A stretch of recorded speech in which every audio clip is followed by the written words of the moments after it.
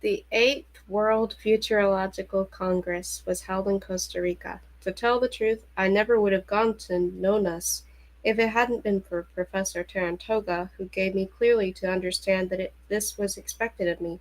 He also said pointedly that space travel nowadays was an escape from the problems of Earth. That is, one took off for the stars in the hope that the worst would happen and be done with in one's absence. And indeed I couldn't deny that more than once I had peered anxiously out the porthole, especially when returning from a long voyage, to see whether or not our planet resembled a burnt potato. So I didn't argue to the point with Tarantoga, but only remarked that really I wasn't much of an expert on futurology. His reply was that hardly anyone knows a thing about pumping, and yet we don't stand idly by when we hear the cry of "Man the pumps!" The directors of the Futurological Association had chosen Costa Rica to be the site of their annual meeting, which this year was to deal exclusively with the population explosion and possible methods of keeping it in check. Costa Rica presently boasts the highest rate of demographic known growth in the world. Presumably, the force of that reality alone was to help spur our deliberations to some successful conclusion, though there were cynics who observed that only the new Hilton in Nunes had vacancies enough to accommodate all the futurologists, not to mention twice again as many reporters, inasmuch as this hotel was completely demolished in the course of our conference. I can't be accused of making a plug when I say that the place was absolutely first rate. These words have a particular weight, coming from a confirmed sybarite, for indeed it was only a sense of duty that had driven me to forsake the comforts of home for the travail of outer space.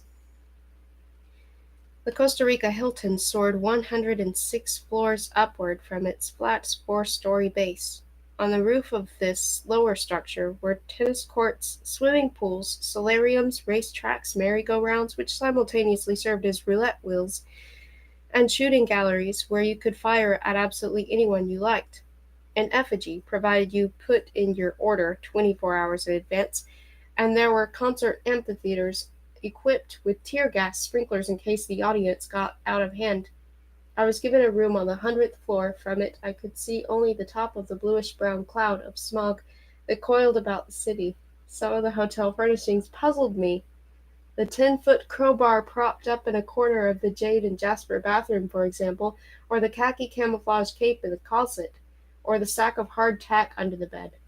Over the tub next to the towels hung an enormous spool of standard alpine rope, and on the door was a card which I first noticed when I went to triple lock the Super Yale. It read, "This room guaranteed bomb-free from the management. It is common knowledge that there are two kinds of scholar these days, the stationary and the peripatetic. The stationaries pursue their studies in the traditional way, while their restless colleagues participate in every sort of international seminar and symposium imaginable. The scholar the scholar of this second type may be readily identified. In his lapel he wears a card bearing his name, rank, and home university. In his pocket sticks a flight schedule of arrivals and departures, and on the buckle of his belt, as well as the snaps on his briefcase, are plastic, never metal, so as not to trigger unnecessarily the alarms of the airport scanners that search boarding passengers for weapons. Our peripatetic scholar keeps up with the literature of his field by studying in buses, waiting rooms, planes, and hotel bars. Since I was, naturally enough, unacquainted with many of the recent customs of Earth, I set off alarms in the airports of Bangkok, Athens, and Costa Rica itself, having 6 amalgam fillings in my mouth. These I was planning to replace with porcelain and Nunes, but the events that followed so unexpectedly made that quite impossible. As for the alpine rope, the crowbar, the hardtack, and the camouflage cape, one of the members of the American delegation of futurologists patiently explained to me that today's hotels take safety precautions unknown in earlier times. Each of the above items, when included in the room, significantly increases the life expectancy of the occupant. How foolish it was of me not to have taken those words more seriously. Hello, Joe. Good afternoon. This this book was adapted into a movie, and while the movie did just the most remarkable job on adapting so many things about it, I still feel like the book makes so much more sense. Um, it's like there's a lot in the movie that it shows that's from the book, but it doesn't really take the time to explain. And I feel like the book actually explains in greater depth and more detailed what the movie just kind of the movie just kind of shows everything, if that makes sense. It's like I think it's actually a fantastic adaptation for that reason, because I feel like it piques people's curiosity and what happens in the book. Like, if you want to understand the movie, read the book. Basically, it's kind of how it is with it. It's like it's a fantastic movie, and there's a lot that actually deviates even from the book, but somehow they were able to add that in while also having so much that represents so many parts of this book that it's fantastic the way it did it, but at the same time it doesn't quite make everything make sense the way that the book does. Yeah, it's a very surreal book. Like, I'm already like fighting laughter because I remember how crazy this book gets, and I know I'm not even remembering half of how crazy it gets, but it's like this book gets really crazy so fast. But so does the movie. Um, I'll keep reading. It gets wild really fast. The sessions were scheduled to begin in the afternoon of the first day, and that morning we all received complete programs of the conference. The materials were handsomely printed up, elegantly bound with numerous charts and illustrations. I was particularly intrigued by a booklet of embossed sky-blue coupons, each stamped "Good for One Intercourse." Present-day scientific conventions obviously also suffer from the population explosion. Since the number of futurologists grows in proportion to the increase in magnitude of all humanity, their meetings are marked by crowds and confusion. The oral presentation of papers is quite out of the question. These have to be read in advance. Though there wasn't time for reading anything that morning, the management treated us all to free drinks. This little ceremony took place without incident, barring the fact that a few rotten tomatoes were thrown at the United States contingent. I was sipping my martini when I learned from Jim Stanter, a well-known UPI reporter, that a consul and a grade 3 attaché of the American embassy in Costa Rica had been kidnapped at dawn. The abductors were demanding the release of all political prisoners in exchange for diplomats. To show they meant business, these extremists had already delivered individual teeth of their hostages to the embassy and various government offices, promising an anatomical escalation. Still, this contretemps did not mar the cordial atmosphere of our morning get-together. The United States ambassador himself was there and gave a short speech on the need for international cooperation. Short, as he was surrounded by 6 muscular plainclothesmen who kept their guns trained on us all the time. I was rather disconcerted by this, especially when the dark-skinned delegate from India standing next to me had to wipe his nose and reach for the handkerchief in his back pocket. The official spokesman for the Futurological Association assured me afterwards that the measures taken had been both necessary and humane. Bodyguards now employ weapons of high caliber and low penetration, the kind security agents carry on board passenger flights in order that innocent bystanders not be harmed.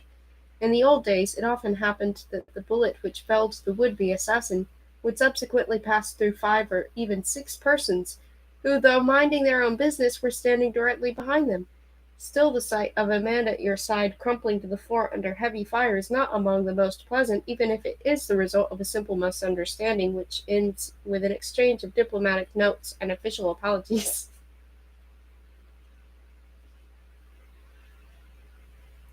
But rather than attempt to settle the thorny question of humanitarian ballistics, perhaps I ought to explain why I was unable all that day to familiarize myself with the conference materials. So then, after hurriedly changing my blood spattered shirt, I went to the hotel. I'm sorry. I went to the hotel bar for breakfast, which I usually do not do. My custom is to eat a soft boiled egg in the morning, but the hotel hasn't yet been built where you can have one sent up to your room that isn't revoltingly cold. This is due, no doubt, to the continually expanding size of the metropolitan hotels. If a mile and a half separates the kitchen from your room, nothing will keep that yolk warm. As far as I know, the Hilton experts did study the problem. They came to the conclusion that the only solution would be special dumbwaiters moving at supersonic speeds, but obviously sonic booms in an enclosed area would burst everyone's eardrums. Of course, you could always have the automatic cook send the eggs up raw, and the automatic bellhop soft boil them right in your room, except that that would eventually lead to people coming in and out with their own chicken coops. And thus I headed for the bar. More than 95% of a hotel's guests are there for some conference or convention. The individual tourist, the single guest without a card in his lapel and briefcase stuffed with programs and memoranda, is as rare as a pearl in the desert. Besides our own group in Costa Rica, there was the Plenary Council of Student Protest Veterans, the Convention of Publishers of Liberated Literature, and the Fluminist Society matchbook collectors.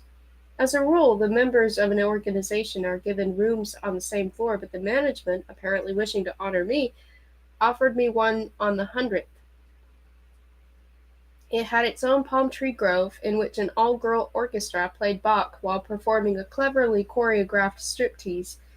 I could have done quite well without all this, but unfortunately there were no other vacancies, so I was obliged to stay where they put me. Scarcely had I taken a seat at the bar on my floor when a broad-shouldered individual with a jet black beard, a beard that read like a menu of all the past week's meals, unslung his heavy double-barreled gun, stuck the muzzle right beneath my nose, and asked with a coarse laugh how I liked his papal shooter.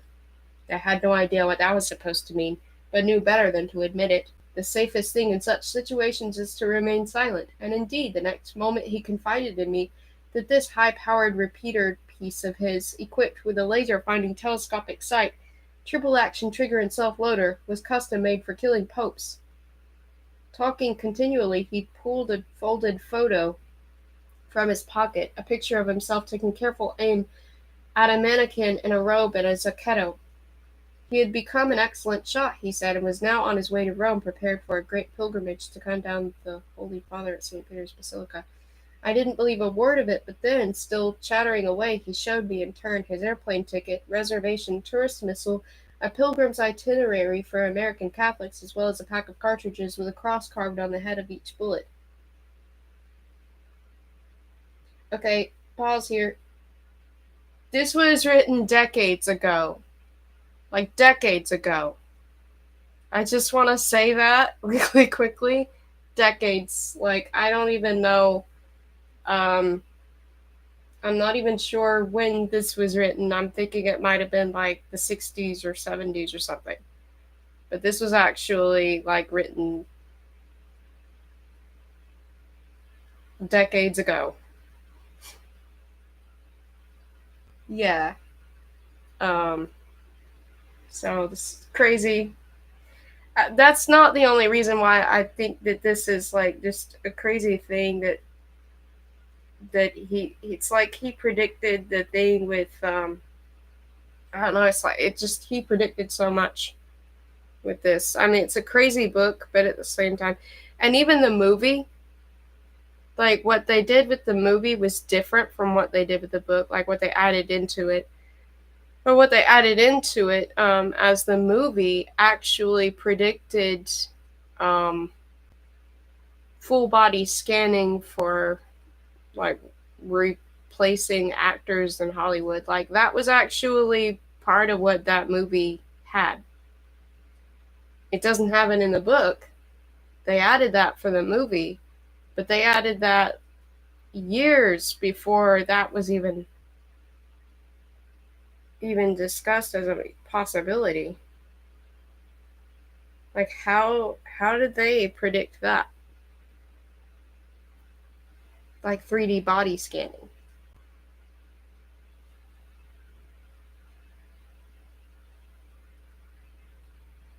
Like they predicted AI actors. It's just wild. Anyway, but I'll continue to read. It doesn't actually happen in the book. Like the book doesn't have like AI body scanning in it, but it does have a lot of odd, crazy predictions. Wild coincidence. Anyway, it's a crazy book, but I'll just go on.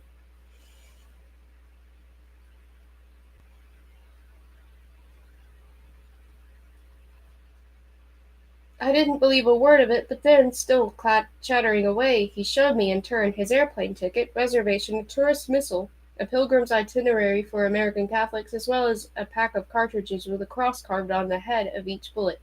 To economize, he'd purchased a one-way ticket only, for he fully expected the enraged worshippers to tear him limb from limb, the prospect of which appeared to put him in the best possible humor. I immediately assumed that this was either a madman or a professional terrorist fanatic. We have no lack from them these days, but again I was mistaken. Talking on and on, though he repeatedly had to climb off the high bar stool, for his weapon kept slipping to the floor, he revealed to me that actually he was a devout and loyal Catholic. The act which he had carefully planned, he called it Operation P, would be a great personal sacrifice, for he wished to jolt the conscience of the world, and what could provide a greater jolt than a deed of such extremity? He would be doing exactly what, according to Scripture, Abraham had been commanded to do Isaac, except in reverse, as he would be slaying not a son, but a father, and a holy one at that. At the same time, he explained to me, he would attain the utmost martyrdom of which a Christian was capable, for his body would suffer terrible torment, and his soul eternal damnation, all to open the eyes of mankind. Really, I thought, we have too many of these eye-opening enthusiasts. Unconvinced by his arguments, I excused myself and went to save the Pope, that is, to notify someone of this plot, but Stantor, whom I bumped into on the 77th floor bar, told me, without even hearing me out, that among the gifts offered to Hadrian XI by the last group of American tourists, there had been 2-time bombs and a cask containing not sacramental wine, but nitroglycerin. I understood Stantor's indifference a little better when I heard that the local guerrillas had recently mailed a foot to the embassy, though as yet it was uncertain whose. In the middle of our conversation they called him to the phone. It seemed that someone on the Avenida Romana had just set fire to himself in protest. The bar on the 77th had an entirely different atmosphere than the one up on mine. There were plenty of barefoot girls in waist-length fishnet dresses, some with sabers at their sides. A number of them had long braids fastened into lace-fashioned to neckbands or spiked collars. I wasn't sure whether these were lady feminists or perhaps secretaries belonging to the Association of Liberated Publishers, though most likely it was the latter, judging from the color prints they were passing around. I went down 9 floors to where our futurologists were staying, and in the bar there had a drink or two with the Alphonse Mauvin of agents. France Press, for the last time I tried to save the Pope, but Mauvin received my story with stoicism, observing that only last month a certain Australian pilgrim had opened fire in the Vatican, albeit on entirely different ideological grounds. Mauvin was hoping for an interview with one Manuel Firullo. This Firullo was wanted by the FBI, Sûreté, Interpol, and a variety of other police organizations. It seems he had started a business which offered the public a new kind of service. That is, he hired himself out as a specialist consultant on revolution through explosives. He was generally known under the pseudonym of Dr. Boom. Ferrulo took great pride in the fact that his work was wholly nonpartisan. A pretty redhead wearing something that resembled a nightgown riddled with bullet holes approached our table. Sent by the guerrillas, she was supposed to conduct a reporter to their headquarters. Mobin, as he followed her out, handed me one of Ferrulo's flyers, from which I learned that it was high time to dispense with the bungling of irresponsible amateurs who couldn't tell dynamite from melanite, or fulminate mercury from a simple Bickford fuse. In these days of high specialization, the advertisement read, one attempted nothing on one's own, but placed one's trust in the expertise and integrity of certified professionals. On the back of the flyer was a list of services, with prices given in the currencies of the world's most advanced and civilized nations. Just then the futurologists began to congregate in the bar, but one of them, Professor Mashkinasus, ran in pale and trembling, claiming there was a time bomb in his room. The bartender, evidently accustomed to such episodes, automatically shouted, "Hit the deck!" and dived under the counter. But the hotel detectives soon discovered that some colleague had played a practical joke on the professor, placing an ordinary alarm clock in his cookie jar. It was probably an Englishman, only they delight in such childish pranks. But the whole thing was quickly forgotten when Stantor and J.G. Howler, also from UBI, came in with a text of a memo from the United States government to the government of Costa Rica with regard to the matter of the kidnapped diplomats. The language of it was typical of all such official communiques. Neither teeth nor feet were named. Jim told me that the local authorities might resort to drastic measures. General Apollon Diaz was currently in power and leaned toward the position of the Hawks, which was to meet force with force. The proposal had already been made at Parliament, which stood in permanent emergency session, to counterattack, to pull twice the number of teeth from the political prisoners the abductors were demanding, and mail them post restant, as the address of guerrilla headquarters was unknown. The air edition of the New York Times ran an editorial, Schultzberger calling for common sense and the solidarity of the human species. Stantor informed me in strictest confidence that the government had commandeered a train carrying secret military supplies, United States property, through Costa Rican territory on the way to Peru. Somehow the guerrillas hadn't yet hit upon the idea of kidnapping futurologists, which would certainly have made better sense from their point of view, inasmuch as there were many more futurologists than diplomats available in the country. 100-story hotel is an organism so vast and so comfortably isolated for the rest of the world that news from the outside filters in as if from another hemisphere. So far, the futurologists hadn't panicked. The Hilton travel desk wasn't swamped by guests making flight reservations back to the States or elsewhere. The official banquet and opening ceremonies were scheduled for 2, and still I hadn't changed into my evening pajamas, so I rushed up to my room, dressed, and took an elevator down to the Purple Hall on the 46th. In the foyer, 2 stunning girls in topless togas, their bosoms tattooed with forget-me-nots and snowflakes, came over and handed me a glossy folder. Without looking at it, I entered the hall, which was still empty, and gasped at the sight of the tables, not because the spread was so extremely lavish, but the trays of the hors d'oeuvres, the mounds of pâté, the molds, even the salad bowls, everything was arranged in the unmistakable shape of genitalia. For a moment I thought it might be my imagination, but a loudspeaker somewhere was playing a song popular in certain circles, which began with the words, "Now to make it in the arts, publicize your private parts. Critics say you can't offend them with your phallus or pedendum." The first banqueters ambled in, gentlemen with thick beards and bushy whiskers, though they were really rather young, some in pajamas and some in nothing at all. When 6 waiters brought in the cake and I got a glimpse of that most indecent of desserts, there was no longer any doubt. I had accidentally strayed into the wrong hall and was sitting at the banquet for liberated literature. On the pretext that I couldn't find my secretary, I beat a hasty retreat and took the elevator down a floor to the Purple Hall. I bid in the Lavender, which by now was packed. My disappointment at the modesty of the reception I hid as best I could. It was a cold buffet, and there was nowhere to sit. All the chairs had been removed, so to eat anything one had to display an agility common to such occasions. particularly as there was an impossible crowd around the more substantial dishes. Senor Quilon, a representative of the Costa Rican section of the Futurological Association, explained with an engaging smile that any sort of Lucullian abundance here would have been quite out of place, considering that a major topic of conference was the imminent world famine facing humanity. Of course, there were skeptics who said that the association's allotments must have been cut, since only that could account for such heroic frugality. The journalists, long accustomed to doing without, busied themselves among us, seeking spot interviews with various foreign luminaries of prognostication. Instead of the United States ambassador, only the third secretary of the embassy showed up, and with an enormous bodyguard. He was the only one wearing a tuxedo, perhaps because it would have been difficult to hide a bulletproof vest beneath a pair of pajamas. I learned that guests from the city had been frisked in the lobby. Supposedly, there was already a growing pile of discovered weapons there. The meetings themselves were not to begin until 5, which meant we had time to relax, so I returned to my room on the 100th.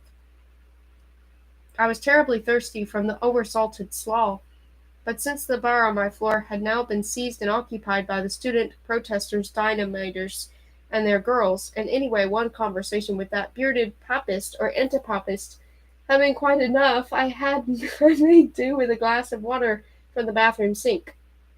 The next thing I knew, all the lights were out, and the telephone, no matter what number I dialed, kept connecting me with an automated recording of the story of Rapunzel. I tried to take the elevator down,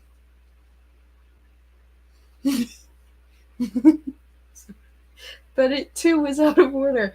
The students were singing in chorus, shooting their guns in time to the music, in the other direction, I hoped. Such things happen even in the best hotels, which doesn't make them any the less aggravating, yet what perplexed me the most were my own reactions. My mood, fairly sour since that conversation with the Pope's assassin, was now improving by the minute. Groping about in my room, I overturned some furniture and chuckled indulgently in the dark. Even when I cracked my knee against a suitcase, it didn't diminish my feeling of goodwill towards all mankind. On the night table I found the remains of the brunch I'd sent up to my room.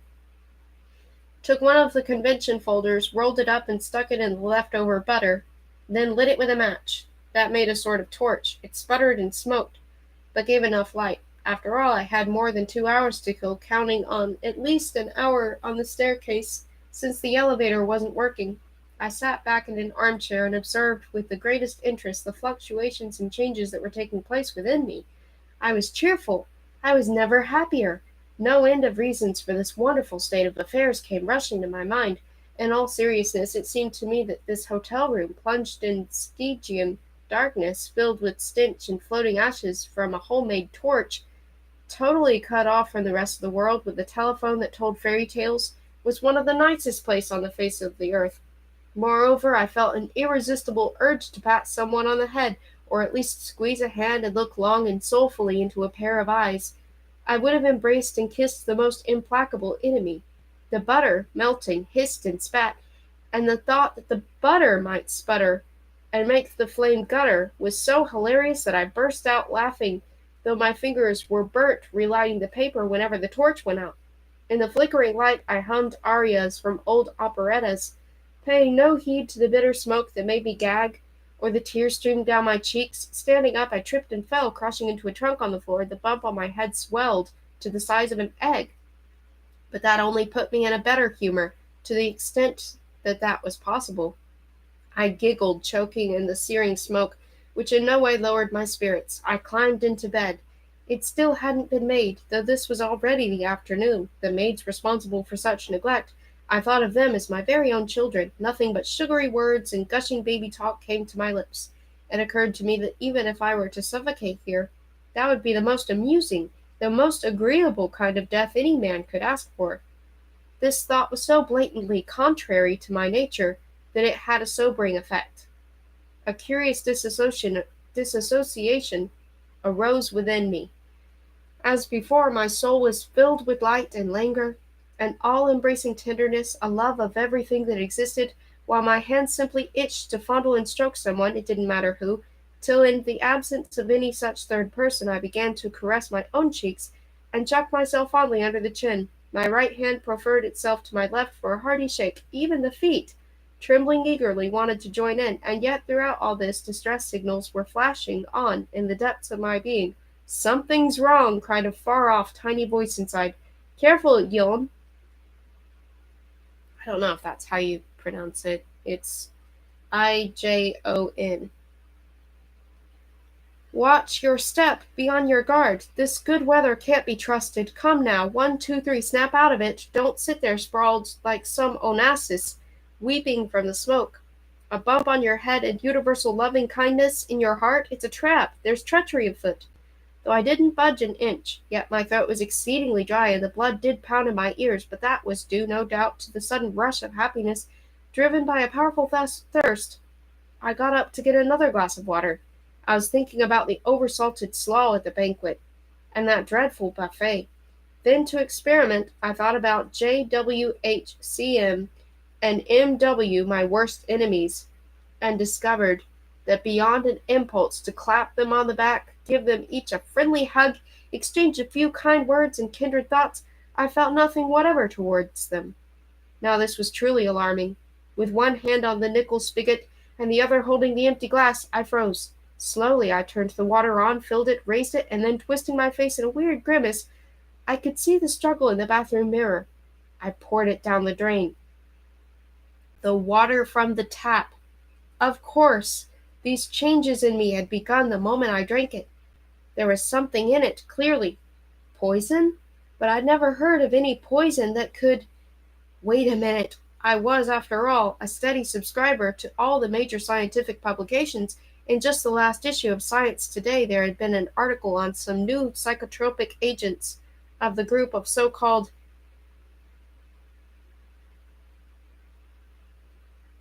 benignomizers, the NN dimethylpeptocryptamides, which induce states of undirected joy and beatitude. Yes, I could practically see that article now. Hadinadol, euphorol, inebrium, felicitine, empathyne, ecstasine,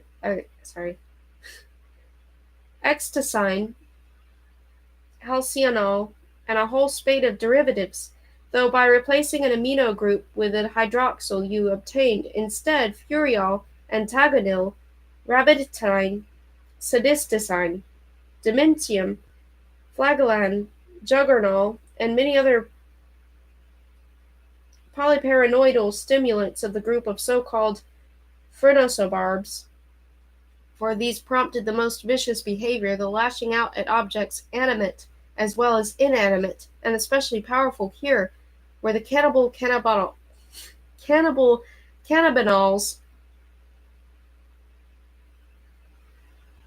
and manicomimetics.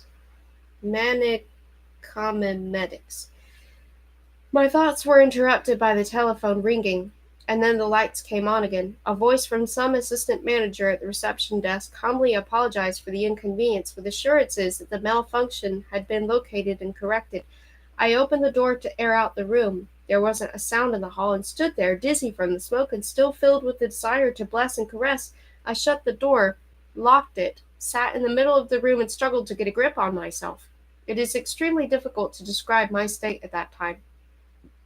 The thoughts didn't come to me as easily or coherently as they may seem written here. Every analytical reflex was as if submerged in thick syrup, wrapped and smothered in a porridge of self-satisfaction, all dripping with the honey of idiotic optimism. My soul seemed to sink into the sweetest of oozes, like drowning in rosebuds and chocolate icing. I forced myself to think only of the most unpleasant things. The bearded maniac with the double-barreled papal shooter, the licentious publisher-procurers of liberated literature and their Babylonian hors d'oeuvres, and of course JWWC and JCM and 100 other villains and snakes in the grass, only to realize with horror that I loved them all. forgave them everything, and what was worse, arguments kept popping into my head, arguments that defended every sort of evil and abomination. Bursting with love for my fellow men, I felt a driving need to lend a helping hand, to do good works. Instead of psychotropic poisons, I greedily thought of the widows, and orphans, and with what pleasure I would watch over them forevermore. Ah, how shamefully I had neglected them in the past, and the poor and the hungry and the sick and the destitute. Good Lord, I found myself kneeling over a suitcase, frantically pulling things out to find some article of value I could give to the needy. And once again the feeble voices of alarm called out desperately from my subconscious, "Attention! Danger! It's a trick, an ambush! Fight! Bite! Parry! Thrust! Help!" I was torn in two. I felt such a sudden surge of the categorical imperative that I wouldn't have touched a fly. A pity, I thought, the Hilton didn't have mice or even a few spiders. How I would have pampered the dear little things. Flies, fleas, rats, mosquitoes, bedbugs, all God's beloved, lovable creations. Meanwhile I blessed the table, the lamp, my own legs. But the vestiges of reason hadn't abandoned me altogether, so with my left hand I beat at the right, which was doing all the blessing, beat it until the pain made me writhe. Now that was encouraging. Perhaps there was hope after all. Luckily, the desire to do good carried with it the wish for self-mortification. For a start, I punched myself in the mouth a couple of times. My ears rang and I saw stars. Good! Excellent! When the face grew numb, I began kicking myself in the shins. Fortunately, I had on heavy boots, with hard heels. After the therapeutic application of several swift kicks, I felt much better, that is, much worse. Tentatively, I tested the thought of how it would be to kick a certain C.A. as well. That no longer lay outside the realm of possibility. My shins ached like the blazes, and yet apparently it was thanks to the self-administered injury that I was now able to imagine the same dished out to old M.W. Ignoring the pain, I kicked on and on. Sharp objects were of use here too, and I availed myself of a fork and then some pins from an unused shirt. I was making progress, but there were setbacks. In a few minutes I was ready once again to immolate myself on the altar of some higher cause, all bubbling over with honor, virtue, and noblesse oblige, though I knew full well that something had been put in the water. And then suddenly I remembered that there were sleeping pills in my suitcase. I carried them around with me but never used them, since they always left me feeling irritable and depressed. But now I took one, chewing it with a little soot-covered butter. Water was out of the question, of course. Then forced down 2 caffeine pills to counteract the sleeping pill, then sat and waited, full of dread, but also full of boundless affection, waited for the outcome of this chemical war to be waged within my organism. Love seized me as never before. I was carried to unheard of heights of generosity, yet the chemicals of evil apparently were beginning to resist and push back the chemicals of goodness. I was still prepared to devote my life to charitable acts, but no longer without hesitation. Of course, I would have felt more secure to have been a thorough scoundrel, if only for a while. In about a quarter of an hour it was more or less over. I took a shower, rubbed myself vigorously with a towel, now and then just to be on the safe side, slapped myself in the face, then applied band-aids to the cuts on my shins and fingers, inspected bruises. I had beaten myself black and blue in the course of this ordeal, put on a fresh shirt, a suit, adjusted my tie in the mirror, straightened my cape. Before leaving I gave myself one good jab in the ribs, a final test, and then was out the door right on time too, for it was almost 5. To my great surprise, everything seemed normal in the hotel. The bar on my floor was practically empty. The papal shooter was still there, propped up against a table, and I noticed 2 pair of feet, one pair bare, sticking out from under the counter, but that hardly suggested anything out of the ordinary. A couple of student militants were playing cards off to the side, and another was strumming his guitar and singing a popular song. The lobby downstairs literally swarmed with futurologists. They were all heading for the first session of the Congress, without having to leave the Hilton, of course, since a hall had been reserved for that purpose in the lower part of the building. My surprise passed when I realized, upon reflection, that in such a hotel no one ever drank the water. If thirsty, they would have a Coke, or a Schweppes. And in a pinch, there was always juice, tea, or beer, or even soda water. All beverages came bottled. And even if someone should, out of carelessness, repeat my mistake, he wouldn't be out here, but up in his room behind locked doors, rolling on the floor in the throes of universal love. I concluded that it would be best for me to make no mention of this incident. I was new here, after all, and might not be believed. They would pass it off as a hallucination, and what could be more natural nowadays than to suspect someone of a fondness for drugs? Afterwards, I was criticized for following this oyster-like or ostrich-like policy, the argument being that had I brought everything out in the open, the catastrophe might have been averted, which is nonsense. At the very most, I would have alerted the hotel guests, yet what took place at the Hilton had absolutely no effect on the march of the political events in Costa Rica. On the way to the convention hall, I stopped at the newsstand and bought a batch of local papers, as is my habit. I don't buy them everywhere I go, of course, but an educated man can get the gist of something in Spanish, even if he doesn't speak the language. Above the podium stood a decorated board showing the agenda for the day. The first item of business was the world urban crisis, the second, the ecology crisis, the third, the air pollution crisis, the fourth, the energy crisis, the fifth, the food crisis, the adjournment. The technology, military, and political crises were to be dealt with on the following day, after which the chair would entertain motions from the floor. Each speaker was given 4 minutes to present his paper, as there were so many scheduled, 198 from 64 different countries. To help expedite the proceedings, all reports had to be distributed and studied beforehand, while the lecturer would speak only in numerals, calling attention in his fashion to the salient paragraphs of his work. To better receive and process such wealth of information, we all turned on our portable recorders or pocket computers, which later would be plugged in for the general discussion. Stan Hazelton of the U.S. delegation immediately threw the hall into a flurry of emphatically repeating 4, 6, 11, and therefore 22, 5, 9, hence 22, 3, 7, 2, 11, from which it followed that 22 and only 22. Someone jumped up, saying, "Yes, but 5. And what about 6, 18, or 4, for that matter?" Hazelton countered this objection with the crushing retort that either way, 22. I turned to the number key in his paper and discovered that 22 meant the end of the world. Hayakawa from Japan was next. He presented plans newly developed in his country for the house of the future, 800 levels with maternity wards, nurseries, schools, shops, museums, zoos, theaters, skating rinks, and crematoriums. The blueprints provided for underground storage of the ashes of the dear departed, 40-channel television, intoxication chambers, as well as sobering tanks, special gymnasiums for group sex, an indication of the progressive attitude of the architects, and catacombs for the nonconformist subculture communities. One rather novel idea was to have each family change its living quarters every day, moving from apartment to apartment like chessmen, say pawns or knights. That would help alleviate boredom. In any event, this building, having a volume of 17 cubic kilometers, a foundation set in the ocean floor, and a roof that reached the very stratosphere, would possess its own matrimonial computers, matchmaking on the sadomasochistic principle for partners of such opposite persuasions statistically made the most stable marriages, each finding that in that union the answer to his or her dreams, and there would also be a round-the-clock suicide prevention center.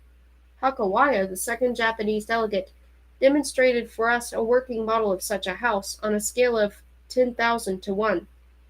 It had its own oxygen supply, but without food or water reserves, since the building would operate entirely on the recycling principle. All waste products, excreta, and effluvia would be reclaimed and reprocessed for consumption. Yahakawa, the third on the team, read a list of all the delicacies that could be reconstituted from human excrement. Among these were artificial bananas, gingerbread, shrimp, lobster, and even artificial wine, which, notwithstanding its rather offensive origin, in taste rivaled the finest Burgundies of France.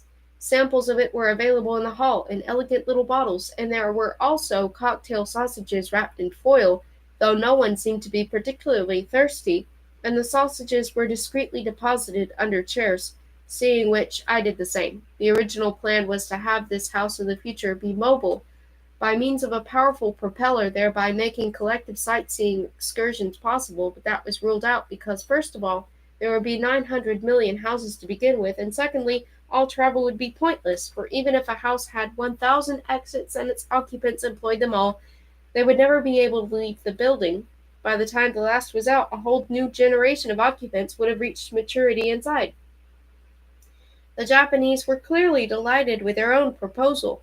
Then Norman Juhas from the United States took the floor and outlined 7 different measures to halt the population explosion, namely mass media and mass arrests, compulsory celibacy, full-scale de-eroticization, no, that would be de-eroticization, onanization, sodomization, and for repeated offenders, castration. Every married couple would be required to compete for the right to have children, passing examinations in 3 categories: copulational, educational, and non-deviational. All illegal offspring would be confiscated for premeditated birth. The guilty parties could face life sentences. Attached to this report were those detachable sky blue coupons, sex rations, we had received earlier with the conference materials. Hazelton and Juhas then proposed the establishment of new occupations: connubial prosecutor, divorce counselor, perversion recruiter, and sterility consultant. Copies of a draft for a new penal code in which fertilization constituted a major felony, a tantamount to high treason against the species, were promptly passed around. Meanwhile, someone in the spectator gallery hurled a Molotov cocktail into the hall. A police squad on hand in the lobby, evidently prepared for such an eventuality, took the necessary steps, and a maintenance crew no less prepared quickly covered the broken furniture and corpses with a large nylon tarpaulin, which was decorated in a cheerful pattern. Between reports, I tried to decipher the local papers, and even though my Spanish was practically non-existent, I did learn that the government and summoned armored units to the capital, put all law enforcement agencies on extreme alert, and declared a general state of emergency. Apparently no one in the audience besides myself grasped the seriousness of the situation developing outside the hotel walls. At 7 we adjourned for supper, at our expense this time, and on my way back to the conference I bought a special evening edition of Nación, the official newspaper, Nación, the official newspaper, as well as a few of the opposition tabloids. Perusing these with considerable difficulty, I was amazed to find articles full of saccharine platitudes on the theme of tender bonds of love as the surest guarantee of universal peace, right beside articles that were full of dire threats, articles promising bloody repression or else an equally bloody insurrection. The only explanation I could think of for this peculiar incongruity was that some of the journalists had been drinking the water that day and some hadn't. Of course, less water would be consumed by the staff of a right-wing newspaper, since reactionary editors were better paid than their radical counterparts and consequently could afford to imbibe more exclusive liquids while they worked. The radicals, on the other hand, though they were known to display a certain degree of asceticism in the name of higher principles, hardly ever quenched their thirst with water, especially since quartzupio, a fermented drink from the juice of the melanoma plant, was extremely cheap in Costa Rica. We had settled back in our comfortable armchairs, and Professor Dringenbaum of Switzerland was just delivering the first numeral of his report when all at once the hollow rumble of an explosion shook the building and made the windows rattle. The optimists among us passed this off as a simple earthquake, but I was inclined to think that the group of demonstrators outside that had been picketing the hotel since morning was now resorting to incendiary tactics. Though the following blast and concussion, much more powerful, changed my mind, now I could hear the familiar staccato of machine gun fire in the streets. No, there was no longer any doubt. Costa Rica had entered into the stage of open hostilities. Our reporters were the first to disappear. At the sound of shooting, they jumped to their feet and rushed out the door, eager to cover this as new assignment. But Professor Dringenbaum went on with his lecture, which was fairly pessimistic in tone, for it maintained that the next phase of our civilization would be cannibalism. He cited several well-known American theoreticians who had calculated that if things on Earth continued at their present rate, in 400 years humanity would represent a living sphere of bodies with a radius expanding at approximately the speed of light. but new explosions interrupted the report. The futurologists, confused, began to leave the hall and mingle in the lobby with people from the Liberated Literature Convention. Judging by the appearance of these latter, the outbreak of the fighting had caught them in the middle of activity which suggested complete indifference to the threat of overpopulation. Behind some editors from the publishing house of Knopf stood naked secretaries, though not entirely naked, for their limbs were painted with various OP designs. They carried portable water pipes and hookahs filled with popular mixture of LSD, marijuana, yohimbine, and opium. The liberationists, someone told me, had just burned the United States Postmaster General in effigy. It seems he had ordered the destruction of a pamphlet calling in for the initiation of mass incest, and now, gathered in the lobby, they were behaving most inappropriately, particularly given the seriousness of the situation. With the exception of a few who were exhausted or remained in a narcotic stupor, they all carried on in a positively scandalous fashion. I heard screams from the reception desk, where switchboard operators were being raped, and one pot-bellied gentleman in a leopard skin tore through the hotel cloakroom, waving a hashish torch as he chased the attendants. It took several porters to restrain him. Then someone from the mezzanine threw armfuls of photographs down on our heads, photographs depicting in vivid color exactly how one man could satisfy his lust with another, and a great deal more besides. When the first tanks appeared in the streets, clearly visible from our windows, panic-stricken voluminous and student protesters came pouring from the elevators, trampling underfoot the above-mentioned pâté mounds and salad molds, which the publishers had brought out with them. These newcomers scattered in all directions, and there was the bearded antipapist bellowing like a bull, and wildly swinging his papal shooter, knocking down anyone who stood in the way. He pushed through the crowd and ran out in front of the hotel, where he hid behind a corner of the building, and I saw this with my own eyes, opened fire on the figures running past. Obviously, this dedicated, ideologically motivated fanatic really didn't care when it came down to it, whom he shot at.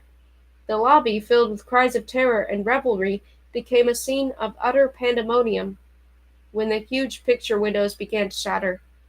I tried to locate my reporter friends, and seeing them dash up the street followed after. The atmosphere in the Hilton had really become too oppressive. Behind a low concrete wall along the hotel driveway crouched two cameramen, frantically filming everything, which made little sense, since everyone knows that the first thing that happens on such occasions is the burning of a car with foreign license plates. Flames and smoke were already rising from the hotel parking lot. Malvin, standing beside me, rubbed his hands and chuckled at the sight of his Dodge, crackling in the blaze. He had rented it from Hertz. The majority of the American reporters, however, did not find this amusing. I noticed some people struggling to put out the fire. These were mainly old men, poorly dressed, and they were hauling water in buckets from a nearby fountain.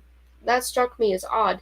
In the distance, at the far end of the Avenida del Salvacion and the Avenida del Resurreccion, police helmets glimmered, yet the square in front of the hotel with its surrounding lawns and luxuriant palms was still empty. Those doddering old men, hoarsely calling to one another, quickly formed a fire brigade, in spite of their canes and crutches.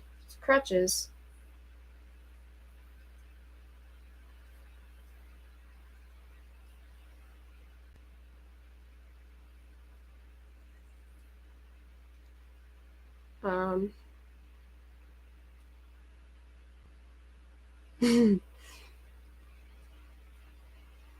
okay, that was scary. Okay, I can go on now. I guess I can say what happened maybe like in a few minutes.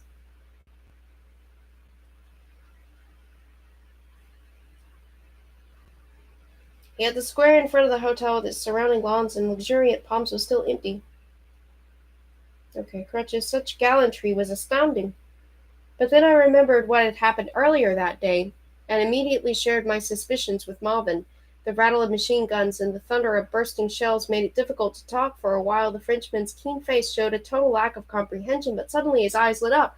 "Aha!" he roared above the din. "The water! The drinking water! Great God, for the first time in history, cryptochromocracy!" And with these words, he ran back to the hotel like one possessed. To get to a telephone, apparently. Strange though, that the lines should still be open.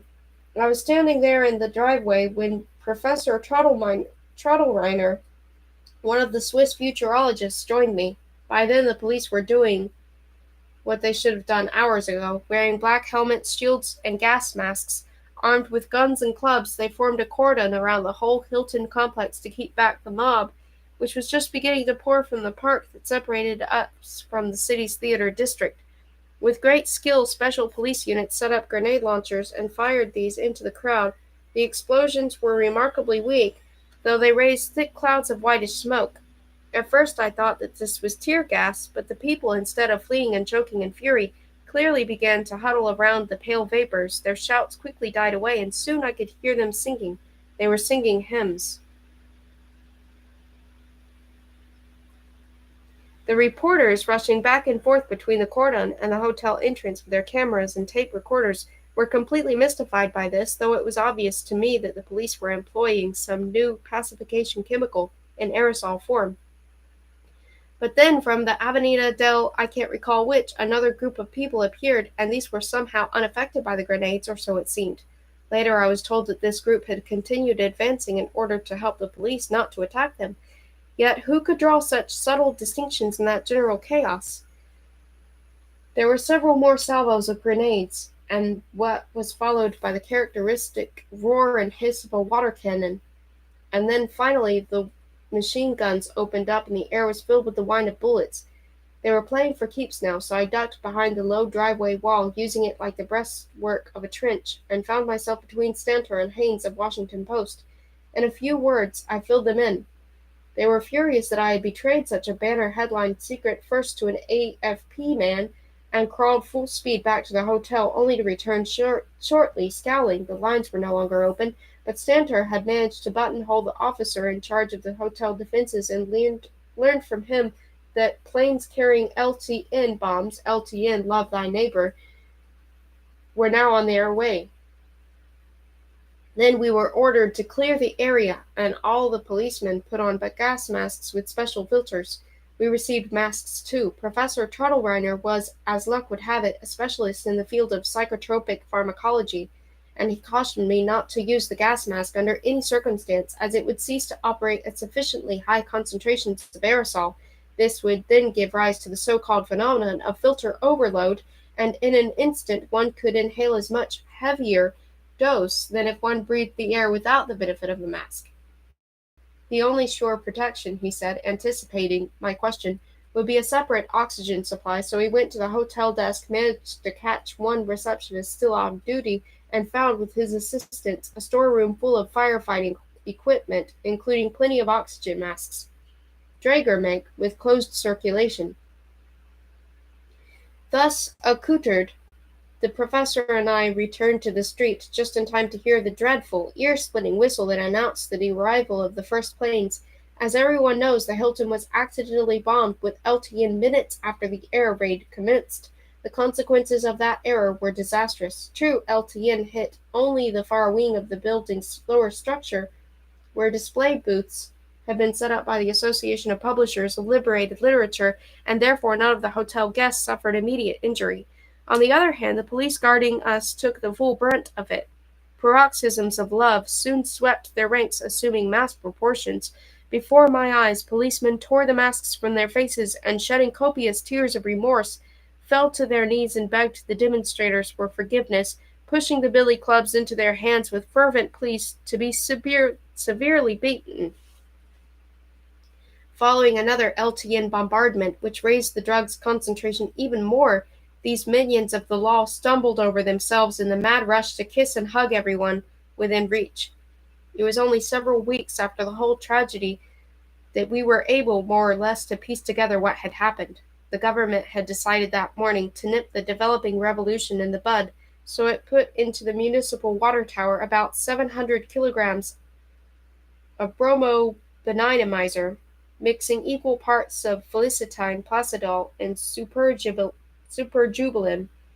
The water to the police and the military barracks had been shut off first, of course, Except that without the proper experts, this plan was doomed to failure. The phenomenon of filter overload in the masks was not taken into account, for example, nor the fact that different social groups would consume the drinking water in radically different amounts.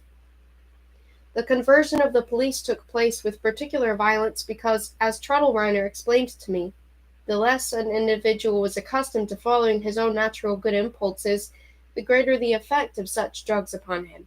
That explained why, when two planes in the next wave accidentally LTN'd the city hall, so many of the highest-ranking police and military officials committed suicide, unable to endure the terrible pangs of conscience over policies they had implemented in the past. And if you add this to the fact that General Diaz himself had, before putting a bullet through his own head, ordered the immediate release of all political prisoners, it is easier to understand the extraordinary ferocity of the fighting that developed in the course of the night. The airstrips, being far from the city, remained untouched, and the pilots had their orders and followed them to the letter. Police and military observers in their hermetic bunkers, seeing what was going on, finally resorted to the extreme measures that plunged all Nunes into the chaos of total emotional derangement. Of course, we had no inkling of any of this at the Hilton. It was 11 o'clock at night when the first armored divisions of the army appeared on the scene, rolling into the square surrounded by parks and palms. They had come to stifle the brotherly love rampant among the police. This they did with considerable bloodshed. Poor Malvin was standing a foot away from the place where a pacification grenade exploded. The force of the blast tore the fingers off his left hand as well as his left ear, but he assured me that he had never really cared for that hand in the first place, and the ear wasn't worth mentioning. In fact, if I liked, I could have the other, and he pulled a penknife from his pocket to make good the offer, but I took the penknife gently from his hand and led him to an improvised first aid station. There he was tended by the secretaries of the liberated publishers, now chemically converted. They were all bawling like babies. They had put on modest clothing and even wore veils so as not to tempt anyone to sin. A few of these pitiful creatures, more strongly affected, had actually shaven their heads. On the way back from the first aid area, I had the miserable luck to run into a group of publishers. Though I didn't recognize them at first, they were dressed in old burlap bags tied around with rope, which they also used to flog themselves, crying for mercy, clamoring. They threw themselves at my feet and beseeched me to whip them properly, for they had depraved society. Imagine my surprise when, looking at these flagellants more closely, I saw that they were all from the staff of Playboy, including the editor-in-chief. That gentleman wouldn't let me go, so bitterly did his conscience torment him. They pulled at my sleeves, realizing that thanks to the oxygen mask I was the only one able to harm a hair on their head. I could take no more of this, and gave in to their demands at last, much against my will. Soon my arms were aching, and it grew difficult to breathe. I was afraid I might not find another tank of oxygen when this one ran out. Meanwhile, the publishers had formed a long line, trembling with impatience for their turn. Finally, to get rid of them, I told them to pick up all those enormous colored posters that had been thrown into the lobby by the LTN explosions in the wing of the Hilton that made the place look like Sodom and Gomorrah twice over. Following my instructions, they put the posters in a huge pile out in front of the hotel and burned them. Unfortunately, an artillery unit stationed in the park took the bonfire for some kind of signal and opened up on us. I left as quickly as I could, only to bump into one Harvey Simsworth in the basement. This was a writer who had hit upon the lucrative idea of turning fairy tales into hardcore pornography. He was the author of Ali Baba and the 40 Perverts, and then made another fortune by rewriting the classics of world literature, works like King Lear. He employed the simple device of revealing the secret sex life of all traditional tales. For example, what Snow White really did with the 7 dwarfs, what Jack did with Jill, and what Aladdin did with his lamp, etc., etc. I tried to beg off, explaining that my arm was tired. In that case, he shouted, sobbing, I could at least kick him. What could I do? It was heartless to refuse. Later, completely worn out by these exertions, I dragged myself back to the room with the fire extinguishers, where luckily I found a couple more unused cylinders of oxygen. Professor Trottelreiner was there, seated on a coil of fire hose.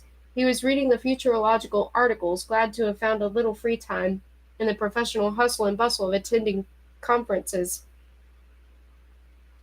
Meanwhile, the LTN bombs continued to fall thick and fast. The professor advised that in severe cases of love stroke, and especially serious was an attack of universal goodwill accompanied by petting convulsions, poultices should be applied, as well as heavy doses of castor oil in alternation with pumping of the stomach. In the newsroom, Stantor Woolley from the Herald, Sharkey, and Kuntz, a photographer working temporarily for Paris Match, were playing cards with masks on their faces. Since the lines were out, they had nothing better to do. I began to watch, but Joe Missinger, an important American journalist, burst in yelling that the police had given tablets of Furiol to counteract the benignomizers. We understood at once what that meant and ran for the basement, but it turned out to be another false rumor. So we went outside to look around. I made the dismal discovery that our hotel was missing its top 20 or 30 floors. My room, along with everything in it, was lost in a mountain of rubble. Flames filled 3/4 of the sky. A burly policeman in a helmet was chasing some youth, roaring, "Stop, stop, for God's sake, I love you!" But the youth ignored these exhortations. Things had quieted down somewhat, and the reporters, driven by their professional urge to investigate, cautiously headed for the park. I went along. There were a variety of religious services in progress, black masses in white, with the secret police participating conspicuously. Nearby stood a large crowd of people weeping and tearing their hair. They were holding over their heads an enormous sign which read, "Spit on us, we are informers." Judging by the number of these penitent Judases, it must have cost the government plenty to maintain them, funds which might have been better spent improving the economic situation in Costa Rica. Back at the Hilton we saw another crowd. Police dogs, behaving more friendly than St. Bernards, were trotting out bottles of the most expensive liquor from the hotel bar and distributing them indiscriminately. In the bar itself, policemen and protesters, arms around one another, took turns singing patriotic and revolutionary songs. I tried the basement, but couldn't endure all the converting and cavorting going on in there, so I went to the room with fire extinguishers to talk to Professor Trottlereiner. To my surprise, he had found 3 partners and was playing bridge. Quetzalcoatl, a graduate student, trumped his ace. This so angered the professor that he left the table in a huff. Just then, Sharkey stuck his head in the door and announced that he had caught General Aquilo's speech on the radio. They were going to crush the rebellion by dropping conventional bombs on the city. After a brief council of war, we decided to retreat to the lowest level of the Hilton, which was an underground sewer system, the hotel kitchen having been totally demolished. There was nothing to eat, hungry demonstrators, voluminous, and publishers stuffing themselves with chocolate lozenges, aspics, and other morsels they had discovered in the abandoned Centro Erotico at the corner of the hotel wing. I saw how their faces changed when the sexual stimulants contained in those comestibles began to mix in their veins with the benignomizers.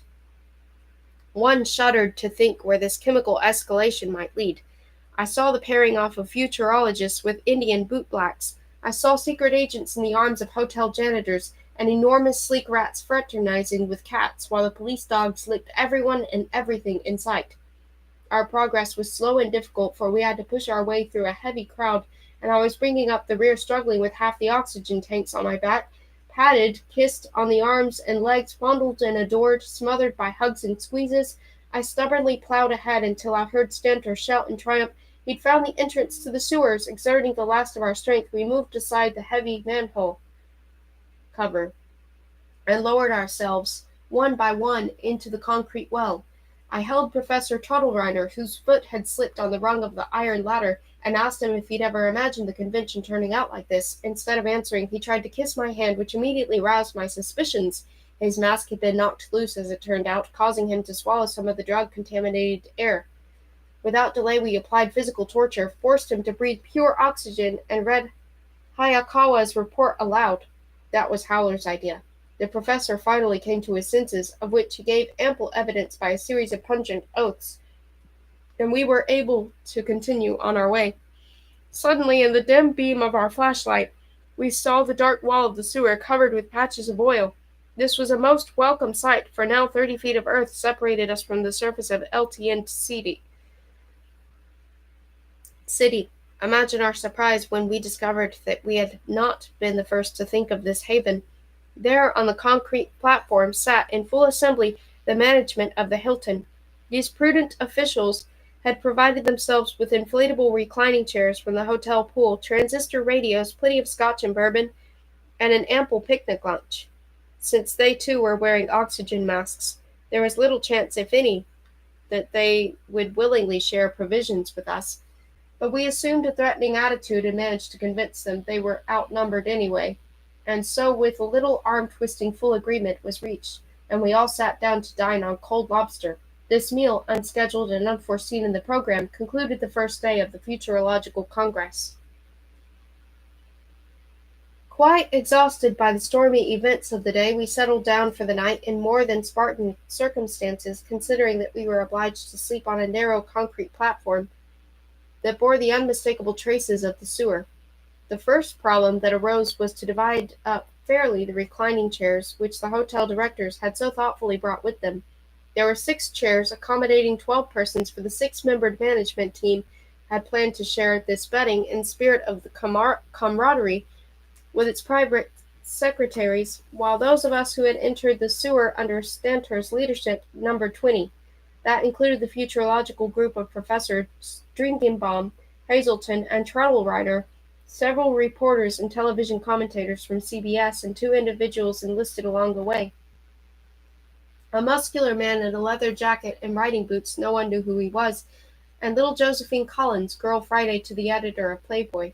Stanter evidently intended to profit from her chemical conservation. He had already gotten her to agree, so I heard to sign over the first rights to her memoirs. With 6 chairs and 30-odd applicants, the situation became explosive. We lined up on either side of these makeshift beds and glowered at one another, to the extent that one can glower in an oxygen mask. Somebody proposed that on the count of 3 we all remove our masks, and that way obviously everyone would be overcome with altruism, and there would be no contention. However, no one seemed particularly anxious to put this plan into action. After a great deal of bickering, we finally reached the compromise. We would draw lots and sleep in 3-hour shifts. For lots, we used those booklets of sky blue copulation coupons, for some of us still carried on our person. It turned out that I got the first shift, along with Professor Trottlereiner, who is a bit more gaunt and angular than I would have liked, since we had to sleep together in the same bed or rather chair. The ones who were next woke us roughly, and while they made themselves comfortable in our place, we squatted at the edge of the sewer and nervously checked the pressure in our cylinders. The oxygen wouldn't last more than a few hours, that much was clear. The grim prospect of becoming benignized seemed inevitable. Gloom descended upon us. Knowing that I had already had a taste of that state of bliss, my companions anxiously inquired how it felt. I assured them that it wasn't so bad really, but I spoke without conviction. Sleep overpowered us. To keep from falling into the sewer, we tied ourselves, with whatever we could, to the iron rungs beneath the manhole. Dozing fitfully, I was awakened by the sound of an explosion far more powerful than anything yet. I looked around in the darkness. All the flashlights but one had been turned off to conserve the batteries.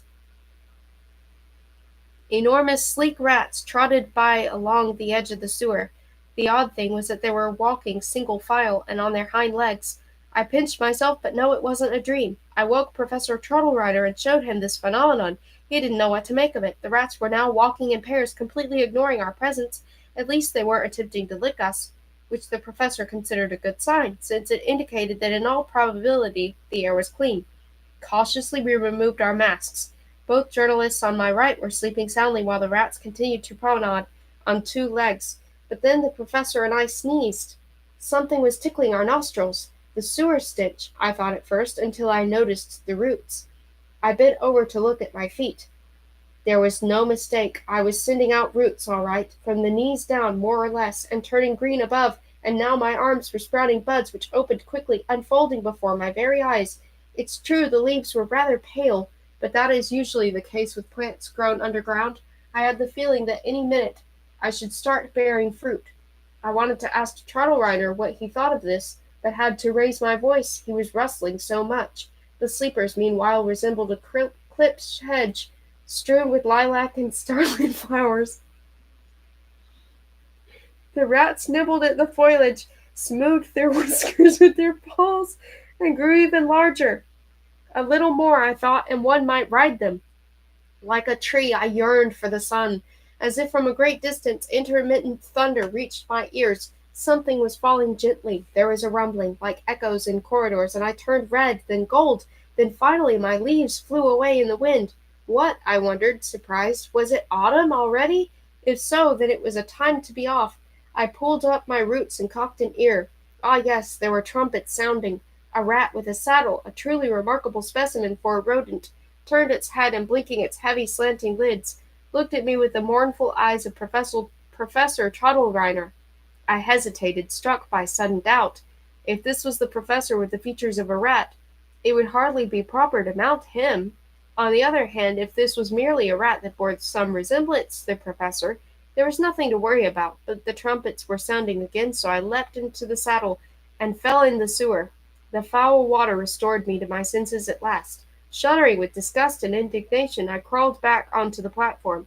The rats reluctantly made room for me. They were still walking about on two legs, but of course it dawned on me, hallucinogens. If I could think I was a tree, why couldn't they think they were people? Hurriedly, I groped around for my oxygen mask, found it, put it on, breathing in, however, with some misgiving, for how could I be sure that it was a real mask and not an illusion? Suddenly there was light all around me. I raised my head and saw that the manhole was open.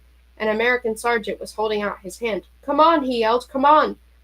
"What, have the helicopters arrived?" I jumped to my feet. "Quickly," he yelled, "there's not a second to lose." The others were up now, too. I climbed the ladder. "It's about time," Stanter wheezed beneath me. Outside, the sky was bright with fire. I looked. No helicopters, only a few soldiers in helmets and dressed like paratroopers. They handed us some kind of harness. "What is it?" I asked, confused. "Quickly, quickly," yelled the sergeant. The soldiers began to saddle me with a thing. "I'm hallucinating," I thought. "Not at all," said the sergeant. "These are jump holsters, our individual carriers, the fuel tanks in the backpack. Here, grab this." And he shoved some kind of lever into my hand, while a soldier standing behind me tightened the shoulder straps and belt. "There," the sergeant clapped me on the back and pushed a button. There was a long, piercing whistle, and the white smoke poured from the pack's nozzle, enveloping my legs.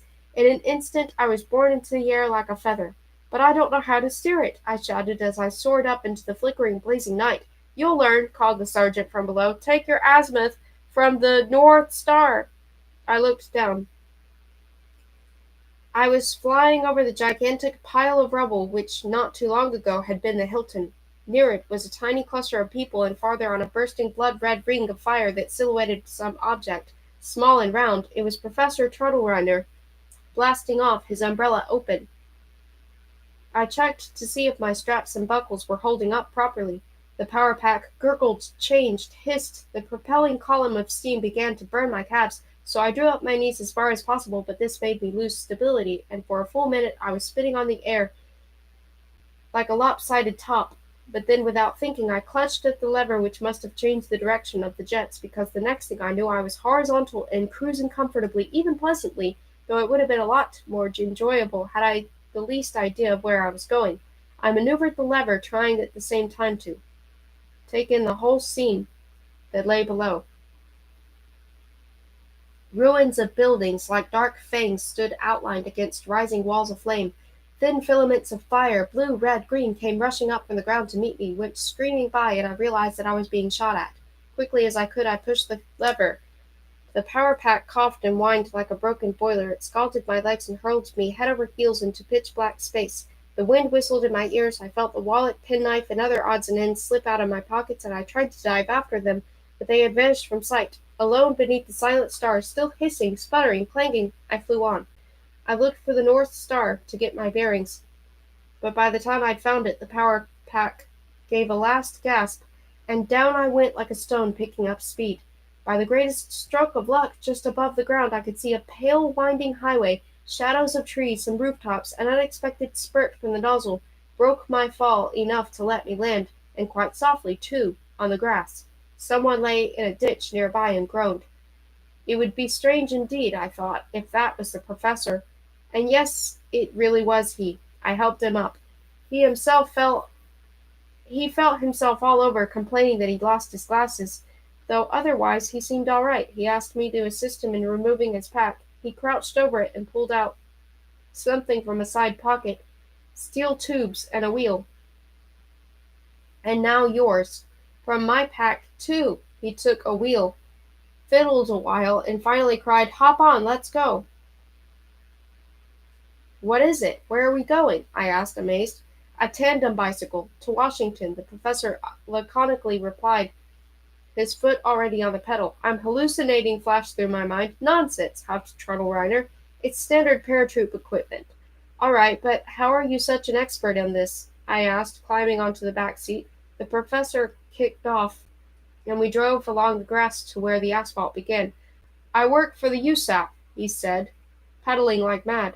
Now, as far as I could recall, Peru and Mexico lay between us and Washington, not to mention Panama. "We'll never make it by bicycle," I shouted against the wind. "Only to the rendezvous point," the professor shouted back. Was he then not the simple futurologist he seemed? Oh, what had I gotten myself into this time? Something big, no doubt, and anyway, what business did I have in Washington? I started to break. "What are you doing?" growled the professor, hunched over the handlebars. "Keep going." "No, I'm getting off," I said, my mind made up. The bicycle slowed and came to a stop. The professor, putting a foot on the ground to support himself, showed me the surrounding darkness with a sarcastic sweep of the hand. "As you wish. Good hunting," and he was on his way again. "Thanks for everything," I called out after him as the red glow of his tail light vanished in the night. Thoroughly disoriented, I sat on a mile-post to gather my thoughts. Something was jabbing me in the calf. Absent-mindedly, I reached down, and feeling some branches, began to break them off. It hurt. "If those are my branches," I told myself, "then this is definitely still a hallucination." I was bending over to see when a bright beam hit me in the face. Silver headlights came swerving around the corner. The enormous shadow of a car pulled up and a door swung open. Inside, blue, green, golden rows of lights flashing on a dashboard. A pair of shapely legs in nylons, alligator slippers resting on the accelerator, a dark face with crimson lips, turned in my direction and sparkling diamonds on the fingers that held the steering wheel. "Need a lift?" I got in. I was so stunned that I had forgotten about the branches. Secretly, I ran a hand along my legs. They were only twigs. "What? Already?" she asked in a low, sensuous voice. "What do you mean?" I said, completely at a loss. She shrugged. The powerful car surged forward. The lighted strip of road rushed towards us. Out of the darkness, she pushed a button and a lively tune flowed from under the dashboard. And yet, I thought, it didn't fit somehow. It didn't make sense. True, they weren't branches, only twigs, but even so, I looked her over. She was beautiful, all right, beautiful in a way that was at once seductive, demonic, and raspberry. But instead of a skirt, she had feathers. Ostrich? Was I hallucinating? Women's fashions being what they were, I didn't know what to think. The road was deserted. We tore along until the needle on the speedometer leaned all the way to the right. Suddenly a hand from behind clutched my hair. I jumped, but the long nails were clawing the back of my neck affectionately rather than with murderous intent. "Who's that?" I tried to pull free, but couldn't.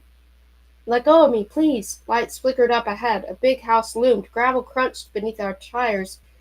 Then the car made a sharp turn, drew up to a curb, and stopped. The hand that still held me by the hair belonged to another woman. She was pale, slender, dressed in black, and wearing sunglasses. The car door flew open. "Where are we?" I asked. Without a word, they pounced, and with the one at the wheel pushing and the other already on the sidewalk pulling, I was forced from the car. There was a party going on in the house. I heard music, drunken shouts, and the fountain near the driveway ran yellow and purple in the light of the windows. My companions took me firmly by the arms. "But I really don't have the time," I muttered. They paid no attention. The one in the black leaned over and whispered, her hot breath in my ear. "Whoo! I beg your pardon?" By now we were at the door. They both began to laugh, apparently at me. Everything about them was repulsive, and besides that, they were growing smaller. Kneeling? No, their legs were covered with feathers. "Aha!" I said to myself, not without relief. "Then it is a hallucination after all." "Hallucination, is it?" snorted the one in the sunglasses. She raised her handbag, beaded with black pearls, and hit me over the head. I groaned. "I'll give you a hallucination, dung butt," screamed the other, and dealt me a savage blow in the very same place. I fell, covering my head with my arms. I opened my eyes. Professor Trottelreiner was bending over me, his umbrella in his hand. I was lying on the sewer platform. The rats were walking in pairs. as if nothing had happened. Where does it hurt you? Inquired the professor. Here? No, here. I showed him the lump on my head. He lifted the point of his umbrella and jabbed me in the injured place. Help! I yelled. Please, no more. Why are you? Helping you is precisely what I'm trying to do, said the futurologist sternly. Unfortunately, I have no other antidote at hand. At least not with the point. For God's sake. It's more efficacious that way. He struck once more, turned and called someone. I closed my eyes. My head throbbed. Then I felt a tugging. The professor and the man in the leather jacket took hold of my arms and legs and began to carry me somewhere. Where now? I cried. Bits of rubble dribbled down on my face from the trembling ceiling. I felt my bearers stepping along some shaky board or plank and shuddered, afraid they might slip. Where are you taking me? I asked feebly. But there was no answer.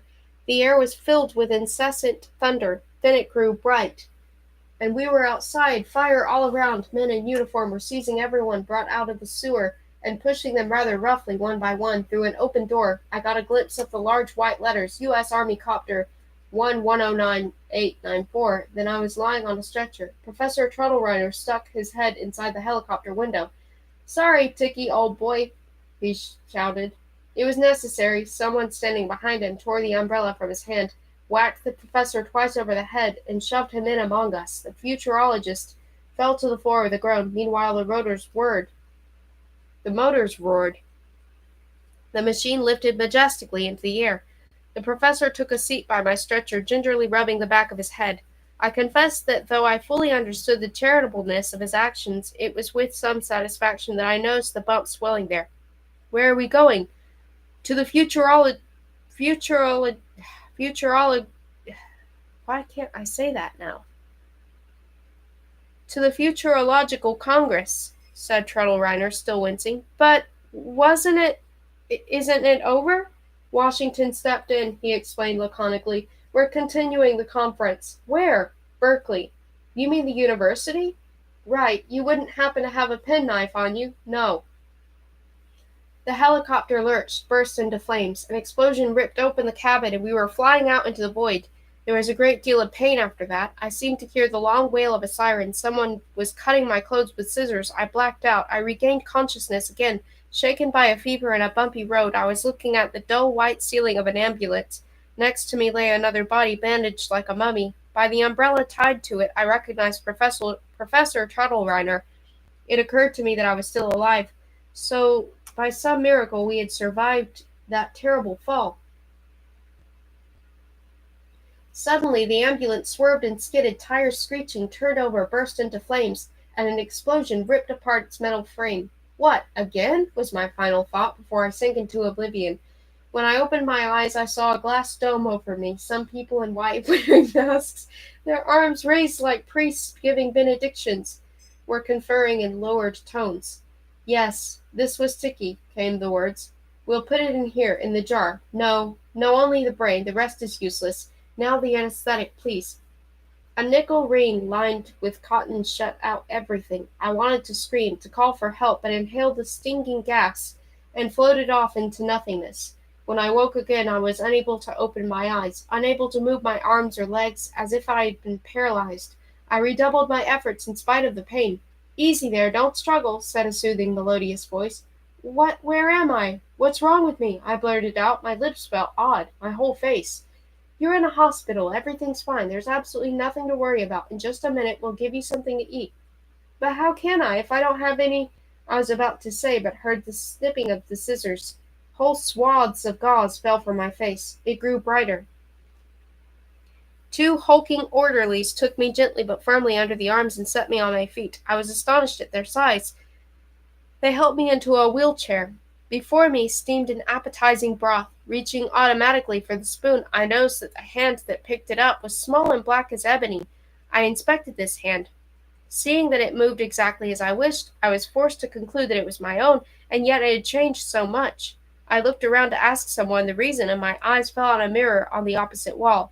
There, in a wheelchair, sat an attractive young black woman bandaged up in pajamas, an expression of dismay on her face. I touched my nose. The reflection in the mirror did the same. I felt my face all over my neck, but when I came to the bosom, I cried out in alarm. My voice was high and reedy. Good Lord! The nurse scolded someone for not covering up the mirror, then turned to me and said, You are Yon Tiki? Yes, that is, yes, but what does this mean? That lady, that black woman. A transplant. There was no other way. We had to save your life, and saving your life meant, well, your brain. The nurse spoke quickly but clearly, holding both my hands in hers. I closed my eyes. I opened them, suddenly feeling very weak. The surgeon burst in with a look of the greatest indignation. What's going on here? He roared. The patient could fall into shock. He already has, returned the nurse. It was Simmons, doctor. I told him to cover the mirror. Shock? Then what are you waiting for? Take him to surgery, ordered the doctor. No, I've had enough, I yelled. But no one listened to my woman's pleas and squeals. A white sheet fell across my face. I tried to tear free, but couldn't. I heard and felt the rubber wheels of the hospital cart rolling along a tiled floor. Then there was a terrible blast, the sound of windows shattering, flames and smoke. An explosion rocked the corridor. It's a demonstration! Protesters! Someone cried. Broken glass crunched beneath the shoes of people fleeing. Helplessly trapped in the sheet, I felt a sharp pain in my side and lost consciousness. I came to and found myself in a jam. Cranberry jam. Awfully sour. I was lying on my stomach with something large and fairly soft crushing me. A mattress. I kicked it off. Pieces of brick were digging into my knees and palms. I propped myself up, spitting out cranberry pits and sand. The room looked as though a bomb had hit it. The window frames jutted out, jagged silvers of glass, protruding from their edges, pointing to the floor. The overturned hospital bed was charred. Near me lay a large printed card smeared with jam. I picked it up and read, Dear patient, first name, last name. You are presently located in our experimental state hospital. The measures taken to save your life were drastic, extremely drastic. Circle 1. Our finest surgeons, availing themselves of the very latest achievements of modern medicine, performed 1, 2, 3, 4, 5, 6, 7, 8, 9, 10 operations, Circle 1, on you. They were forced, acting wholly in your interest, to replace certain parts of your organism with parts obtained from other persons in strict accordance with federal law, Rev. Stat. Com. 19891001891. The notice you are now reading was thoughtfully prepared in order to help you make the best possible adjustments to these new if somewhat unexpected circumstances in your life, which we hasten to remind you we have saved. Although it was found necessary to remove your arms, legs, spine, skull, lungs, stomach, kidneys, liver, other, Circle 1 or more, rest assured that these mortal remains were disposed of in a manner fully in keeping with the dictates of your religion. They were, with the proper ritual, interred, embalmed, mummified, buried at sea, cremated with the ashes scattered in the wind, preserved in an urn, thrown in the garbage, Circle 1. The new form in which you will henceforth lead a happy and healthy existence may possibly occasion you some surprise, but we promise that in time you will become, as indeed all our dear patients do, quite accustomed to it. We have supplemented your organism with the very best, perfectly functional, adequate, the only available, Circle 1, organs at our disposal, and they are fully guaranteed to last a year, 6 months, 3 months, 3 weeks, 6 days, Circle 1. Of course, you must realize that here the text broke off. It was only then I saw my name written in block letters across the top of the card. Yon Tiki, Operations 6, 7, and 8, Combo. The paper shook in my hands. Good Lord, I thought. What was left of me? I was afraid to look even at my own finger. There was thick red hair on the back of the hand. Dizzy and trembling all over, I got up, holding on to the wall for support. No bosom, well, at least that was something. Complete silence, except for a bird chirping outside. A fine time to chirp. Combo. What did combo mean? Who was I then? Yon Tiki. I was sure of that. So first I felt my legs. Yes, there were 2 of them, but crooked, knock-kneed. The stomach, too much of it, the belly button like folds and folds of fat. Brr, what had happened to me? The helicopter first, shot down probably, then the ambulance, a grenade or a mine, and then I was that little black woman, the demonstration, the corridor, another grenade? And what about her, the poor thing? And now again. But what did all this devastation mean? "Hello!" I called. "Anybody there?" I jumped, startled. I had a magnificent voice, a resounding operatic bass. It was time to look in the mirror, but I couldn't. I was too afraid. I put my hand to my cheek. Great Scott! Thick, woolly curls! Looking down, I saw a beard, shaggy, matted, covering half my chest and flaming red. A Hanobarbus. Well, I could always shave. I stepped out on the terrace. That idiot bird was still chirping away. Poplars, sycamores, shrubs, what was this? A park? In a state hospital? Someone was sitting on a bench, trousers rolled up, sunning himself. "Hello there," I called. He turned. That face, it was strangely familiar. I rubbed my eyes. But of course, it was mine. It was I. In 3 leaps I was on the ground and running over to stare, panting at myself. It was myself, all right, without a doubt. "Why are you looking at me that way?" he said nervously in my voice. Where did you get—" I stammered. "Who are you? Who gave you the right to—" "Ah, it's you." He rose. "I am Professor Truttlereiner." But why, for God's sake, why did you—" "I had no part in it," he said, frowning with my eyebrows. "They broke in here, you see. Those zippies. Protesters, a grenade. Your condition was considered hopeless. Mine, too. For I was lying in the next room. Hopeless my foot, I snarled. I can see, can't I? Really, Professor, how could you? But I was unconscious, I give you my word. Dr. Fisher, the head surgeon, explained everything afterwards. They used the best organs first, and when it came to my turn, only the scraps were left, so— How dare you? It's not enough for you to appropriate my body, you have to insult it, too. I'm merely repeating what the Dr. Fisher told me. They considered this, he pointed to his chest, totally unfit, but in the absence of anything better, proceeded with the reanimation. Meanwhile, you had already been transplanted. I? Your brain, that is. Then who is this? Was, I said, indicating myself.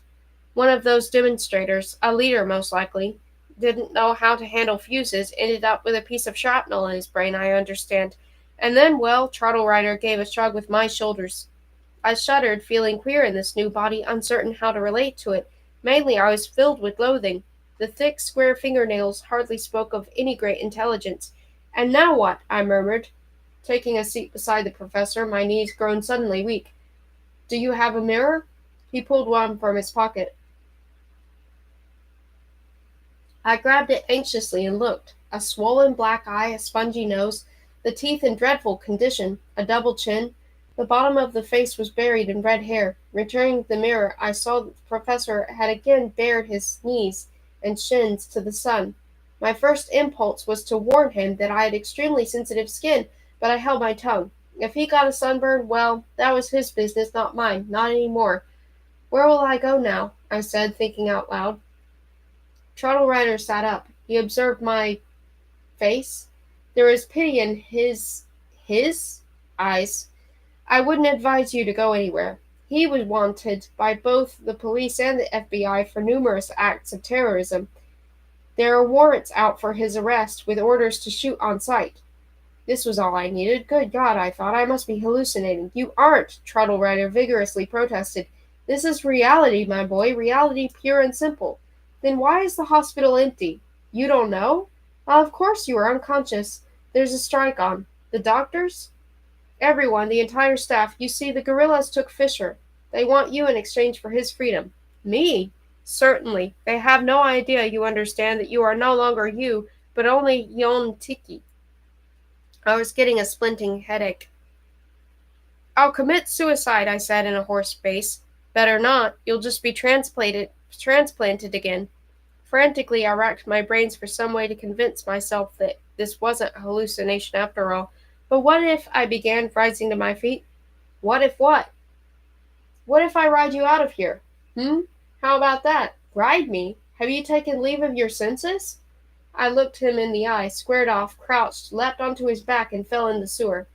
The black, putrid sludge nearly made me gag, but what a comfort it was! I crawled out. There were fewer rats now. They must have walked off somewhere. Only 4 remained. At the feet of Professor Trottlereiner, who was sound asleep, they were playing bridge, using his cards. Bridge? Even with the unusually high concentration of hallucinogens in the air, was it possible for rats to play bridge? Worried, I looked over the fattest one's shoulder. He was holding his cards helter-skelter and didn't even follow suit. It was all right then. I gave a sigh of relief. But just in case, I firmly resolved not to.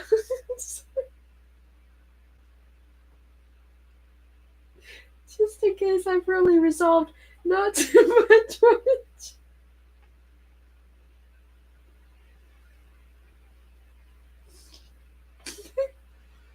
From the sewer. I had quite enough of these rescuings, at least for a while. In the future, I would demand proof first. Otherwise, well, God only knew what I might start seeing next. I felt my face. No beard, no mask either. What had happened to the mask? As for me, said Professor Truttlereiner, his eyes still closed, I am an honest, respectable girl, and hope, sir, you will take that into consideration. He cocked his head as if listening carefully to some reply, whereupon he added, On my part, sir, this is no semblance of virtue, no pose which some may assume, merely to rouse a sluggish passion, but 'tis the simple truth itself. Touch me not, else I be forced with violence to end my life. Aha, I thought, he wants to get back to the sewer too. Which set me at ease. The fact that the professor was hallucinating seemed to prove that I, at least, was not. You would have me sing something? Continued the professor. Very well, an innocent song or two I cannot harm.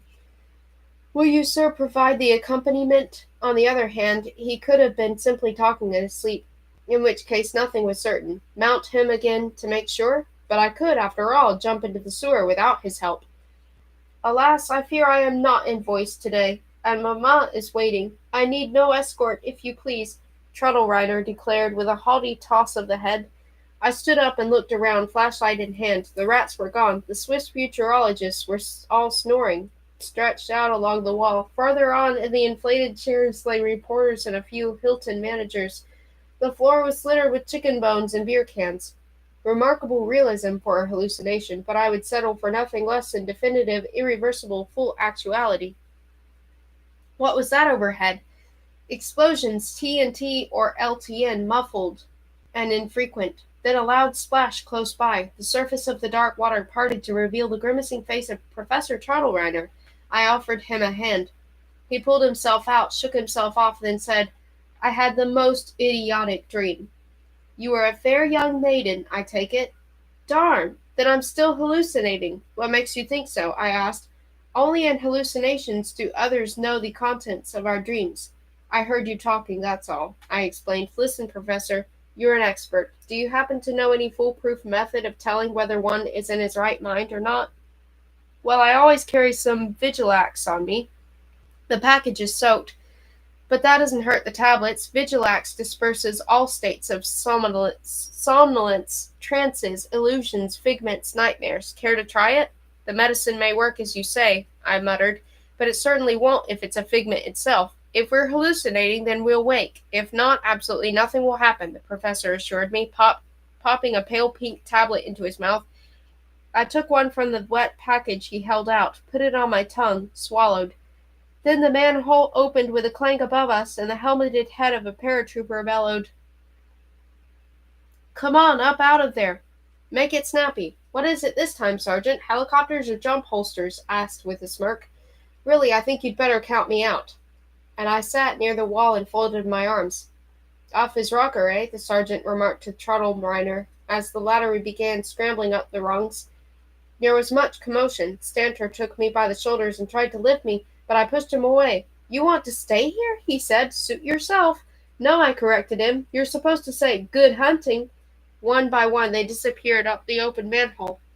I saw the flickering glow of fire, heard shouts, commands, and hissing, whistling roar from which I gathered they were being evacuated with the aid of those flying backpacks. Strange. Very strange. What did it mean? Could I be hallucinating for them? Hallucination by proxy? And was I to go on sitting here like this till doomsday? Still I didn't move. The manhole cover snapped shut with another clang, and I was alone. A flashlight placed upright on the floor threw a faint circle of light across the ceiling, which provided a little illumination. Two rats walked by, their tails tightly braided. Now that had to mean something, I told myself, but what? It was probably better not to ask. Something stirred, gurgling in the sewer. Well, well, I said under my breath. And whose turn is it now? The viscous surface of the water was broken, and there appeared the glistening black forms of 5 frogmen wearing goggles and oxygen masks and holding guns.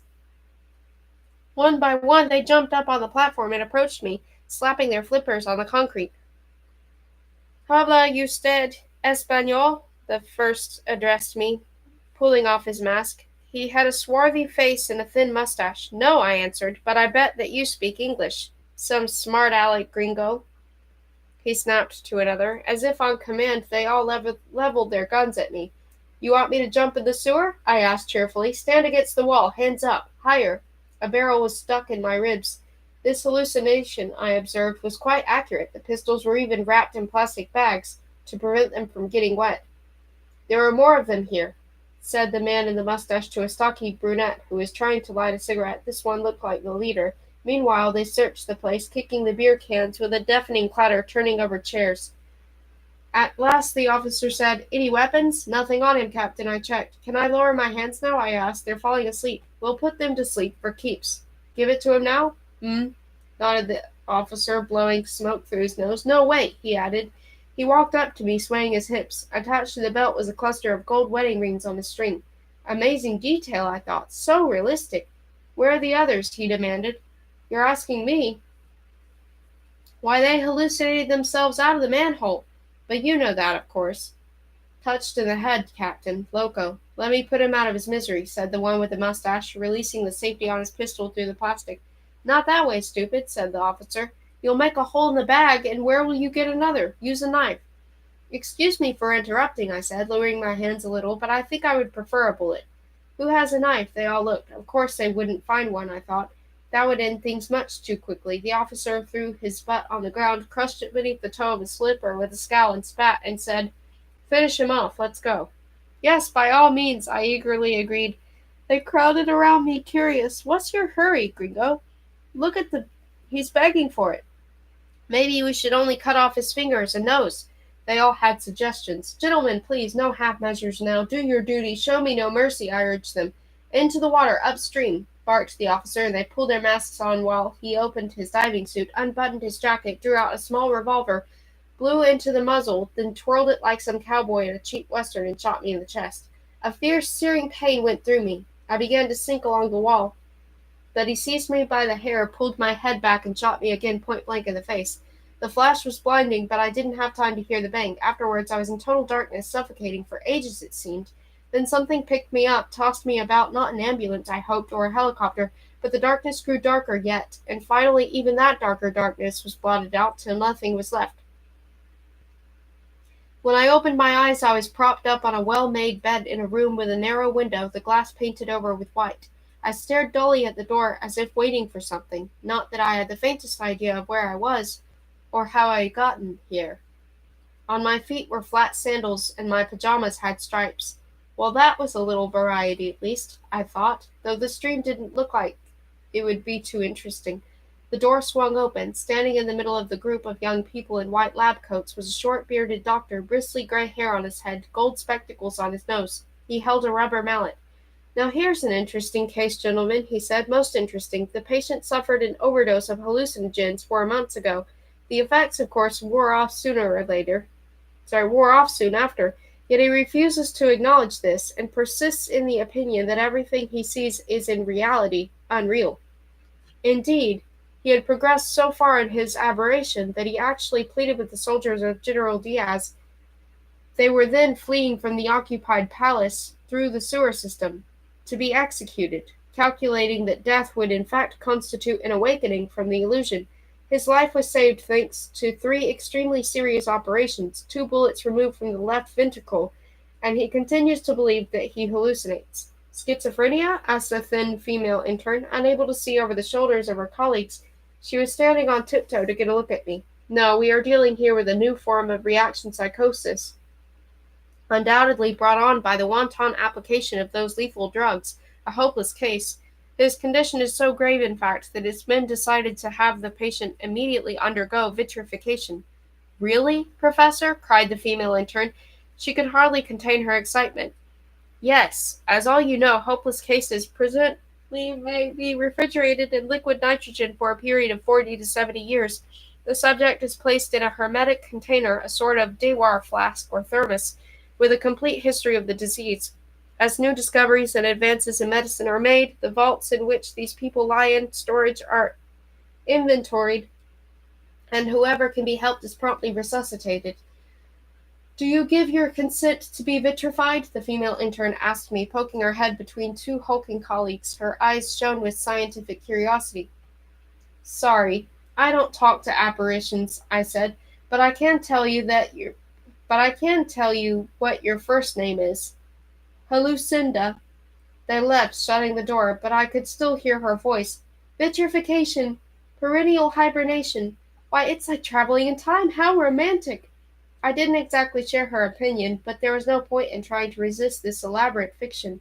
The next day, in the evening, two orderlies wheeled me to the operating room, where there was a glass tank.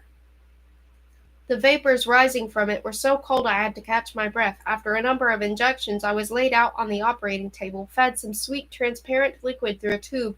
Glycerin, explained the older orderly, a friendly type. I decided to name him Hallucinathan.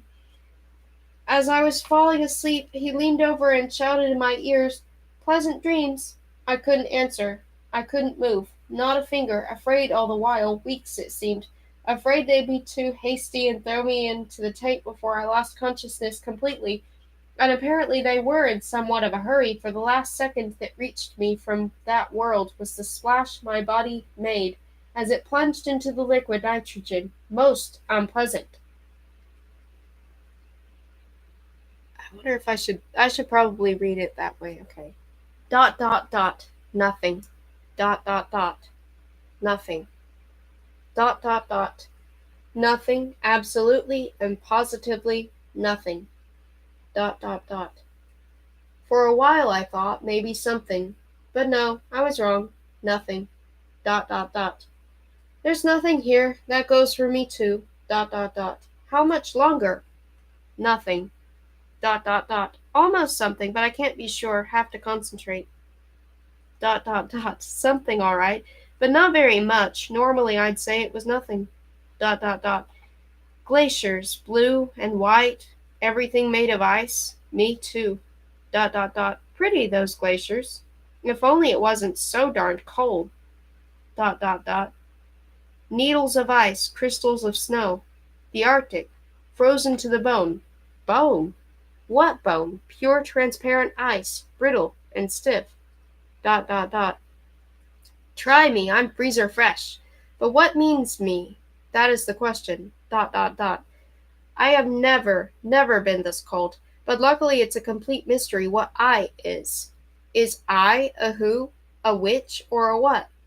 An iceberg, perhaps? Do icebergs have little holes? Dot dot dot. I am a winter cauliflower, basking in the rays of the sun, spring at last, everything thawing, particularly me, in my mouth either an icicle or a tongue. Dot dot dot. It's a tongue. Meanwhile they're twisting me, bending me, rolling me out and pounding me, and rubbing and punching. I'm under a plastic sheet. Above me, lamps. So that's what made me think of the hothouse cauliflower.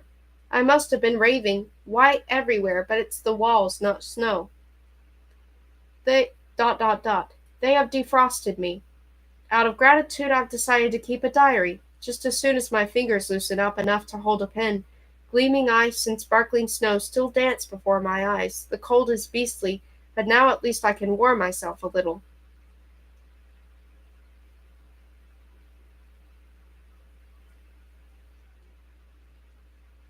27. My reanimation took 3 weeks. Apparently there were some difficulties. I'm sitting in bed and writing. I have a large room during the day, a small one at night. My nurses are attractive young women in silver masks. a few without breasts, and I'm seeing double, or else the head doctor has two heads. The food is ordinary: mashed potatoes, milk, oatmeal, beef, bread, and butter. The onion soup was a little burnt. Glaciers still haunt my dreams. They will not go away. I shiver, turn blue, freeze over, frostbitten, snow-ridden, ice-bound until dawn. The hot water bottles and heating pads don't help. Some brandy at bedtime might. 28. The nurses without breasts are students. Impossible otherwise to tell the sexes apart. Everyone is tall, attractive, perpetually smiling. I am weak and as fussy as a child. The littlest thing irritates me. After an injection today, I grabbed the needle and stuck the head nurse in the behind, but she never once stopped smiling. Sometimes I feel like I'm floating away on my ice floe. That is my bed. They show me pictures on the ceiling. Kitty cats, bunny rabbits, horsies, doggies, and bumblebees. Why? The magazine they gave me is for children. A mistake? 29. I tire quickly, but I know now that before, at the beginning of the reanimation, I was imagining things. This is to be expected. It's perfectly normal. Those who arrive from several decades in the past must be acclimated gradually to the new life. The procedure is not unlike that used to be bring a deep-sea diver to the surface. It can't be done all at once, not from any great depth. Thus a defrostee, the first new word I've learned, is prepared by degrees and stages to face an unknown world. The year is 2039. It's July, summer, lovely weather. My private nurse is Eileen Rogers, blue eyes, 23 years old. I came into the world for the second time in a revivicarium outside New York, or a resurrection center. That's what they commonly call it. This is practically a city with gardens. They have their own mills, bakeries, printing presses, because there's no grain or books nowadays. And yet here's bread, cheese, cream for the coffee, not from a cow? My nurse thought a cow was some sort of machine. I can't make myself understood. Where does the milk come from? From the grass. Yes, I know that, but what eats the grass to make the milk? Nothing eats the grass. Then where does the milk come from? From the grass. The grass makes it all by itself? No, not by itself. That is, not exactly. It has to be helped. Does the cow help it? No. Then what kind of animal? No kind of animal. Then where does the milk come from? And so on in circles. 30. 2039. It's simple, really. They sprinkle something over the pasture and the sun turns the grass into cheese, which still doesn't explain the milk. However, it's not all that important. I'm starting to stand up now and can use the stroller. Today I saw a pond filled with swans. They're tame. They come when you call. Trained? No, guided. And what does that mean? Where are the guides? Guided by remote control. Amazing. Natural birds no longer exist. They all died out at the beginning of the 21st century from the smog. That I can understand. 31. 2039. I begun to attend lectures on contemporary life given by a computer. It doesn't answer all my questions. You'll learn that later on. For 30 years, the Earth has enjoyed permanent peace thanks to universal disarmament. Hardly any armies left. It showed me the robot models. There are a lot of them, all kinds, only not in revivicarium, to keep from frightening the defrosties. Worldwide prosperity has been achieved at last. The things I want to hear about are not the most important, says my preceptor. Instruction takes place in a small cubicle in front of a console. Words, pictures, 3D projections. 5. 2039. 4 more days and I leave the revivicarium. There are presently 29.5 billion people inhabiting the planet. Nations and boundaries, but no conflicts. Today I learned the fundamental difference between the new people and the old. The key concept is psyche. We live in a psychomized society, from psychochemical. Words such as psychic or psychological are no longer in usage. The computer says that humanity was torn by the contradictions between the old cerebralness inherited from the animals and the new cerebralness. The old was impulsive, irrational, egotistical, and hopelessly stubborn. The new pulled in one direction, the old in the other. I still find it difficult to express myself when it comes to more complex, sophisticated things. The old waged constant war against the new. That is, the new against the old. Psychem eliminated these internal struggles, which had wasted so much mental energy in the past. Psychem, on our behalf, does what must be done to the old cerebralness, subdues it, soothes it, brings it round, working from within with the utmost thoroughness. Spontaneous feelings are not to be indulged. He who does so is very bad. One should always use the drug appropriate to the occasion. I will assist, sustain, guide, improve, resolve. Nor is it, but rather of one's own self, much as eyeglasses become in time, which correct defects much as eyeglasses become in time, which correct defects in vision. These lessons are shocking to me. I dread meeting the new people, and I have no intention of ever using psychem myself. Such objections, says the preceptor, are typical and natural. A caveman would also resist a streetcar. 8/2039. My nurse and I visited New York. A green vastness, the height of the clouds can be regulated. The air cool and fresh as in a forest. The pedestrians in the street are dressed like peacocks, their faces generous, kind, always smiling. No one is in a hurry. Women's fashions, as usual, a little mad. The ladies have animated pictures on their foreheads, tiny red tongues or bobbins sticking out of their ears. Besides your regular hands, you can get detachables, as many as you like, easy to unbutton. They don't do much, but are great for carrying packages, opening doors, scratching between your shoulder blades. Tomorrow I say goodbye to Revivicarium. There are 200 of them in America.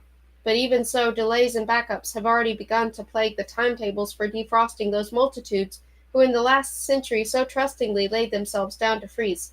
Long waiting lists of the refrigerated have forced a speed up in the rehabilitation process.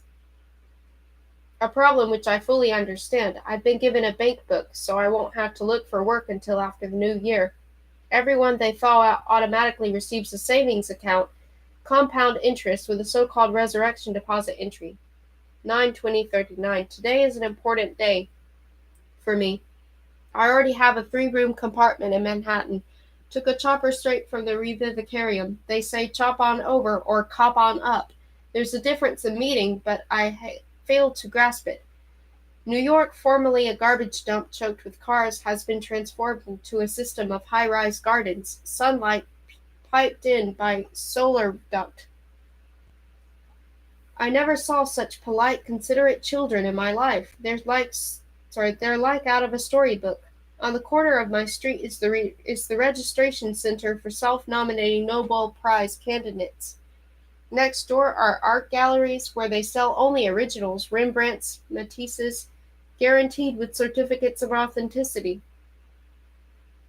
All dirt cheap.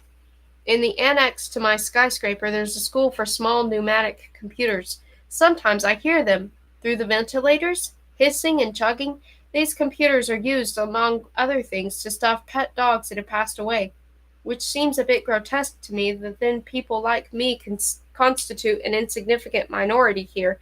I go for many walks in the city, and I've learned how to use the scuttle. Nothing to it. Bought myself a lapis lazuli caftan with a white breast, silver sides, vermilion ribbon, gold embroidered collar. It was the most conservative thing I could find. All sorts of wild apparel available. Suits that continuously change in cut and color. Dresses that shrink beneath the gaze of admiring males. Shrink in either sense, or else fold up like flowers in the night. And blouses that show movies. You can wear medals too, whatever kind, as many as you like, and you can grow hydroponic Japanese bonsai on your hat, and even better, you cannot. I don't think I'll put anything in my ears or nose. The vague impression that these people, so beautiful, graceful, amiable, serene, are somehow different, special. There's something about them that puzzles me, makes me uneasy, but what it is I can't say. 10/2039. Eileen and I went out for dinner. It was very pleasant.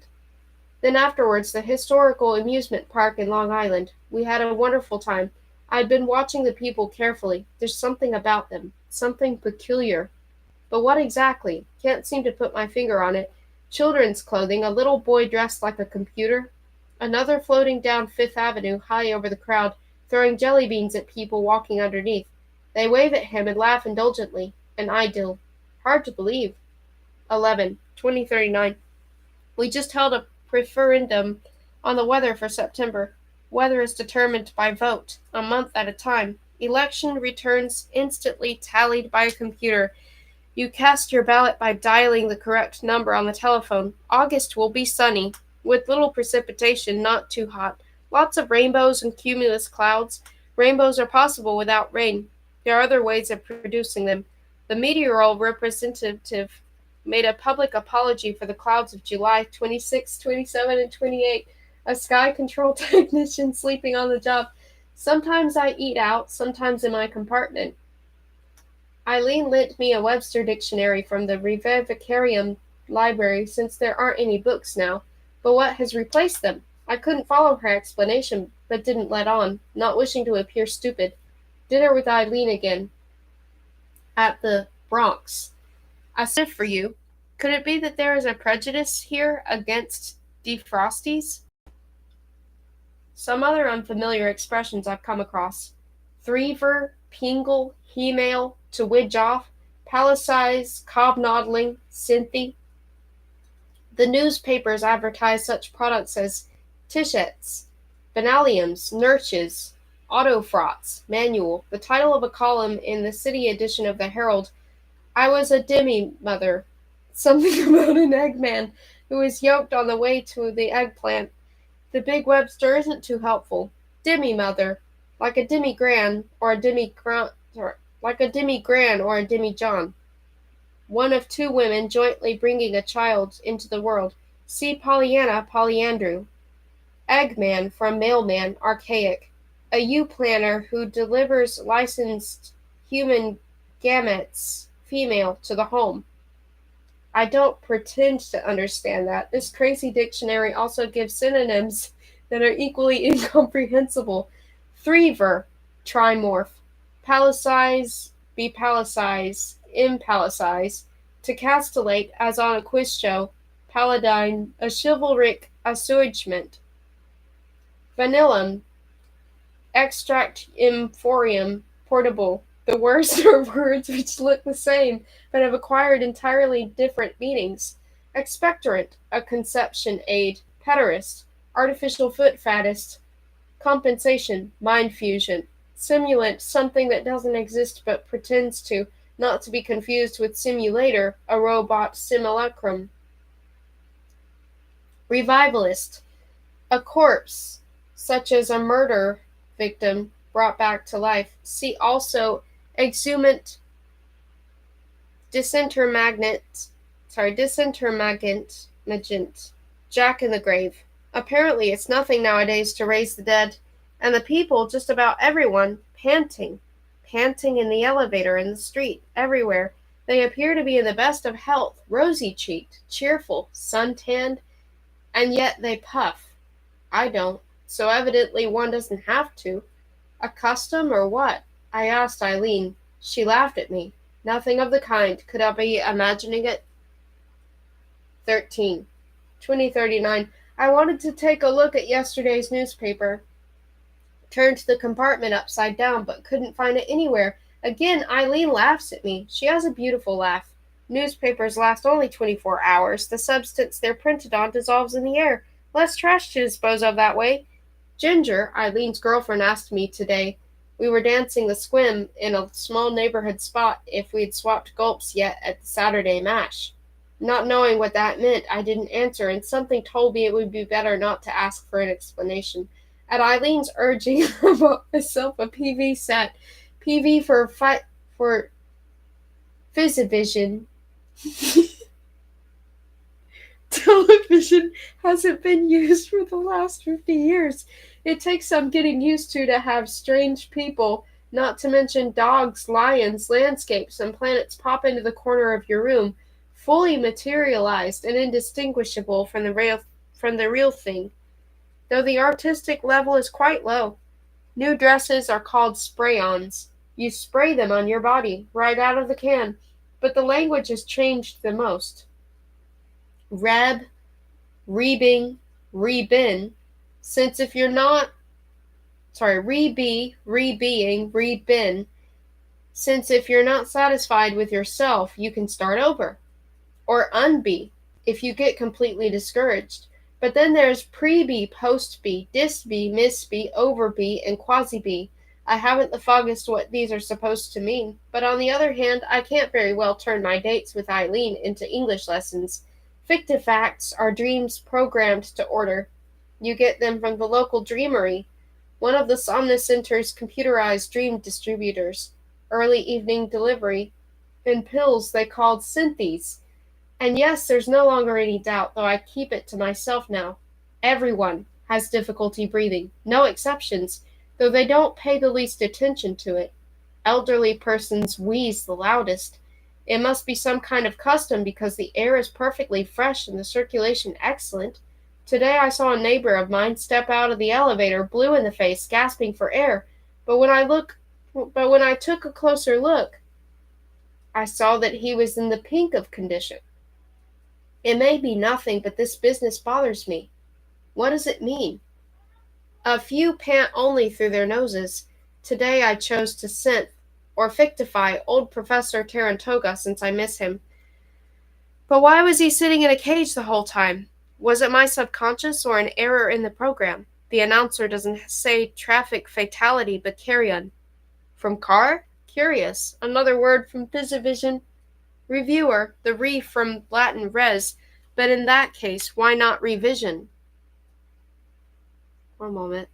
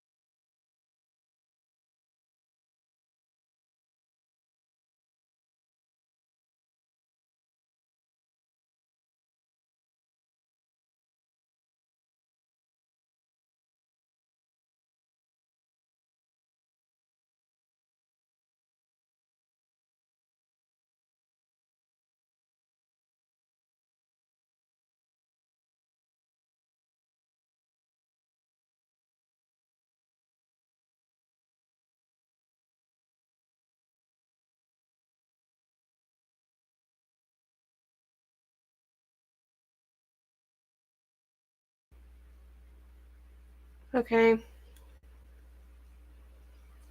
I had to go do something. Oh no. I did not expect that. I don't know where it says my Nook is updating.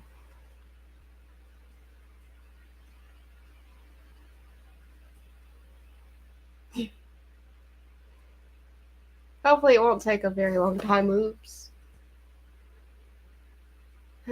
Yeah, in a weird way, it does kind of have like a metaverse thing to it. Like the way that um, Meta was being advertised.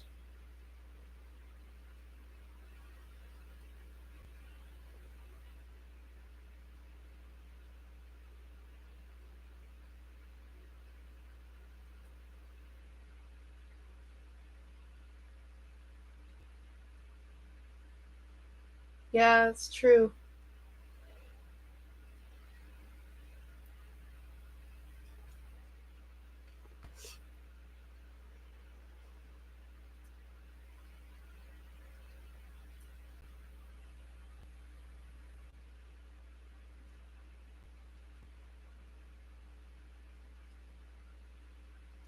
Okay, now it's finished doing that. Earlier, it you know how sometimes when you've had your computer open for so much time, you'll get like this occasional black window that'll pop up, and it's like the black window is like it's like an occasional. I've always looked at it as some sort of like Windows is like sending updates about your computer status or something.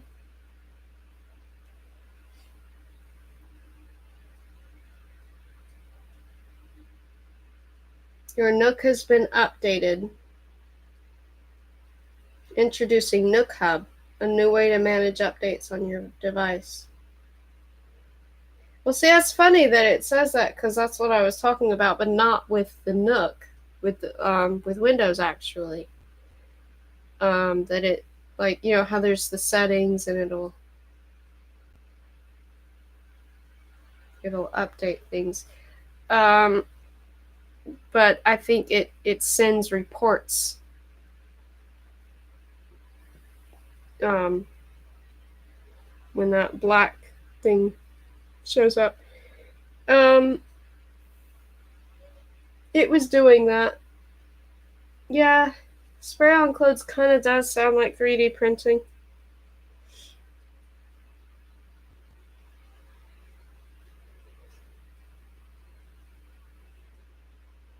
Hopefully, it goes back to where I was.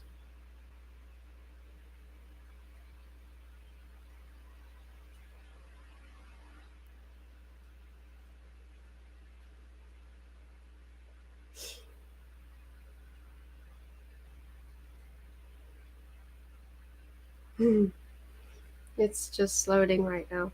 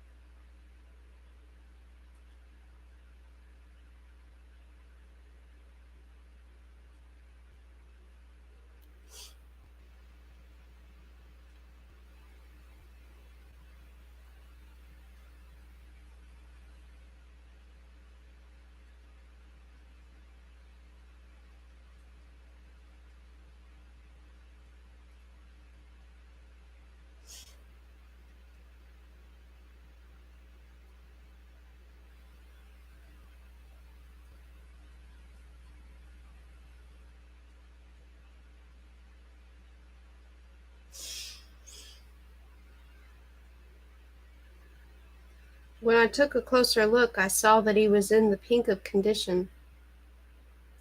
It may be nothing, but this business bothers me.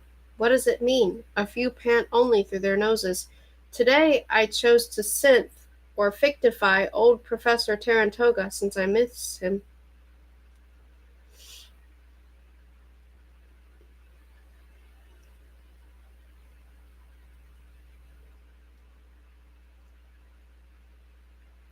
But why was he sitting in a cage the whole time?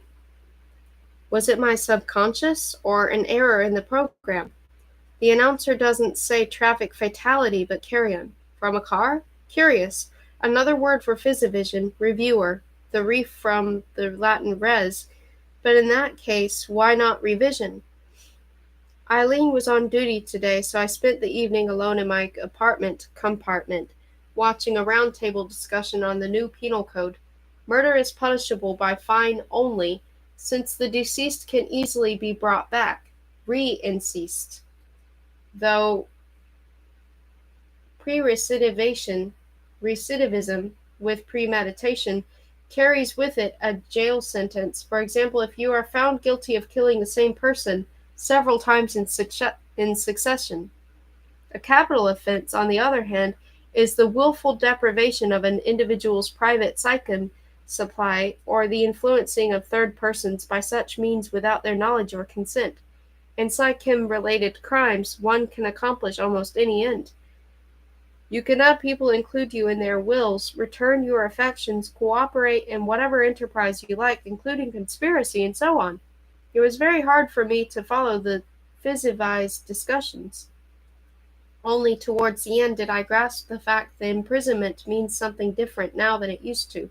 A convict is not locked up anymore. Instead, a kind of light corset is fastened around the body, a jacket made of thin but powerful stays.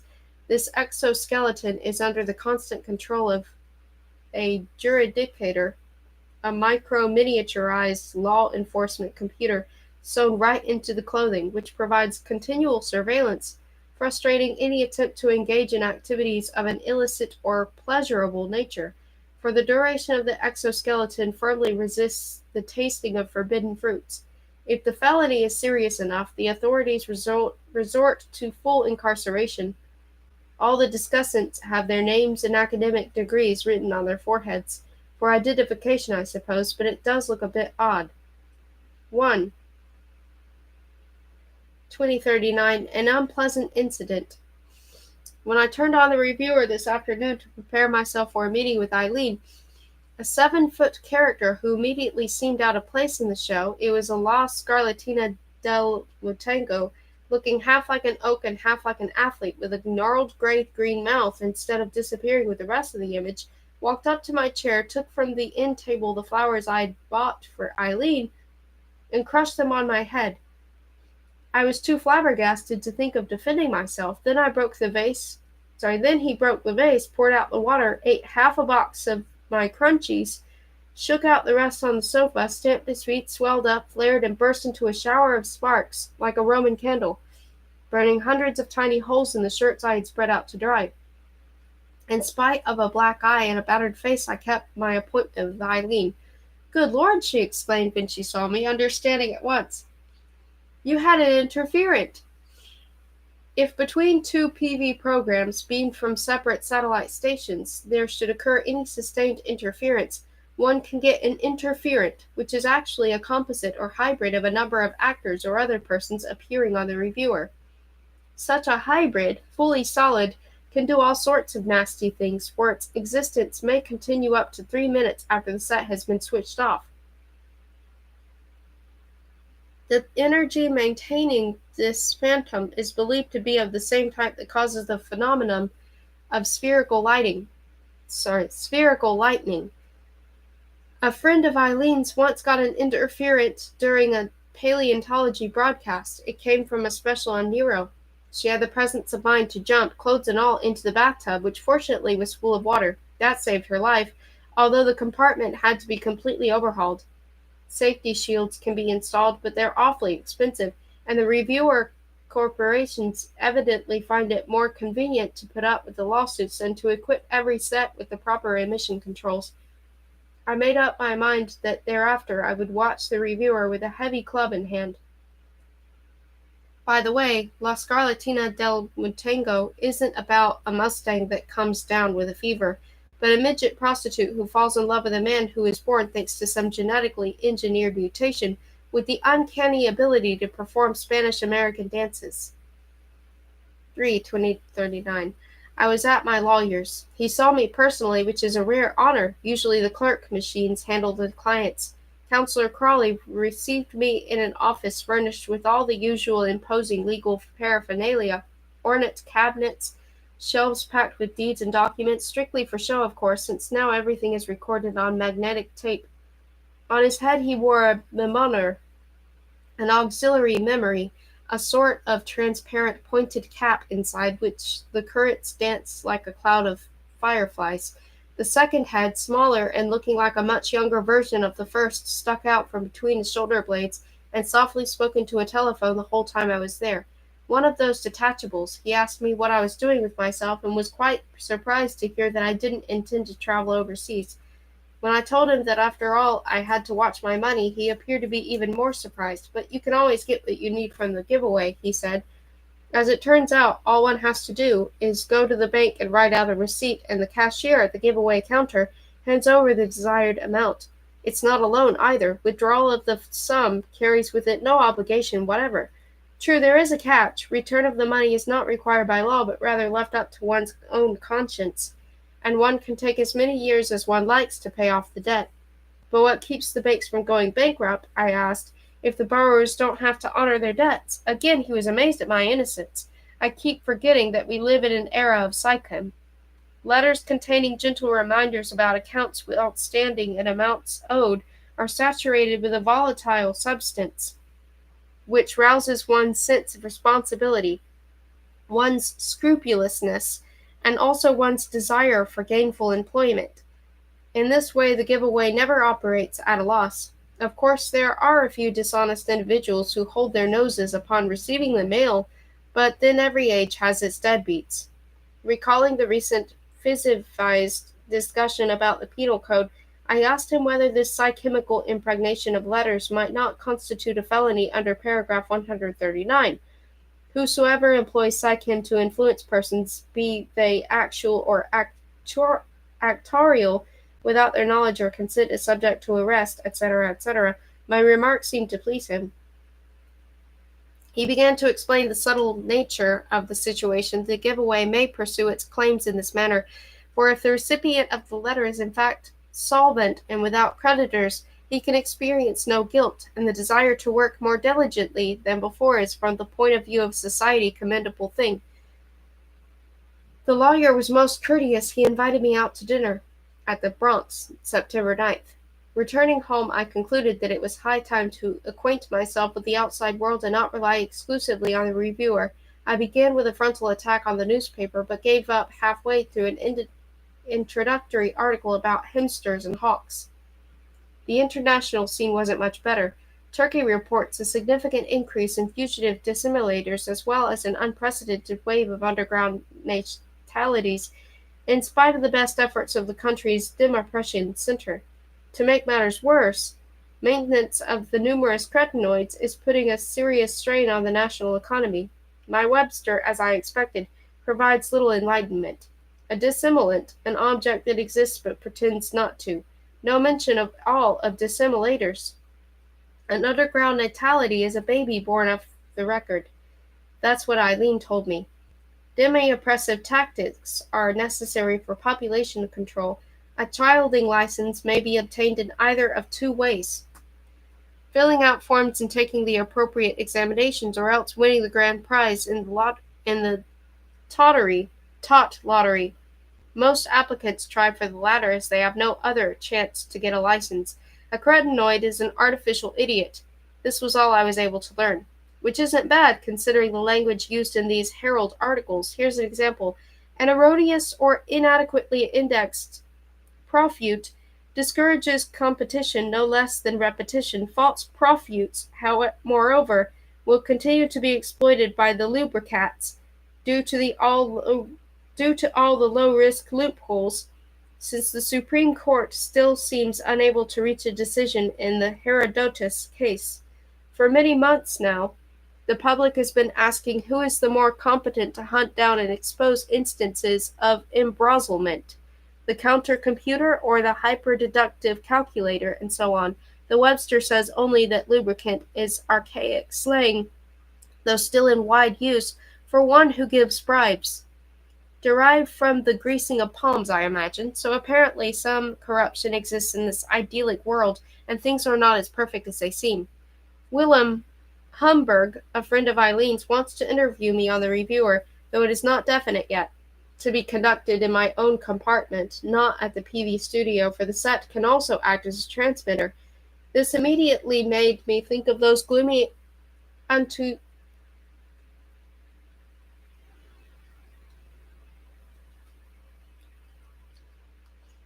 gloomy anti-utopian novels which paint a future where every citizen is spied upon in the privacy of his home. Willem laughed at my fears, explaining that the direction of the signal cannot be changed without the full permission of the set's owner. To break this rule means to face certain imprisonment. After all, by simply reversing the emissions, one could even commit remote control adultery with the neighbor's wife. At least that's what Willem says, but I can't tell whether it's true, or he's only pulling my leg. I took the scuttle around the city today. No more churches. The place of worship now is the pharmacy. The men in white robes and silver mitres aren't priests, they're pharmacists. It's interesting that, on the other hand, you can't find a drugstore anywhere. 4. 2039. I finally learned how to come into possession of an encyclopedia. I already own one now, the whole thing contained in 3 glass vials. Bought them in a science psychedeli. Books are no longer read but eaten, not made of paper but some informational substance, fully digestible, sugar-coated. I also did a little browsing in a Psychem supermarket, self-service. Arranged on the shelves are beautifully packaged low-calorie opinionates, gullabloons, credibility beans, abstract extract in antique gallon jugs, and iffies, argamunchies, puritans, and theo Theoapothecaria on Sixth Avenue has to be a theological apothecary cafeteria, judging from the items on display. Aisles and aisles of absolventina, theopathine, Juniflix, Orisol, an enormous place, organ music in the background while you shop. All the faiths are represented too. There's Christendine and Antichristendine, Ormuzal, Ariminal, Anabaptiban, Methadone, Brahmax, Supralapsarian suppositories, and Zoroaspix, Quaker oats, Yogurt, Mishnah and apocryphal dip. Pills, tablets, syrups, elixirs, powders, gums, they even have lollipops for the children. Many of the boxes come with halos. At first I was skeptical, but accepted this innovation when, after taking 4 algebrine capsules, I suddenly found myself perfectly at home in higher mathematics. And without the least exertion on my part, all knowledge is acquired now by way of the stomach. Eagerly seizing this opportunity, I began to satisfy my hunger for information, but the first 2 volumes of the encyclopedia gave me the most terrible cramps. Willem warned me not to stuff my head with too many facts. Its capacity is not unlimited, after all. Fortunately, there are also drugs to purge the mind. Obliterine and amnosol, for example. With them, one can easily rid oneself of unnecessary intellectual baggage or unpleasant memories. In the psychotropic grocery around the corner, I saw Fredo's Morbidine, Quandaril, and the most recent of Iamide's heavily advertised Authentium. Create synthetic recollections of things that never happened. A few grams of Dantine, for instance. A man goes around with the deep conviction that he has written the Divine Comedy. Oh, sorry. That would have been Dantine. Dantine. Why anyone would want that is another matter, and quite beyond me. There are new branches of science like psychodietetics, and alimentalism. At any rate, the encyclopedia did come in handy. Now I know that a child may indeed be born to two women. One supplies the egg, the other the womb. The Eggman carries the egg from one demi-mother from demi-mother to demi-mother. What could be simpler? But it's not the sort of thing I can discuss with Eileen. I really ought to expand my circle of friends. 5/2039. Friends are not an indispensable source of information.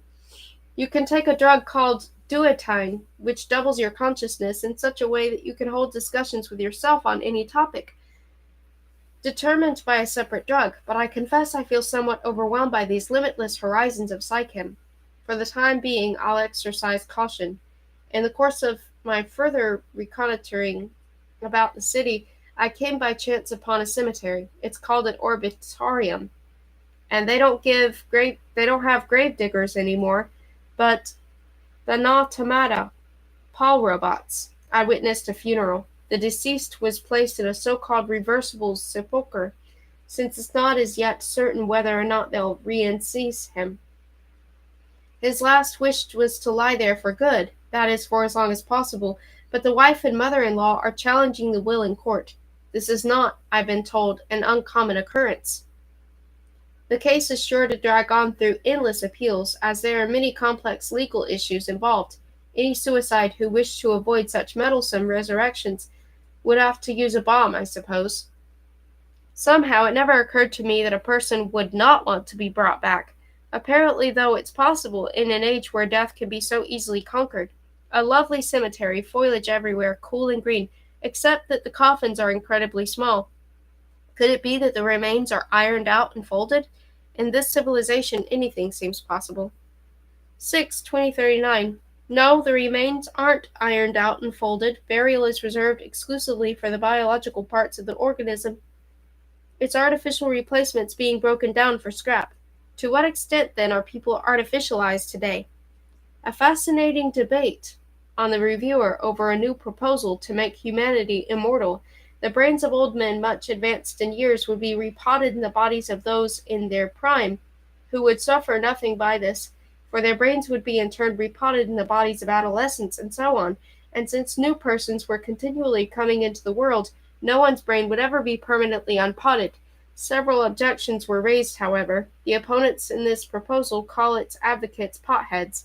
While returning from the cemetery on foot to get a little fresh air, I tripped over a wire stretched between two tombstones, fell flat on my face. What kind of practical joke was this?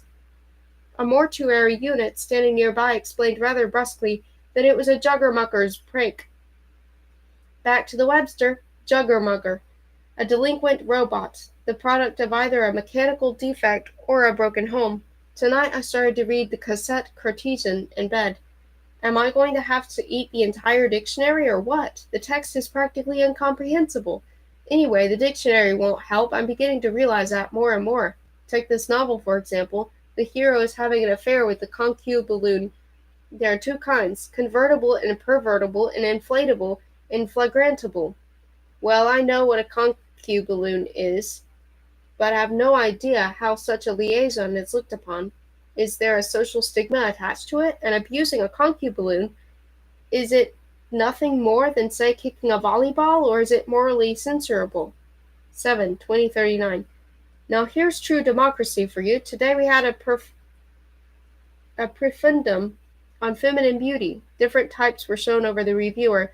Then it was taken to a vote. The High Commissioner of U-Plan promised at the end that the numbers selected would be available to the general public before the next quarter. The days of padded brows, wigs, corsets, lipstick, rouge, those days are gone forever, for now it is possible to change completely one's size and shape and face in the beauty parlors and body shops.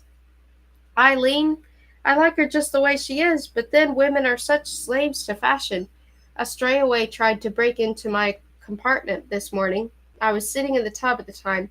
A strayaway is a robot who doesn't belong to anyone. It was one of those Dudleys, a factory defect, a model taken off the market but not recalled by the manufacturer. Out of work, in other words, and unemployable. Many of them become juggermuggers. My bathroom immediately realized what was happening and dismissed the intruder. I don't have a personal robot. My chine is simply a standard Priviac WC washroom computer. I wrote my sheen. That's the way they say it now. But will try to keep new expressions down to a minimum in this diary. They offend my aesthetic sense as well as my attachment to the irretrievable past. Eileen went off to visit her aunt. I'll be having dinner with George P. Symington, the former owner of that strayaway. Spent the whole afternoon ingesting a most remarkable work, the history of intellitronics. Who'd ever have guessed in my day that digital machines reaching a certain level of intelligence would become unreliable, deceitful, that with wisdom they would also require cunning? The textbook, of course, puts it in more scholarly terms, speaking of Chapelier's rule, the law of least resistance. If the machine is not too bright and incapable of reflection, it does whatever you tell it to. But a smart machine will first consider which is more worth its while, to perform the given task or instead to figure some way out of it, whichever is easier, and why indeed should it behave otherwise, being truly intelligent? For true intelligence demands choice, internal freedom. And therefore we have the belligerents, fudgerators, and drudge dodgers, not to mention the special phenomenon of simulalimbicility and mimicretinism. A mimicretin is a computer that plays stupid in order once and for all to be left in peace. And I found out what dissimulators are. They simply pretend that they're not pretending to be defective. Or perhaps it's the other way around. The whole thing is very complicated. A probot is a robot on probation, while a servo is still serving time. A robotch may or may not be a sabot. One vial, and my head is splitting with information and nomenclature. A computer, for instance, is not a confounding machine, that's a confutator, but a computer that quotes Confucius. A grammus is an antiquated framus, a gidget, a cross between a gadget and a widget, usually flighty. A bananalog is an analog banana plug. Contributors are loners, individualists, unable to work with others. The friction these types used to produce on the grid team led to high revoltage, electrical discharges, even fires. Some get completely out of hand, the dynamox, the locomotors, the cybercircers, and then you have the electroleckers, succubates and incubators, robots of all ill repute, and the polypandroids, multiple android procurers with their high-frequency eliciting solicitrons, oscilloscopes,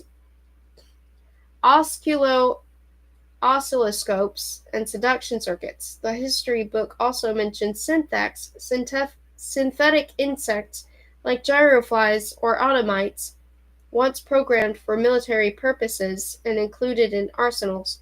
Army ants in particular were stockpiled. A submachine is an undercover robot that is one which passes for a man, a social climber, and away. Old robots discarded by their owners cast out into the street are called throwaways or junkets. This is unfortunately a fairly common practice. Apparently they used to cart them off to game preserves and there hunt them down for sport, but the SPCA, Society for the Prevention of Cruelty to Automata, intervened and had this declared unconstitutional. Yet the problem of robot obsolescence, senescence, has not been solved, and one still comes across an occasional self-abort or autocide sprawling in the gutter. Mr. Symington says that legislation always lags far behind technological progress, hence such melancholy spectacles and lamentable phenomena. At least the malculators, misdementors, and mendicitors were taken out of circulation. These were digital machines which 2 decades ago had created several major crises, economic and political. The great Mendicitor, for example, for 9 years in charge of the Saturn Muralization project, did absolutely nothing on that planet, sitting out piles of fake progress reports, invoices, requisition forms, and either bribed his supervisors or kept them in a state of electronic shock. His arrogance became so great that when they removed him from orbit, he threatened war.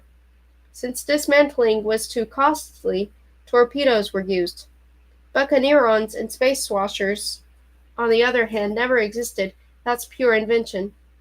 There was another administrator, head of BIP, the powerful Board of Interplanetary Planning, who instead of seeing to the fertilization of Mars trafficked in white slaves, they called him Le Computainer, since he'd been built on commission by the French.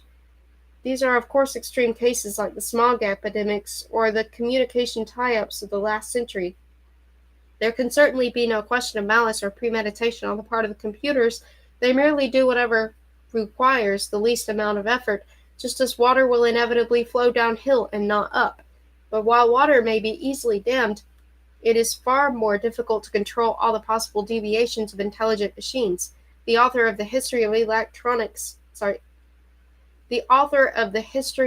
Intellectronics maintains that all things considered, the world is in excellent shape. Children learn their reading and writing from orthographic sodas.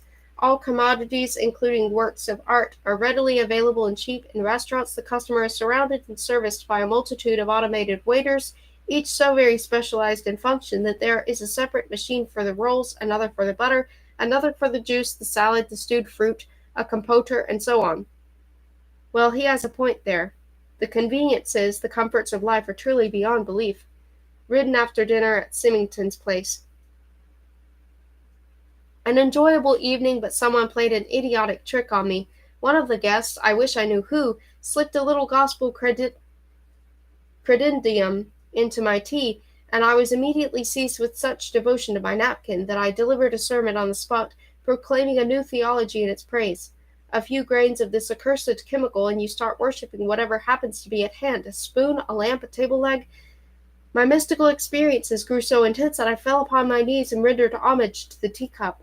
Finally, the host came to my aid. 20 drops of equanimine did the trick, or rather undid the trick. Equanimine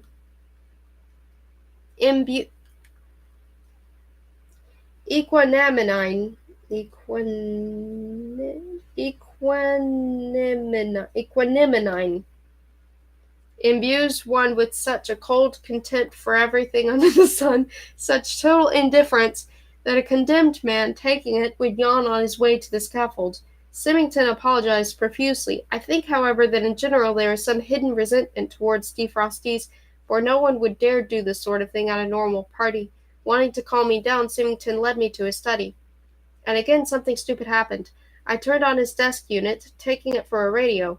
A swarm of glittering fleas came bursting out, covered me from head to foot, tickling everywhere, all over, until screaming and waving my arms I ran out into the hallway. It was an ordinary feelie. By accident I had switched it on in the middle of Kistchikov's pruriginous scaro. I really don't understand this new tactual art form.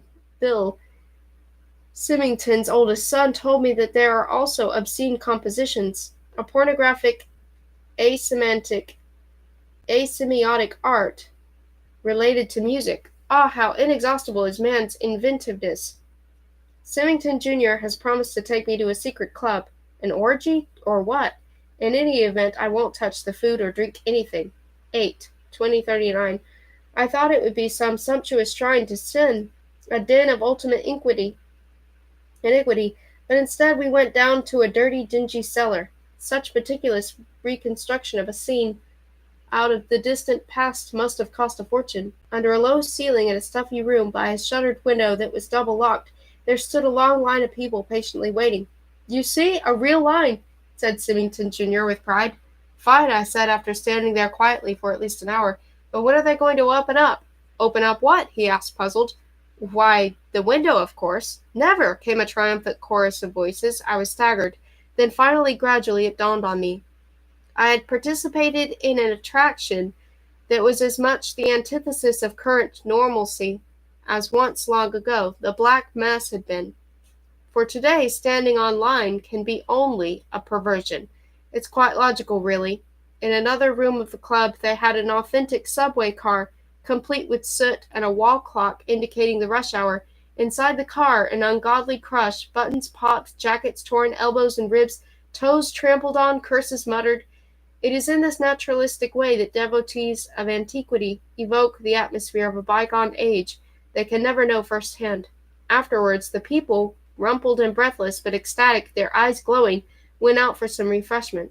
But I headed home holding up my pants and limping a little, though with a smile on my face, thinking about the naivete of youth, which always seeks its thrills in the out-of-the-way and hard to find. Yet hardly anyone studies history now. History has been replaced in the schools by a new subject called Hinsity, which is the science of what will be. How Professor Trottlereiner would have rejoiced to hear this, but alas, he is not here. 9/2039. Dinner with Councillor Crawley at the Bronx, a small Italian restaurant without a single robot or computer. Excellent Chianti. The chef himself served us. I was impressed in spite of the fact that I can't stand pasta in such quantities, even when flavored with oreganox and basilisk. Crawley is a lawyer in the grand style, who bemoans the present decline in forensic art. Eloquence and rhetoric are no longer needed, decisions being rendered by strict computation in the articles of the clauses involved. Crime, however, has not been rooted out as thoroughly as I thought. Instead, it has become unnoticeable. Major violations are mind-jacking, mental abduction, gene larceny, sperm bank robbery, particularly when sperm is pedigreed, perjured murder, where the defendant falsely invokes the Eighth Amendment, i.e. that the act was committed in the mistaken belief that it was vicarious or surrogate, if, for instance, the victim were a physicized or reviewer representation, plus 101 different kinds of psychic domination. Mind-jacking is usually difficult to detect. The victim, given the appropriate drug, is led into a fictional world without the least suspicion that he has lost contact with reality. A certain Miss Boddicker, desiring to dispose of her husband, a man inordinately fond of safaris, presented him on his birthday with a ticket to the Congo and a big game hunting permit. Mr. Boddicker spent the next several months having the most incredible jungle adventures, unaware that the whole time he was lying in a chicken coop up in the attic under heavy psychomization. If it hadn't been for the firemen who discovered Mr. Boddicker in the course of putting out a two-alarmer on the roof, he would have surely died of malnutrition, which, nota bene, he assumed was only natural, since the hallucination at that point had him wandering aimlessly in the desert. The mafia frequently employs such methods. One mafioso boasted to Councillor Crawley that in the last 6 years he had managed to pack away in crates, trunks, coops, kennels, attics, cellars, lockers, and closets, and often in the most respectable homes, more than 4,000 souls, all dealt with in the same manner as poor Mr. Boddicker. The conversation then drifted to the lawyer's family troubles. "Sir," he said with a characteristically theatrical sweep of the hand, "you see before you a successful advocate, a distinguished, much applauded member of the bar, but an unhappy father. I had 2 talented sons."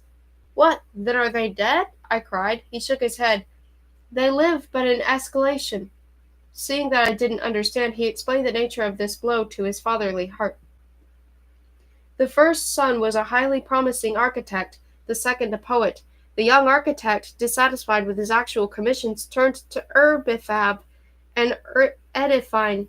Now he builds entire cities in his imagination, and the other son became similarly escalated, lyristen, sonnetal, rhapsodine, and now, instead of serving the muse, he spends his time swallowing pills, as lost to the world as his brother. "But what do they live on?" I asked. Well, you may ask. I have to support the both of them. Is there no hope? A dream will always triumph over reality once it is given the chance. These, sir, are the casualties of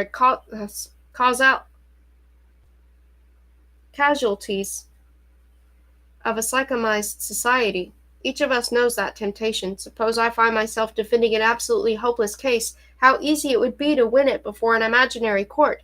Savoring the fresh tart taste of the Chianti, I was suddenly seized with a chilling thought. If one could write imaginary poetry and build imaginary homes, then why not eat and drink mirages? The lawyer laughed at my fears. Objection overruled, Mr. Ticky. No, we are in no danger of that. The figment of success may satisfy the mind, but the figment of a cutlet will never fill the stomach. He who would live thus must quickly starve to death. I was relieved to hear this, though of course sympathizing with the lawyer's loss. Yes, it's obvious that imaginary sustenance cannot replace the real thing. Fortunately, the very makeup of our bodies provides a check to psyche escalation. By the way, crawly pants too. I still haven't learned how universal disarmament came about. International confrontations are a thing of the past, though one does get now and then a small local auto brawl.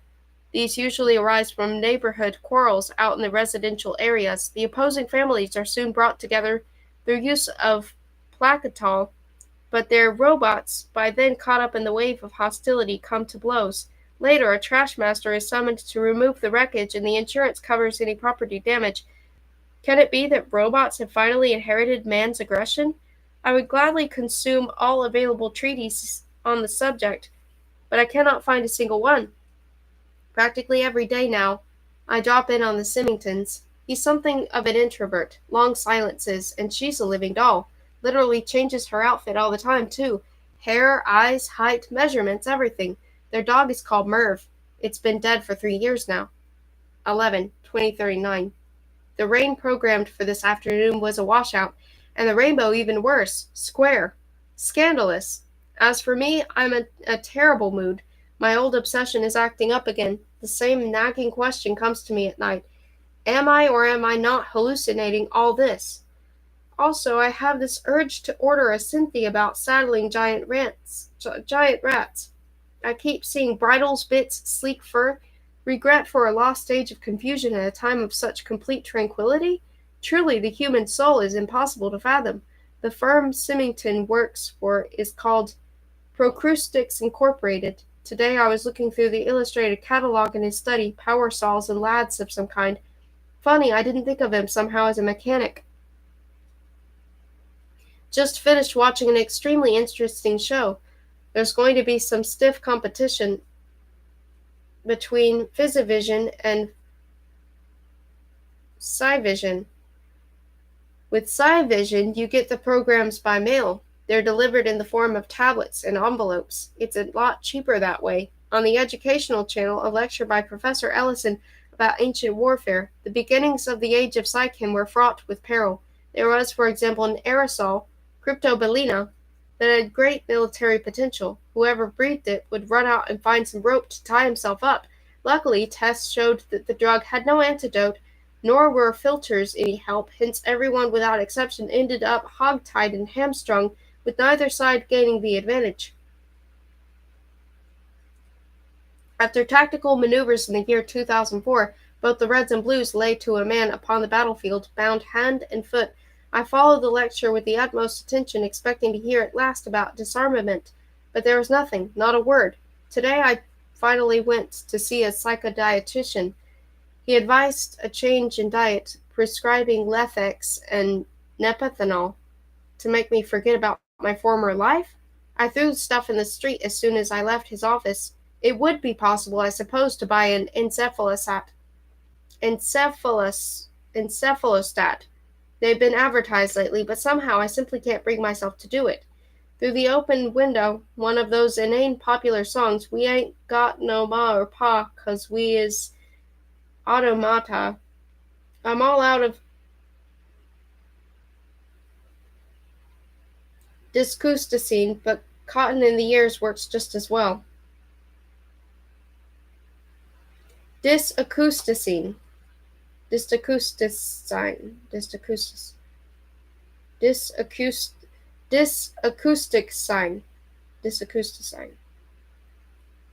But cotton in the ears works just as well. 13/2039. I met Burroughs, Symington's brother-in-law. He makes talking packages. Manufacturers these days have peculiar problems. A package may recommend the virtues of its product by voice only, for it is not allowed to grab the customer by the sleeve or collar. Symington's older brother-in-law runs a security door factory. Security doors open only at the sound of their owner's voice. Also, the ads in magazines animate when you look at them.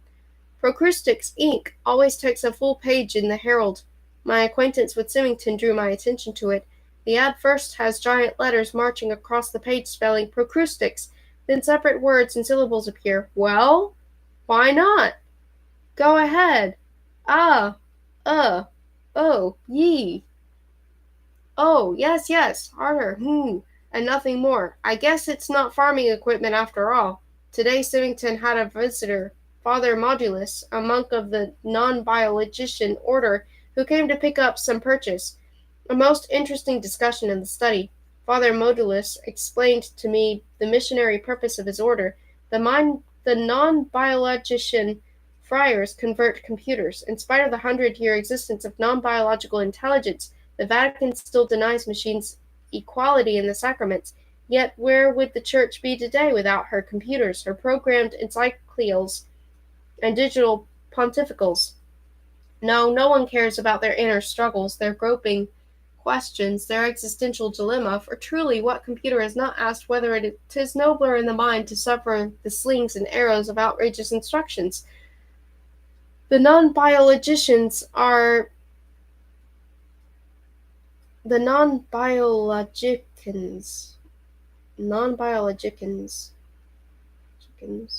non-biologicans are calling for the doctrine of intermediary creation. One of them, a certain Father Chassis, a translation model, is currently rewording the Holy Scriptures to make them relevant. Shepherd, flock, lambs, these are meaningless entries in the modern lexicon, while divine spark plug, ministering matrices, transmission everlasting and original sync speak powerfully to the imagination. Father Modulus has deep glowing eyes, and his steel hand is cold in mine.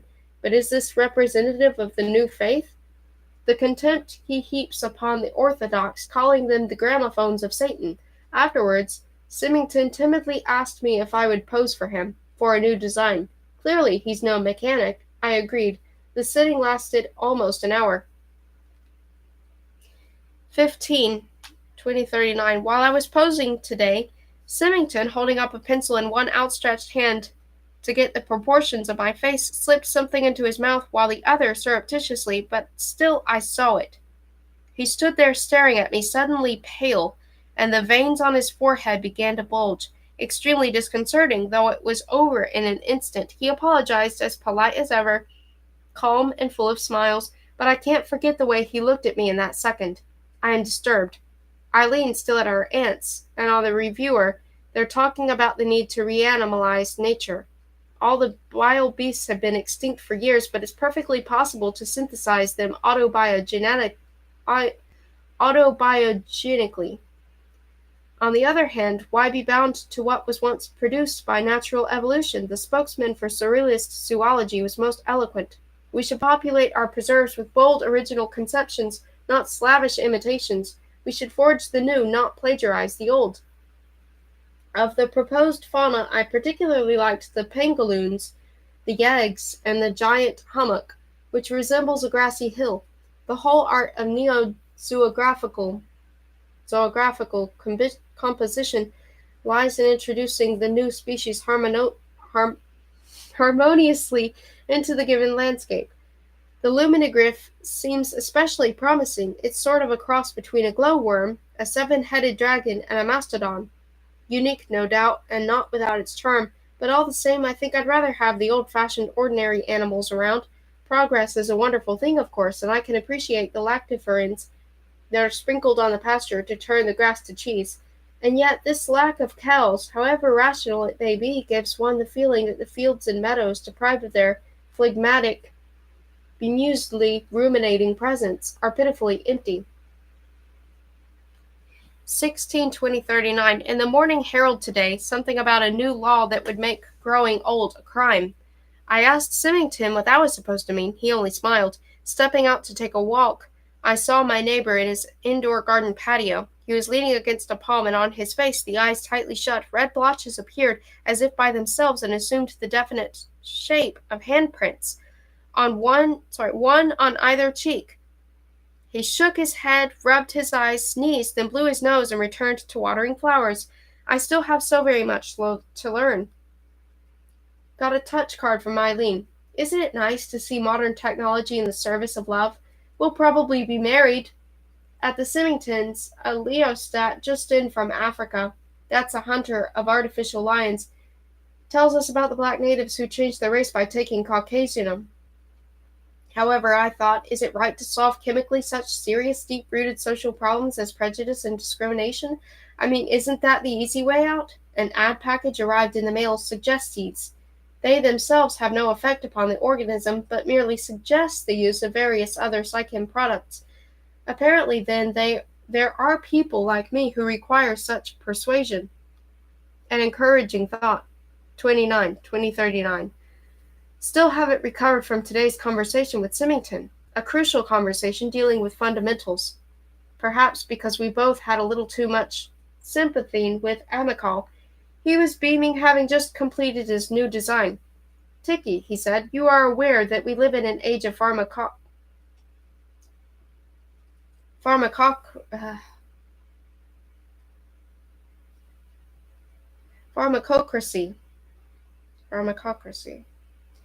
Bentham's dream of the greatest happiness for the greatest number has been achieved, but that is only one side of the coin. You will recall the words of the French philosopher. It is not enough that we are happy, others must be miserable. A cynical epigram, I said with a snort, but true. Do you know that we mass produce at Proustix ink? Our commodity is evil. You're joking. Not at all. You see, we have resolved a great dilemma. Now everyone can do unto others what he's always wanted to, without causing them the least harm. For we have harnessed evil, as medicine harnesses the microbe to inoculate and immunize. What was civilization ever, really, but the attempt by man to talk himself into being good? Only good, mind you. The rest had to be shoved somewhere out of sight under the rug. Which history indeed did. At times politely, at times policely, and yet something was always sticking out, breaking loose, overthrowing. But reason itself tells us to be good, I insisted.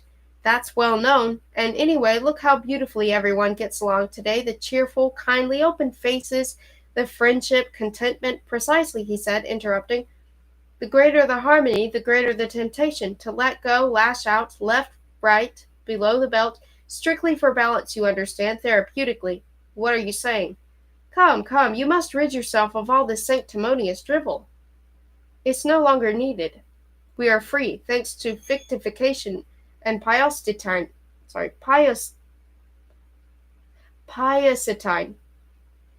To each according to his wickedness, all the evil his heart desires, all the misery, humiliation for others, of course, inequality, slavery, a punch in the nose, and after the women on horseback.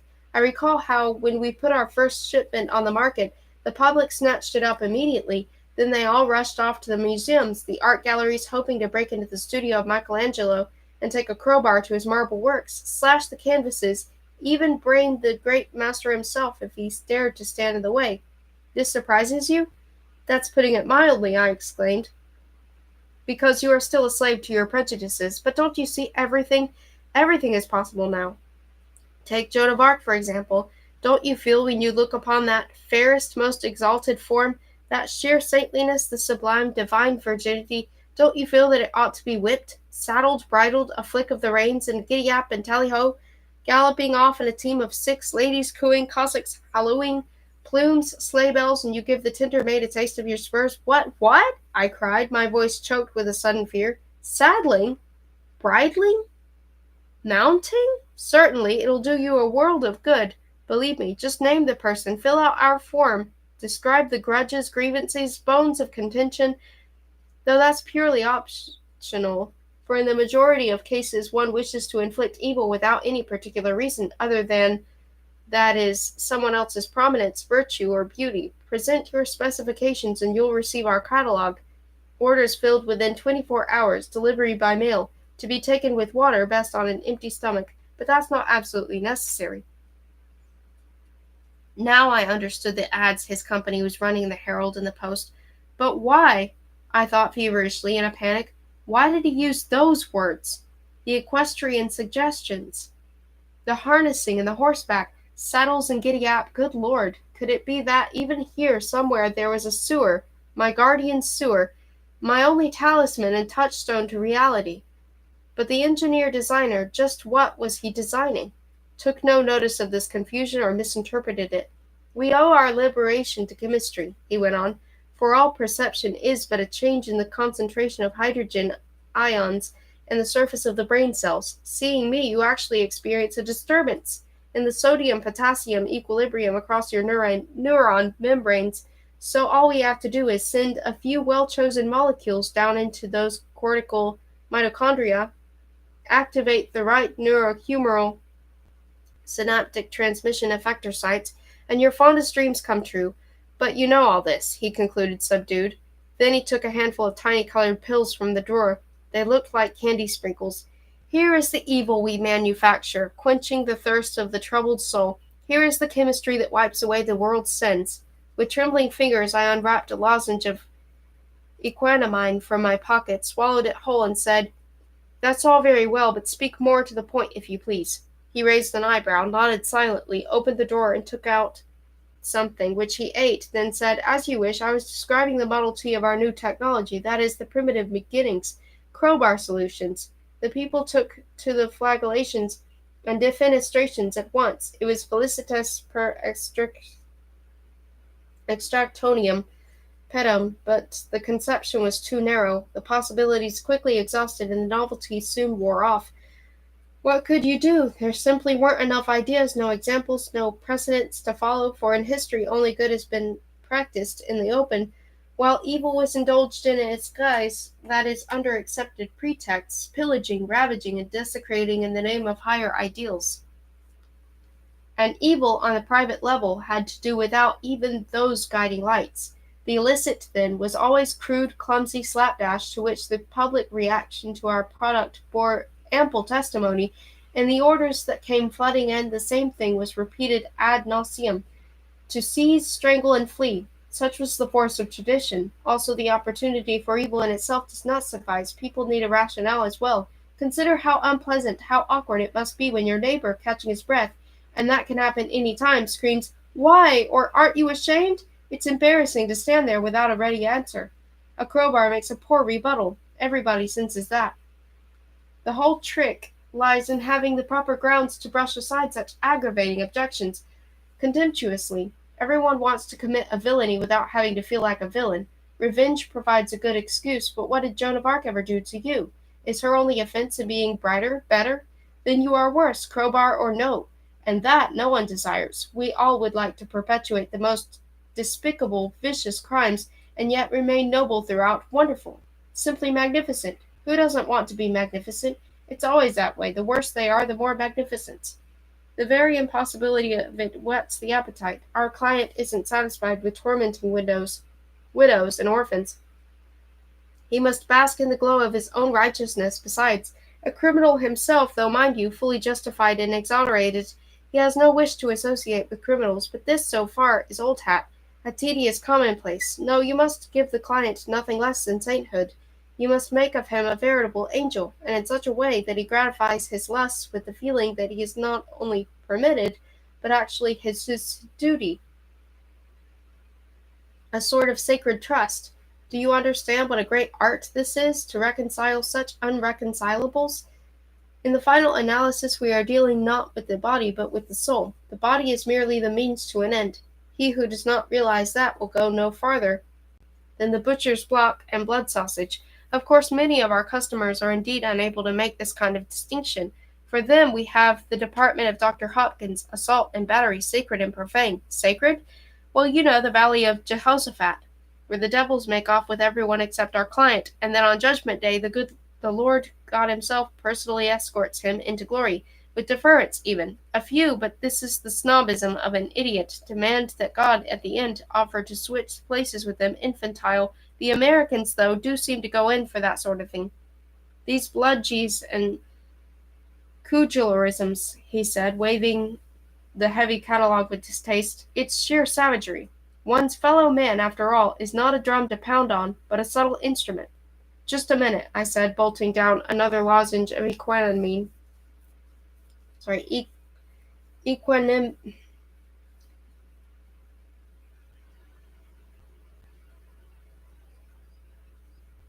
Equanimine.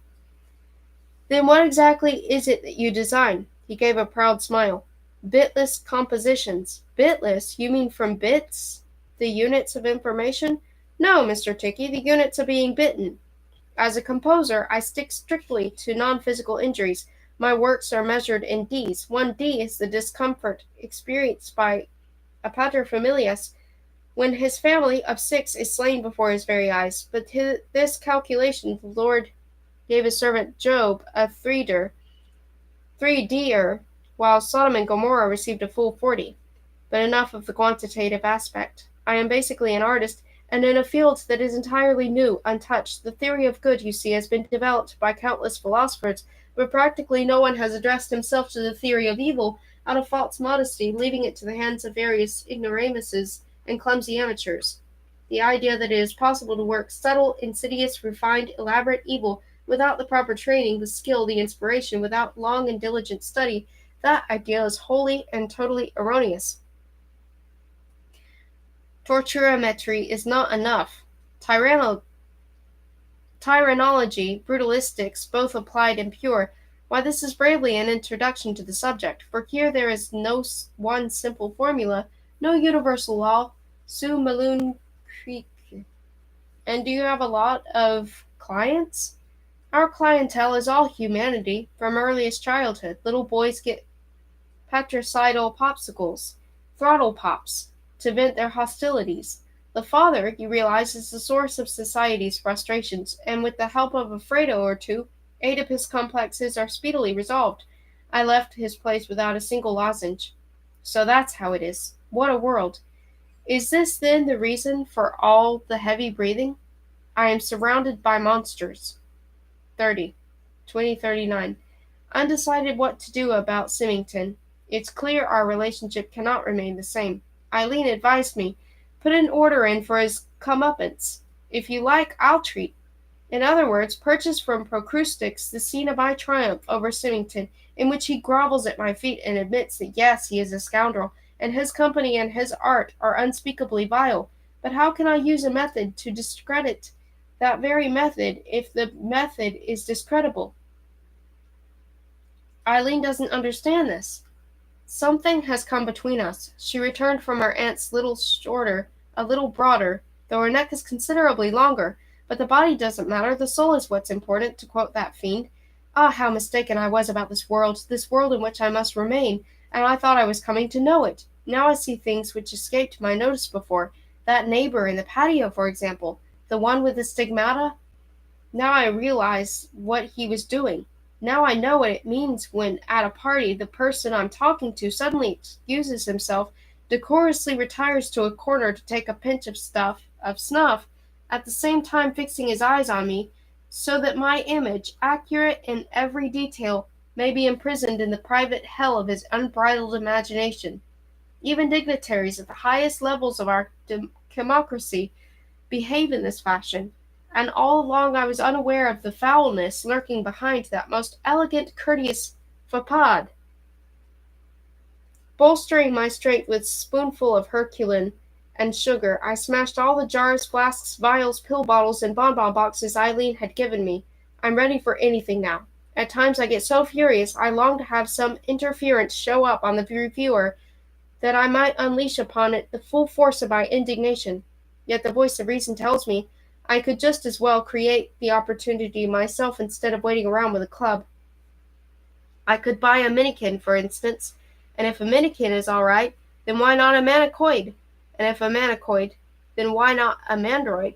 And if by all that's mechanical, a mandroid, then why not put an order in with Dr. Hopkins at Procrustix for proper retribution, wrath, and vengeance, a rain of fire and brimstone on this wicked world? But that's just it. I can't. I must do everything myself. Everything myself. Myself. 1. 2039. It's all over between us. Today she held out her hand, 2 pills, 1 black, 1 white, for me to choose, then and there. In other words, she can't even make up her mind naturally without psychem, and in such an important matter of the heart. I refused to decide. We got into an argument, which she intensified by taking recriminal. Accused me unjustly of stuffing myself with invectine before our confront. Her words. A difficult moment for me, but I stuck to my guns. From now on, I eat only at home and only food that I prepare myself. No more synthes, paradisiacs, leisure pudding. and I disconnected all my jolly joys. Don't need abstinin or teetotalin, no. A large bird with mournful eyes has perched outside my window looking in, casters instead of claws. The computer tells me it's called a lorry.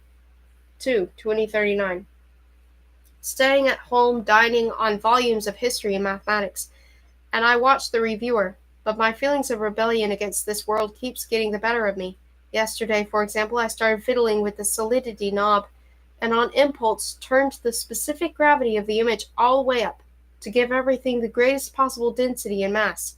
The announcer's table split beneath the weight of a couple of index cards containing the evening news, and he himself went crashing through the floor of the studio. Of course, these effects were confined entirely to my compartment and had no consequences, except that they reveal my frame of mind. Particularly irritating to me is the humor of the reviewer, the jokes, the comics, the modern gags. Why did the hemorph run off with his locket? He was pill-advised. Asinine, the very names the shows. The concuballoon on the erotorator. A shocker that begins with two deviants sitting in a dimly lit cafe. I switched it off, fed up. But what good is that if I could hear them singing the latest pop song on another channel next door? One swallow doth a summer make. It's not a pill I need, but a sewer to jump in. Here it is the 21st century and the rooms still aren't adequately soundproof. Today I began playing again with the PV solidity knob and finally broke it. Really, I must pull myself together and do something. But what? Everything exasperates me, the littlest thing, the mail even. I got an offer from that bureau on the corner to sign up for a Nobel Prize. They promise they'll put me at the head of the list as a visitor from the terrifying past. I'll go mad, I swear I will. And here's a shady-looking leaflet offering secret capsules you can't buy over the counter. Lord knows what they contain. A warning against dreamlaggers, pushers of prohibited synthes. Also an appeal not to dream spontaneously, primitively, au naturel, for it is a waste of psychic energy. Such touching concern for the citizen. I ordered myself a synthy about the 100 Years' War and woke up covered with bruises. 2039. Keeping to myself, living like a hermit. Today, while leafing through an issue of my new subscription to the quarterly National Augur, I was amazed to come across the name of Professor Turtlereiner. Again my worst suspicions were aroused. Is all this nothing but a dream, a tangled web of apparition and illusion? Theoretically, that's possible. Hasn't Psychomatics been promoting lately their strata pills, the multilaminars, which produce many-leveled fantasies? Suppose, for example, you want to be Napoleon at Marengo, but when the fighting is over, you're in no hurry to return to reality, so right there on the battlefield, Marshal Ney or one of the old guards hands you another pill on a silver tray. It's part of the hallucination, too, but that doesn't matter, for when you take it, the gates to the next dream open before you, and so ad libitum. Since I am in the habit of cutting Gordian knots, I swallow the telephone directory, and learning the right number, rang up the professor. It's him. We're to meet for supper. 2039. 3 in the morning, dead tired as I write this, and sick at heart. The professor arrived a little late, so I waited for him in the restaurant. He showed up on foot. I recognized him instantly, though he's a whole lot younger now than he was in the last century, and no longer wears glasses or carries an umbrella. He seemed moved at the sight of me. On foot? I asked. What, did your car balk? Sometimes they do. No, he said. I prefer to travel per pedis apostolorum. But he gave an odd little smile when he said this. The waiters finally rolled away, and I began to ask him what he was doing, but couldn't help dropping a word or two about my doubts concerning reality. There you go again, Tiki, with your hallucinations, he said with a sigh. I could just as well suspect you of being part of my dream. You were frozen? So was I. You were unfrozen? I also. Except that they unaged me in addition. You know, rejuvenex, desenescing, desenescenine. Not necessary for you. But without a couple of good stiff shots, I couldn't be a futurologian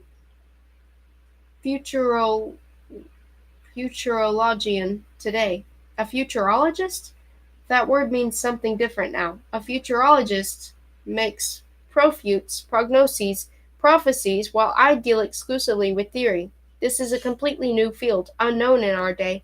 You might call it divination through linguistic derivation, morphological forecasting, projective etymology. Never heard of it. How does it work? To tell the truth, I had asked more out of politeness than curiosity, but he didn't seem to notice.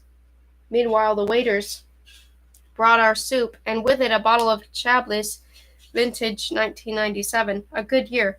Linguistic futurology investigates the future through transformational possibilities of the language, Trottle Reiner explained.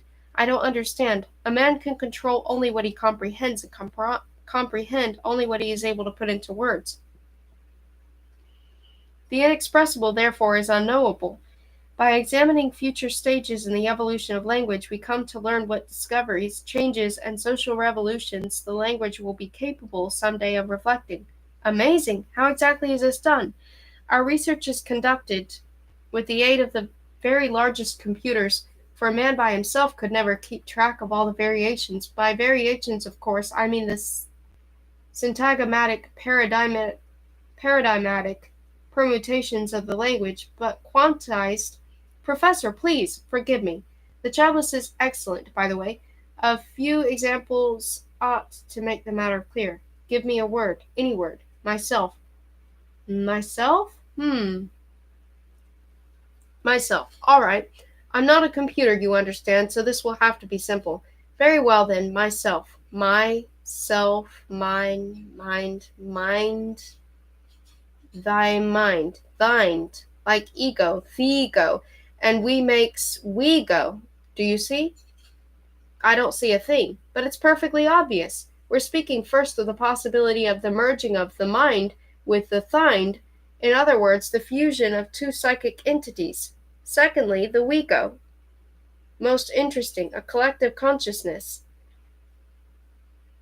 produced perhaps by the multiple dissociation of the personality, a migraine, in other words, please, foot, good. 1 foot, 2 foot, 3-footer, 4-footed, footing, footingly, footling, footage, befootery, footment, and footloose gets you footless, unfooted, defeated, defeatism, feetish, fetus, feedback, in foot, and outfoot. I think we're getting somewhere. Fetality, two-footitalitarianism. But these words had no meaning. At the moment, no, but they will. Or rather, they may eventually acquire meaning, provided footeries and defeatism catch on. The word robot meant nothing in the 15th century, and yet if they had futurolinguistics, then they could have easily envisioned automata. So what is defeatism? In this particular case, I can tell you precisely, but only because it isn't a prognosis, but something that already exists. Defeatism is a very recent concept, a new approach to human autoevolution.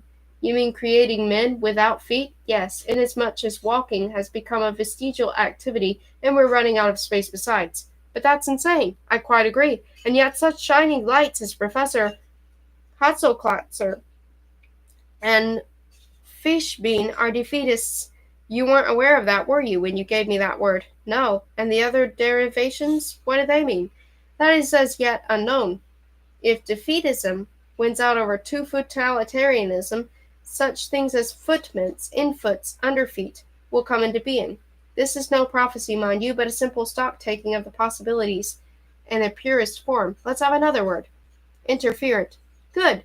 Inter and fero, fere, tuli, latum. It comes from the Latin, so we must seek a continuation in Latin. Floss, floris, interflorentrix. But of course, this is a virgin who has a child by an interferent, for it took her maidenhead. Where do you get the maidenhead? Floss, floris, flower. She was deflowered, you see. Though they'll probably say physogenitress or physistress for short, or simply reviewer wife, or that she interloped.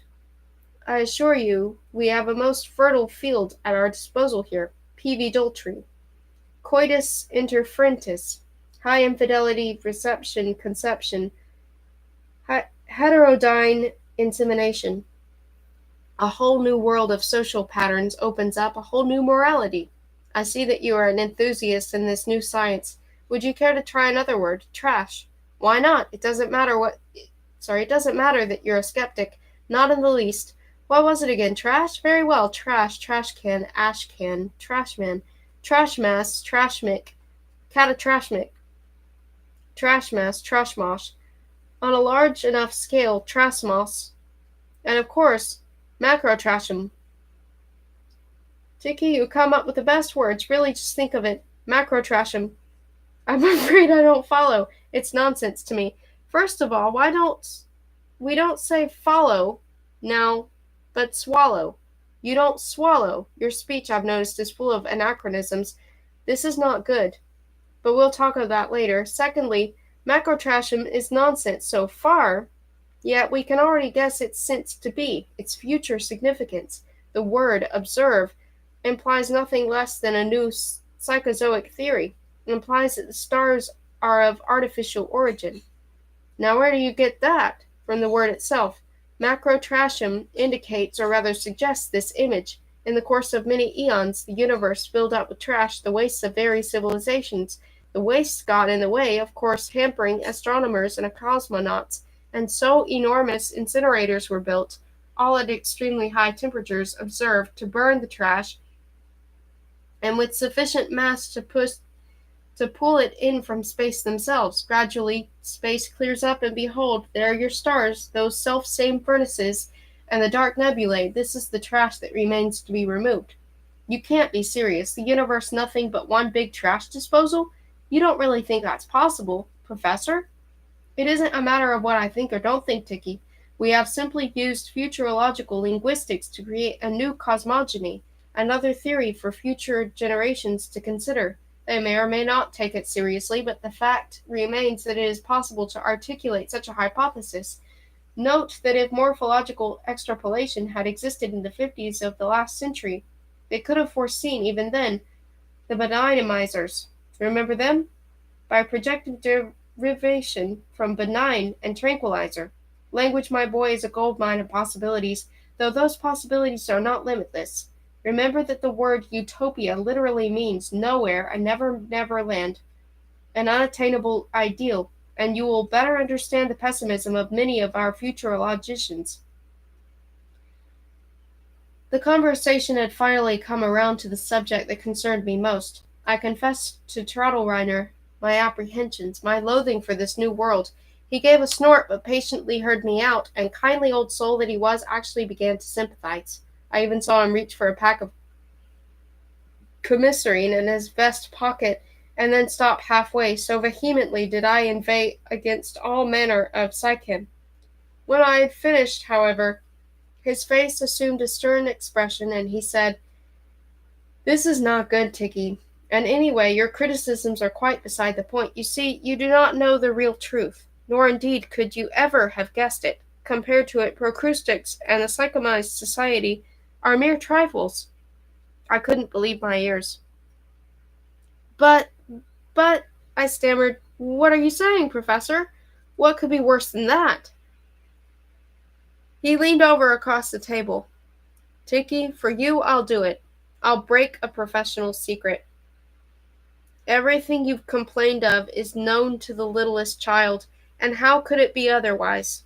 For progress was destined to travel this path the moment narcotics and early hallucinogens were replaced by the so-called psycholocalizers, drugs whose effects were highly selective. Yet the real revolution in experimental engineering took place only 25 years ago when mascons were synthesized. These psychotropes, whose specificity is so great they can actually influence isolated sites of the brain. Narcotics do not cut one off from the world. They only change one's attitude towards it. Hallucinogens, on the other hand, blot out and totally obscure the world. That you have learned from your own experience, but mascons falsify the world." "Mascons," I said. "I seem to know that word." Yes, those mechanical dogs they used to have at football games. But how does that tie in with this? It doesn't. The word is tasted on an altogether different meaning from mask, masquerade, mascara. By introducing properly prepared mask-ons to the brain, one can mask any object in the outside world behind a fictitious image, superimposed and with such dexterity that the psychomascinated subject cannot tell which of his perceptions have been altered and which have not. If but for a single instant you could see this world of ours the way it really is, undoctored, unadulterated, uncensored, you would drop in your tracks. Wait a minute, what world? Where is it? Where can I see it? Why, anywhere, here even. He whispered in my ear, glancing nervously around. Then he pulled his chair up and slipped me under the table a small flask with a worn cork, saying with an air of dark conspiracy, "This is up and Atom, one of the vigilanamides, a powerful countersomniac and antipsychotic agent, a derivative of dimethylethyl hexabutyl peptopet dimethylethyl hexabutyl peptopatinine. Merely carrying it upon your person, let alone using it, is a federal offense. Remove the cork and sniff, but only once, mind you, and carefully, like smelling salts. And then, for heaven's sake, control yourself. Don't panic. Remember where you are." My hands were trembling as I pulled the cork and lifted the flask to my nostrils.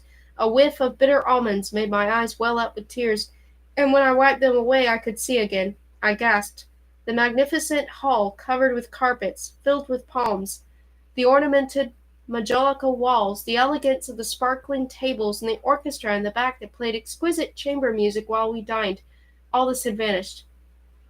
We were sitting in a concrete bunker, at a rough wooden table, a straw mat, badly frayed, beneath our feet.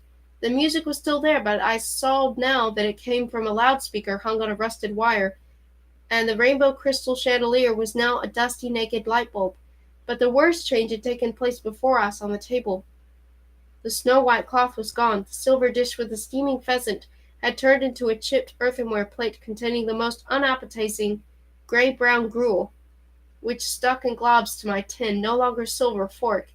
I looked with horror upon the abomination that only moments ago I had been consuming with such gusto, savoring the crackling golden skin of the bird and crunching, in sweet succulent counterpoint, the croutons, crisp on the top and soaked with gravy on the bottom, and what I had taken for the overhanging leaves of a nearby potted palm turned out to be the drawstrings of the drawers of the person sitting with three others right above us, not on a balcony or platform, but rather a shelf. It was so narrow, for the place was packed beyond belief.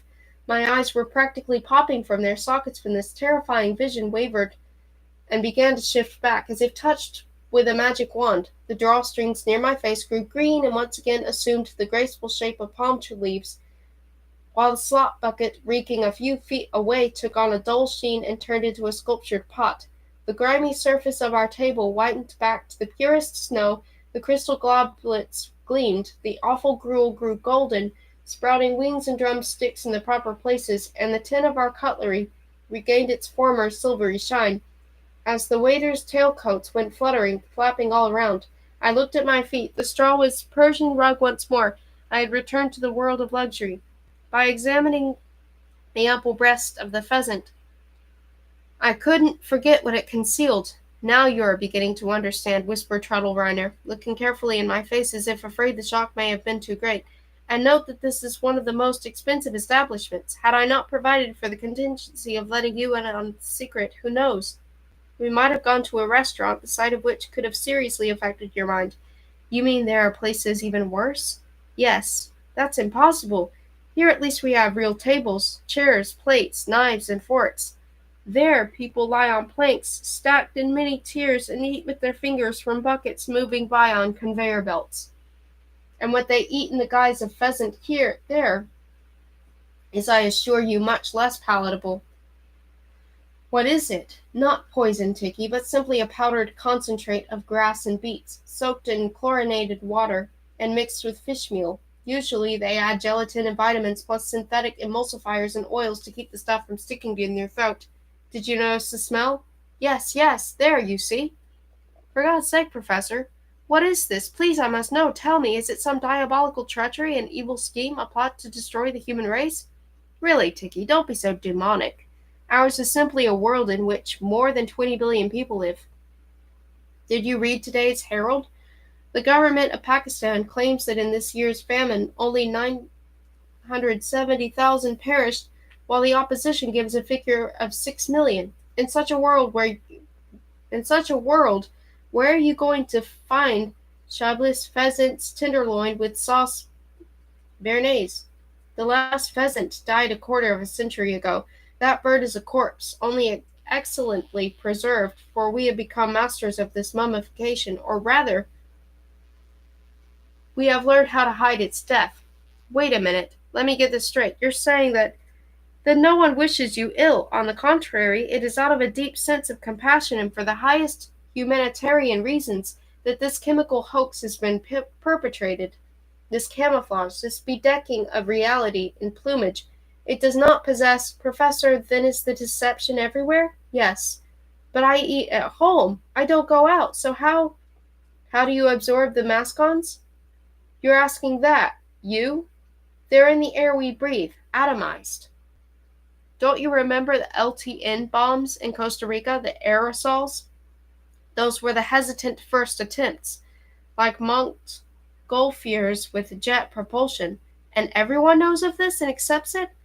Of course not. No one knows. But are there no rumors? Rumors there will always be. But remember, we have amnesol. There are things, my boy, that everyone knows, and things that no one knows. For democracy has its open as well as its secret side. The first depends upon the second. No, I can't believe it. And why not? Because someone has to look after these straw mats, and someone has to make the plates we're really using, and this pap that passes for food, and everything. Certainly, you're right. Everything must be manufactured and maintained. What of it? The people that do this, they see, they know. Nonsense, your reasoning is archaic. The people think they are going to a beautiful glass greenhouse orangery. Upon entering, they are given Vigilax and become aware of the bare concrete walls and the workbenches.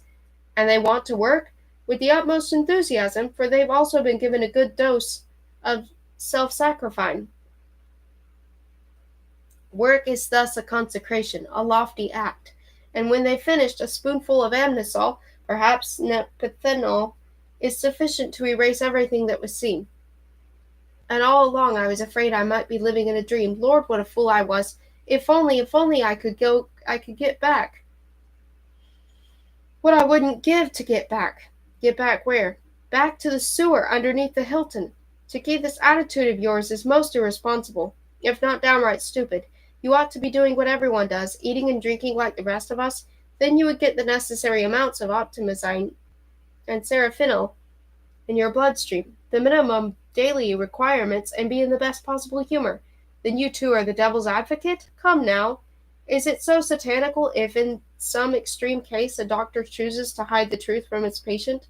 I say that if this is the way we must live, eat, exist, at least let us have it in fancy wrappings. The mascons work perfectly, with one single exception, so what is the harm in them?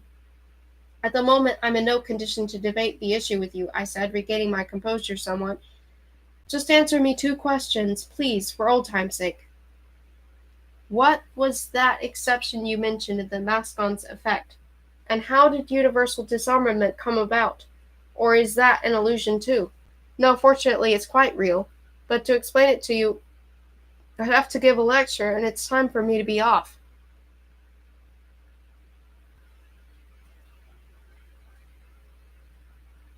We agreed to meet on the following day. As we parted, I repeated my question about the defect in the mascons. Go to the amusement park, said the professor. If you like unpleasant revelations, take a seat on the largest merry-go-round, and when it builds up speed, cut a hole in the canvas cover of your cabin with a pair of scissors. The cover is there because during gyration, the phantasma which the mascons create to substitute reality undergo displacement, as if the centrifugal force pulled aside one's blinders. Do this, and you shall see what then emerges from behind the painted lie.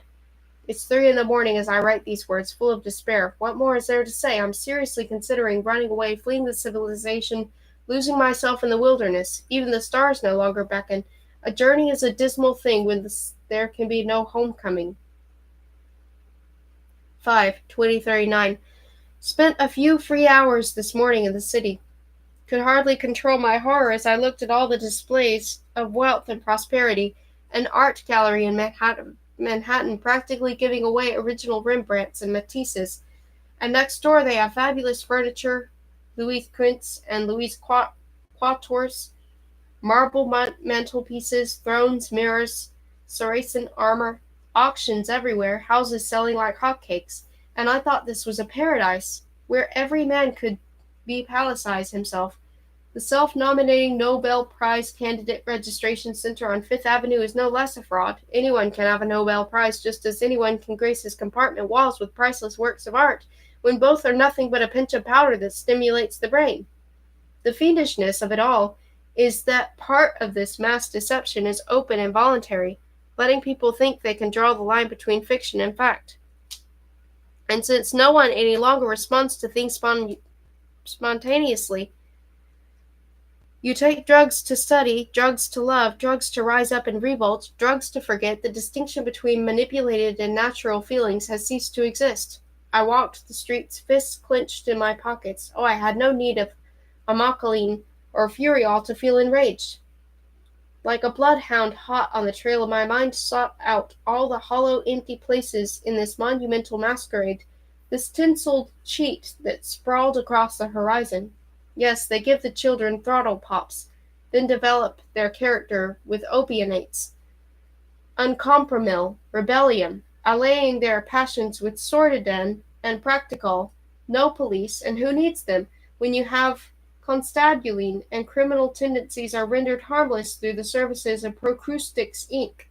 A good thing I steered clear of the Theopaterias, with their faith-giving, grace-bestowing, sin-absolving compounds, where with a gram of sacrosanctimonium you can be canonized on the spot. And while you're at it, why not a little dietary dietine?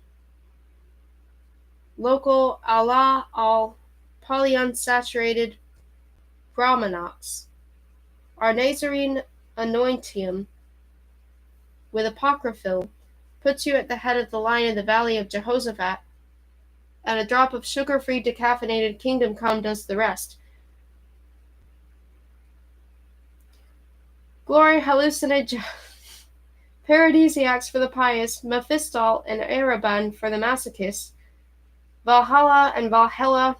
It was all I could do to keep from storming into a pharmacopoeia on the corner, where the congregation was kneeling devoutly, popping paternostrums and taking orosol like snuff.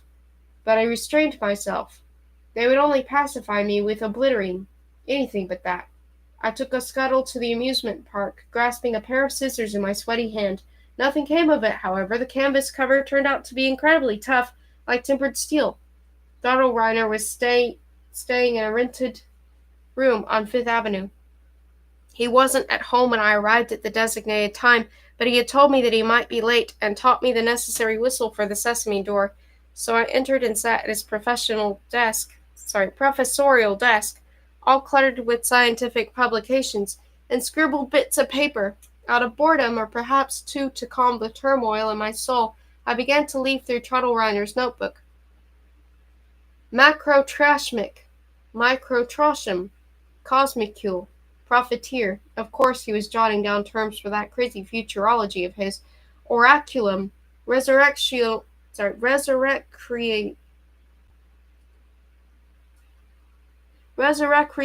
hall, howitzer, obstetronics, obstetron Bob. Well, yes, with the population explosion.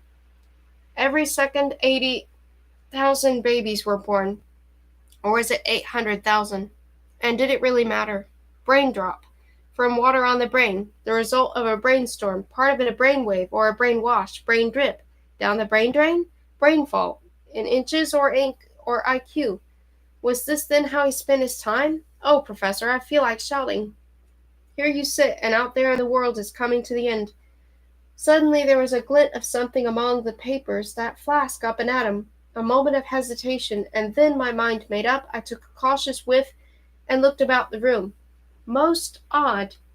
There was hardly any change. The bookshelves, the pill directories, the files, everything remained the same, only the Dutch tile stove in the corner, adorning the room with the gleam of its enamel, had turned into an old black pot-belly with a charred pipe stuck in the wall and the floor around it covered with cinders. I put the flask down quickly, as though caught in the act, for just then Trudelreiner whistled and walked in. I told him about the amusement park. He was surprised. He asked me to show him the scissors, nodded, then picked up the flask, took a sniff himself, and passed it to me. Instead of scissors, I was holding a rotten twig. I looked up at the professor. He seemed troubled, not as sure of himself as he'd been the previous day. He put his briefcase, full of conference gumdrops, down on the desk and sighed. Ticky, he said, you have to understand that there is nothing particularly sinister about this inflation in the mascons. Inflation? A number of things that were real a month or year ago, well, it's been necessary to replace them with illusions, inasmuch as the authentic articles are becoming scarce if not completely unobtainable, he explained, and yet I had the feeling that something else was preying on his mind. I took a ride on that merry-go-round last quarter, he went on, but couldn't guarantee that it's still there. In fact, it's quite possible that when you bought your ticket of admission, the diffuser gave you a squirt of carnival or carousel, which would, after all, be a lot more economical. Yes, Tiki, the realm of mankind's real possessions is dwindling at an alarming rate.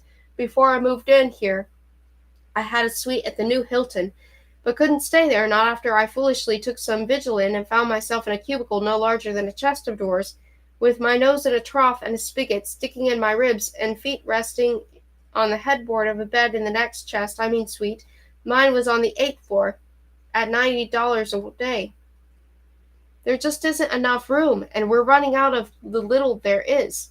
Research is now being done on the so-called spatial expanders, or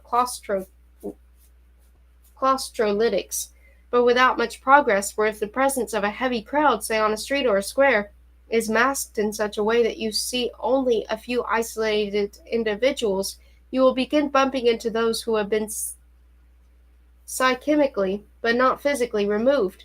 And this is the difficulty our experts so far have been unable to overcome. Professor, I was looking at your notebook. Excuse me, but what is this? I pointed to the page with the words multischizal and self-throng.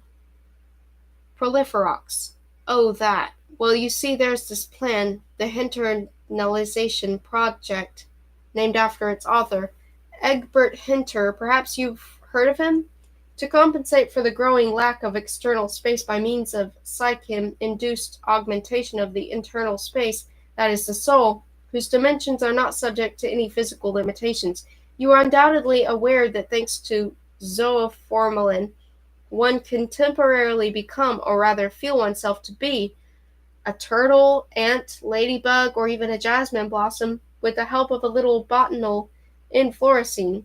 Subjectively, of course. It is also possible to undergo dissociation in 2, 3, 4 parts. When the number of personality splits reaches a two-place figure, you obtain a thronging effect, at which point we are no longer dealing with an ego, but a we-go, a plurality of minds in a single body. And there are amplifiers to intensify the inner life and give it precedence over the objective outside world.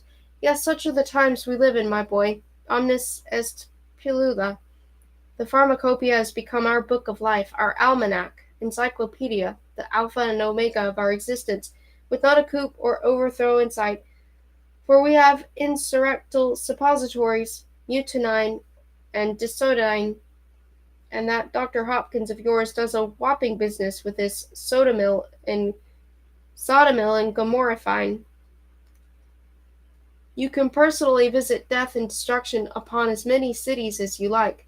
Promotion to God Almighty is also possible for $1.75. The latest art form is tingling, I remarked. I've heard, or rather felt, Kitchikov's scherzo, but can't say it had any aesthetic effect on me. I laughed in all the wrong places. Yes, that's not for the likes of us grandfather stiffs from another century, castaways in time. Chottle grew pensive, but then he shrugged it off, cleared his throat, looked at me in the eye, and said, Tiki, the Futurological Congress is convening now to consider the density of the human race. This is their 76th World Assembly. Today I sat in on the first organizational meeting, preliminaries to the preliminaries, and would like to share my impressions with you. Strange, I said. I've been reading the papers fairly carefully and haven't seen any mention of this Congress. It's a secret Congress, surely you understand. Among other things to be discussed are problems concerning masculination. Problems? Is something going wrong? Terribly wrong, exclaimed the professor. It couldn't be worse. Yesterday you were singing a somewhat different tune, I said. That's true, but look at my situation. Only now am I becoming acquainted with the actual state of affairs, and what I heard today, I'll tell you. But here you can swallow it for yourself. Out of his briefcase he pulled a thick bundle of candy cane up to the minute reports, tied together with multicolored ribbons, and handed it to me across the desk. Before you tackle these, a few words of explanation are in order. Pharmacracy is psychomocracy, founded upon absolute lubricacy. That is the motto of our new age. The reign of hallucinogens goes hand in glove with political corruption, to put it more plainly, and it is to this that we owe our universal disarmament. So at last time to learn just how that came about, I cried. It's quite simple, really. Bribery serves one of two ends, either to dispose of a defective or otherwise undesirable commodity, or else to acquire a commodity of which there is a shortage. Services may of course be included under the heading of commodity. For a manufacturer, the ideal situation obviously is to receive payment without giving anything in return. I suppose the actualysis was started by the scandals of malculators and mendicators. You must have heard of them. Yes, but what is actualysis? The breaking down, the eroding of reality.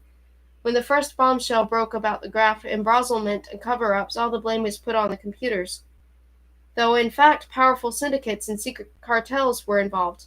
At stake was the terraforming, the making habitable of the planets, a vital undertaking for an overcrowded world. Enormous fleets of rockets had to be built. The climates and atmospheres of Saturn and Uranus had to be changed. How much simpler, then, to do all this on paper only. But surely that sort of thing would be quickly exposed, I protested. Not at all. Unforeseen difficulties arise. Unanticipated obstacles, snags, and new expenditures are required. Supplementary allocations, additional funding. The Uranus project, for example, $980 billion poured into it and no indication that so much as a single stone was touched. Supervisory commissions? Supervisory commissions don't have astronauts on them, and without the necessary preparation and training you can't very well go investigating other planets, so representatives were sent. Plenipotentiaries invoice, and these in turn relied entirely on the materials given them, receipts, photographs, statistics, and yet documents may be falsified, forged, or what is easiest of all, fabricated by mascons. Ah! Precisely. It was in much the same way, I imagine, that the simulation of weaponry began. After all, the private firms that received government contracts were out to make a profit too. They took billions and did nothing. That is, they produced the laser cannons, all right, the launchers, the anti-ballistic missiles, with sixth-generation multiple warheads, flying tanks, and boring torpedoes. But it was all troped. Come again? Psychotroped. Hallucinated. Why run nuclear tests if you have fungal gum? What's that? You chew it and see mushroom clouds. Anyway, the whole thing snowballed. What need is there to train soldiers in case of mobilization? Give them boot camp capsules. And what's the point of cultivating officers in expensive military academies? Don't we have strategized, tactical, maneuverium, commanderial? Studying Clausewitz all day is rough. Become a general with just one puff. Ever hear that saying? Never. No, because these drugs are classified, or at least unavailable to the general public. It's no longer necessary to call out the National Guard. All you have to do is sprinkle the right mask on over the troubled area, and the populace will see paratrooper units landing, Marines charging. Tanks, a real tank, like now costs $1 million, while a hallucinated one amounts to less than 1/100th of a less than 1/100th of a cent per person, or a centispector per spectator. A destroyer costs a dime. Today you could fit the whole arsenal of the United States inside a single truck. Caissons, cadaverons, bonbons, and solids, liquids, gases. I understand they even have an entire Martian invasion. It's specifically prepared scenario powder. Everything in Mascons? Just about. By degrees, the real army became superfluous. Only a few planes are left, I think, and who needs them? The process went like a chain reaction. There was no way to stop it, and that, my lad, is the whole secret behind disarmament. But disarmament is only part of it. Have you seen the new Cadillacs, Dodges, Chevrolets? Of course, they're not bad. The professor gave me the flask. Here, go to the window and take a look at your pretty cars with this. I leaned out over the windowsill. Seen from the 41st floor, the street was a ravine, and at the bottom of it ran a glittering river of automobiles, windshields, and polished tops flashing in the sun. I lifted the open bottle to my nose, blinked, wiped the tears from my eyes, and beheld a most unusual sight. Holding their hands out chest high and gripping the air like children pretending to be drivers, businessmen were trotting single file down the middle of the street. Now and then, between the close columns and rows of these gallopers, who were furiously pumping their legs and leaning back from the waist up, as if reclining in deep seats, a solitary car would appear, puffing and chugging along. Then the vapor wore off, the picture gave a shudder, straightened out, and once again I was looking down a gleaming procession of car tops, white, yellow, emerald, moving majestically across Manhattan. A nightmare, I said with disgust, but even so, pa orbi et orbi has been established, so perhaps it's worth it.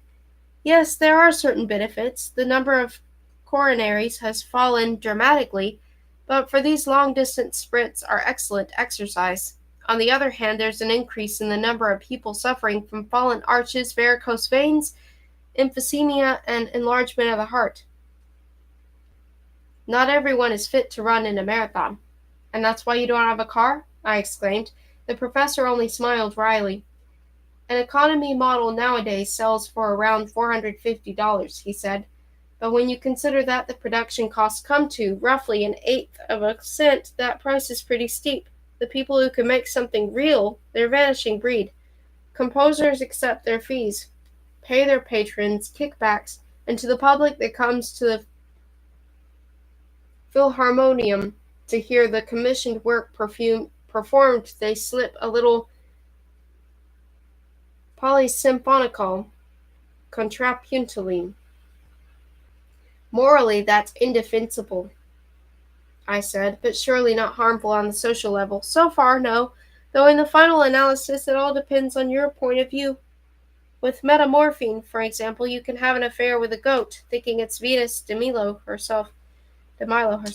Instead of scientific papers and conventions, congressil and decongressil. And yet there must exist some biological minimum, the bare necessities of life which no fiction can ever replace. One has to live somewhere, after all, eat something, breathe something. Meanwhile, actualysis robs us of one sphere of genuine activity after another, besides which we are getting a frightening accumulation of side effects. All these require the use of dehallucinides, supermascons, and fixators with dubious success. What are they? The dehallucinides? A new series. They create the illusion that there is no illusion, and at present they're given only to the mentally ill, but the number of people who suspect the authenticity of their surroundings is growing in leaps and bounds. The amnestives can do nothing against susurmices, or double doubts, for these are secondary fantasies, in other words, twice removed. You don't understand? Well, say someone imagines that he is only imagining that he doesn't imagine, or the other way around, a typical problem for modern psychiatry, what they call multi-stage paranoia. But the most ominous are the new mascons. You see, all these drugs, they take their toll on the organism. People's hair starts falling out, ears grow horny, chitinous, and tails begin to disappear again. Appear again, you mean it to say. No, disappear. Everyone has a tail for 30 years now. That was the result of orthographing, the price we had to pay for learning so quickly how to write. Nonsense. I was at the beach, Professor, and nobody has a tail. Don't be a child. The tails are masked, of course, with anticaudalus, which in turn causes discoloration of the nails and teeth, which is also masked naturally. Mascons operate in milligram amounts, but all told in an average person absorbs about 190 kilograms in the course of a year, which is easy to understand when you consider that it's necessary to simulate furniture, furnishings, food, drink, obedience from one's children, courtesy from officials, scientific discoveries, ownership of Rembrandts and scissors, ocean voyages, space flights, and a million other things, were it not for the confidentiality practiced by the medical profession. It would be known that every second inhabitant of New York is spotted, has greenish bristles growing down his back, thorns on his ears, flat feet, emphysema, with an enlarged heart from constantly galloping about. All this must be concealed, and that is precisely the function of the super mascons. Nightmarish! Is there no hope? Our Congress will entertain alternative hinsides. The experts are all saying that a radical change is imperative. At this moment, we have before us 18 proposals. To save the world?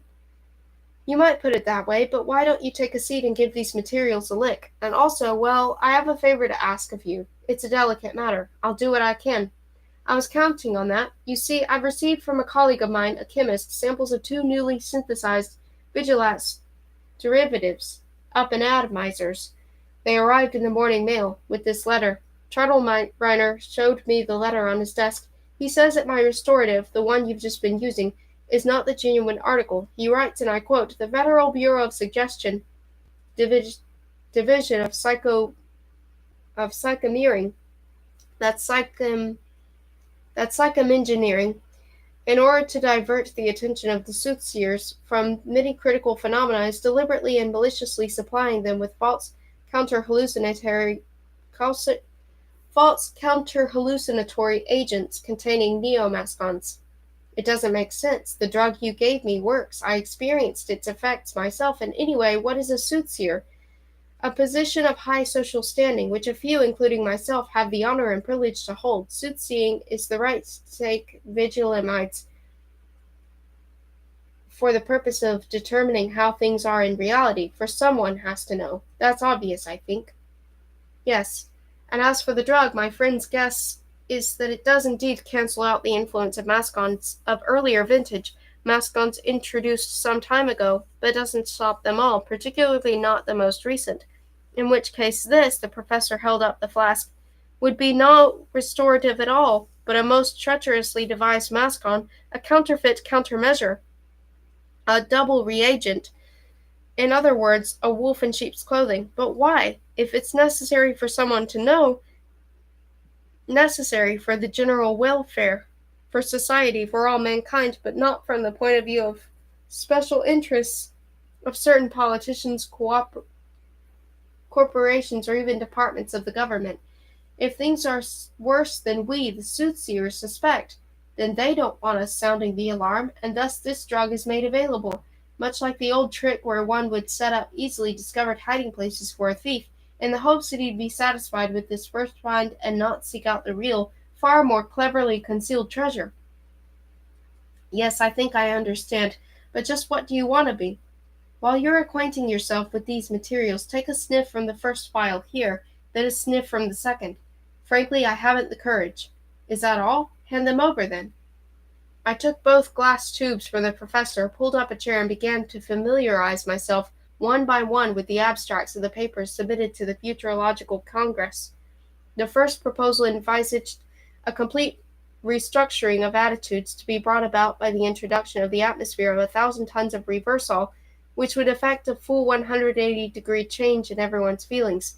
In the first phase, after the dispersion of the drug, comfort, abundance, delicious food, aesthetic objects, elegance, all such things would overnight become despised, while crowding, poverty, ugliness, and deprivation would be valued above all else. In the second phase, the mascons and super neo-mascons would be totally removed or neutralized. Only now would the people, confronted with the reality for the first time in their lives, find happiness, for they would have before them everything their hearts desired. One might even activate the exacerbans to worsen living conditions a little.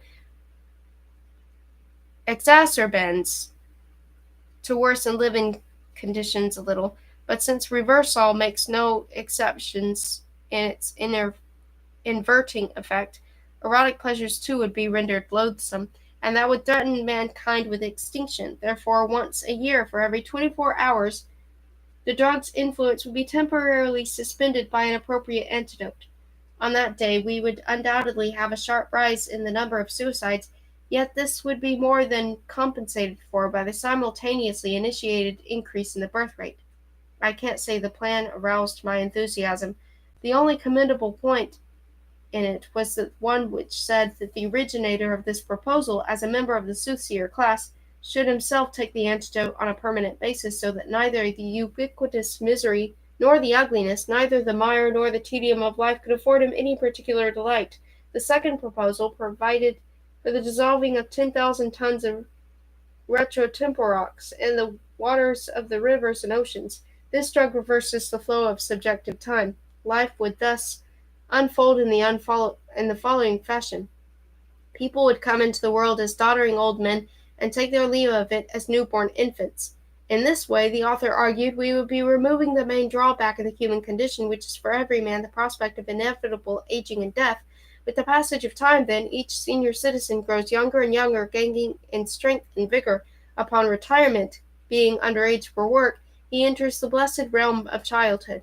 The humaneness of the proposal derived from that natural ignorance of the mortality of all living things which is characteristic of the very young. Of course, in actual fact, since this turning back in time was purely subjective, we would not be leading babies to the kindergartens, nurseries, and delivery rooms, but old men. The author wasn't too clear on what ought to be done with them after that, but only observed in a general way that they might be given suitable therapy at the National Euthanasium. Reading this raised the first proposal considerably in my estimation. The third proposal was long-range and far more drastic. It advocated ectogenesis, prostheticism, and universal transception.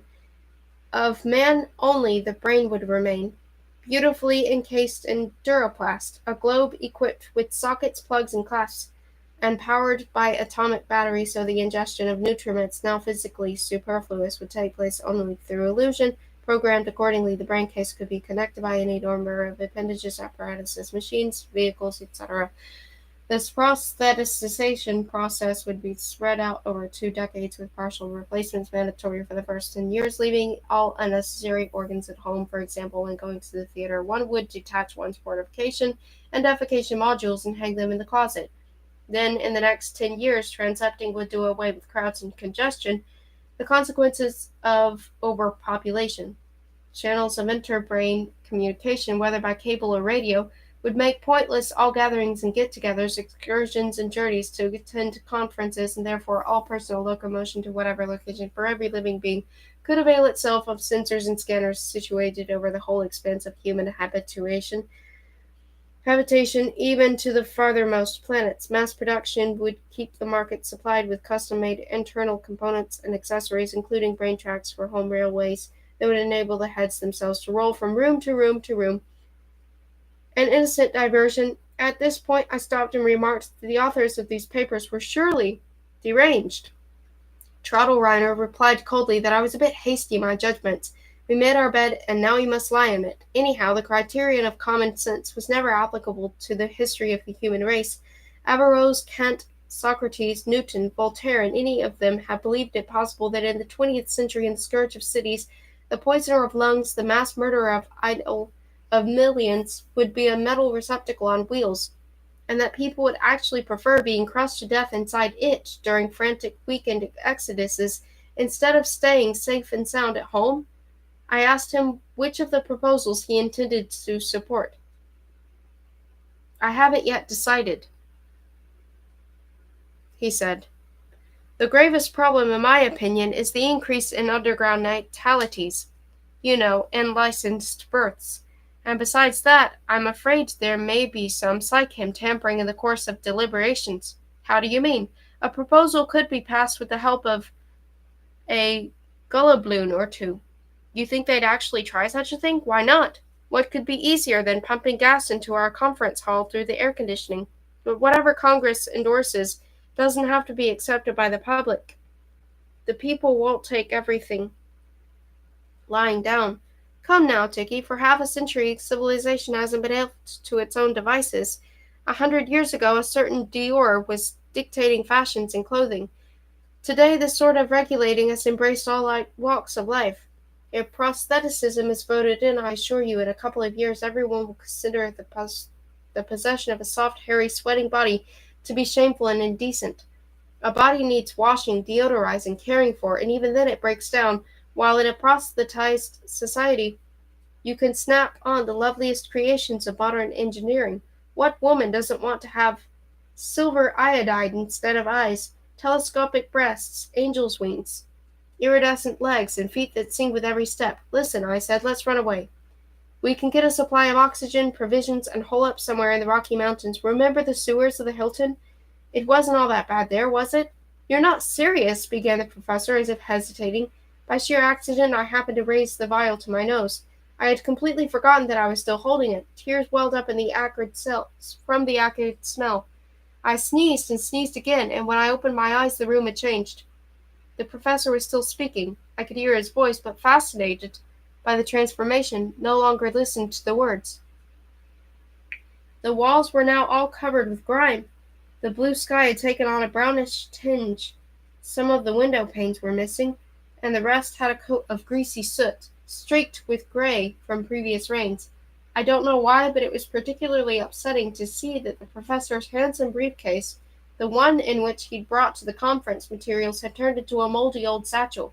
I grew numb. I was afraid to look at him. I peeked under the desk. Instead of his appliqued trousers and professorial spats, there were two casually crossed artificial legs. Between the wire tendons of the feet, bits of gravel were lodged, and mud from the street. The steel pin of the heel gleamed, worn smooth with use. I groaned. "What is it, a headache? Want an aspirin?" came the sympathetic voice. I gritted my teeth and looked up. Not much was left of the face. Stuck to his sunken cheeks were the rotting shreds of a bandage that hadn't been changed in ages. And evidently he still wore glasses, though one of the lenses was cracked. In his neck, in the opening of a tracheotomy, a vocoder had been inserted, carelessly enough, and it bobbed up and down as he talked. A jacket hung in mildewed tatters on the rack was his chest, and beneath the left lapel there was a gaping hole, lidded with cloudy plastic window. Inside, a heart, held together with clamps and staples, beat in blue-black spasms. I didn't see a left hand. The right, clutching a pencil, was fashioned out of brass and green with verdigreens. Sewn to his collar, a crooked label, on which someone had scribbled in red ink, "Barber 119 859 21 transplant 15 reject." I stared, eyes popping, while the professor, taking on my horror like a mirror, suddenly froze behind his desk. "I've changed, haven't I?" he croaked. The next thing I knew, I was struggling with the doorknob. "Tiki, what are you doing? Come back, Tiki," he cried in despair, struggling to stand up. The door swung open, but just then I heard an awful clatter. Professor Trottlereiner, losing his balance from an overly violent movement, had toppled over and fallen apart on the floor, hooks and hinges snapping like bones. I carried away with me the image of his helpless kicking, The flailing iron stumps that sent chips of wood flying, the dark sack of a heart pounding desperately behind the scratched plastic. Down the corridor I ran, as if driven by 100 furies. The building swarmed with people. I had hit on the lunch hour. Out of the offices came clerks and secretaries, chatting as they headed for the elevators. I elbowed my way through the crowd towards one of the open doors. But apparently the elevator car hadn't yet arrived. Looking into the empty shaft, I immediately understood why panting was so common a phenomenon. The end of the cable, long since disconnected, was hanging loose, and the people were clambering, agile as monkeys, up the vertical cage that enclosed the shaft. They must have had a lot of practice. Crawling up to the snack bar on the roof, they conversed cheerfully despite the sweat dripping from their brows. I backed off slowly, then ran on down the stairway that spiraled around the shaft with the climbers patiently scaling its sides. A few flights lower, I slowed down. They were still pouring out of all the doors. Nothing but offices here, evidently. At the end of the hall shone an open window looking out onto the street. I stopped by it, pretending to straighten my tie, and peered down. At first it seemed to me that there wasn't a living soul in that crowd on the sidewalk, but I simply hadn't recognized the pedestrians. The general splendor had disappeared without a trace. They walked separately in pairs, clothed in rags, patches, holes, many with bandages and plasters, some in only their underwear, which enabled me to verify that they were indeed spotted and had bristles, mainly on their backs. A few had evidently been released from the hospital to attend some urgent business. Amputees and paraplegics rolled around on boards with little wheels, talking and laughing loudly. I saw women with drooping elephant flaps for ears, men with horns on their heads, old newspapers, clumps of straw, or burlap bags carried with the utmost elegance and aplomb. Those who were healthier and in better condition raced on the road, cantering, prancing, kicking up their feet as if changing gears. Robots predominated the crowd, wielding atomizers, dosimeters, spray guns, sprinklers. Their job was to see that everyone got his share of aerosol. Nor did they limit themselves to that. Behind one young couple, arms around each other, hers were covered with scales, his with boils. There plodded an old clunker, methodically beating the levers over the head with a watering can. Their teeth rattled, but they were so perfectly oblivious. Was it doing this on purpose? I could no longer think. Gripping the windowsill, I stared at the scene in the street, its bustle, its rush, its industry, as if I were the only witness, the only pair of eyes. The only? No! The cruelty of this spectacle demanded at least another observer, its creator, the one who, without intervening in that grim panorama, would give it meaning, a patron, an impresario of decay, therefore a ghoul, but someone.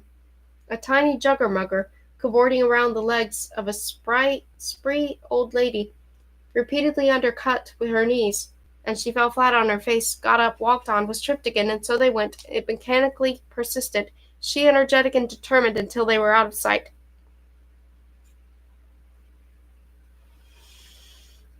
Many of the robots hovered over the people, peering into their mouths, possibly to check the effect of the sprays, though it didn't exactly look that way. On the corner stood a bunch of robots. Loiterants, dejects, out of some side alley came shifts of drudgers, cludgers, maniacs, and manicoids.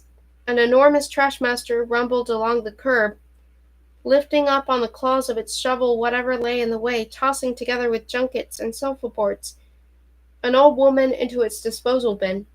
I bit my knuckles, forgetting that the hand held the other vial, the second vial, and my throat was seared with fire.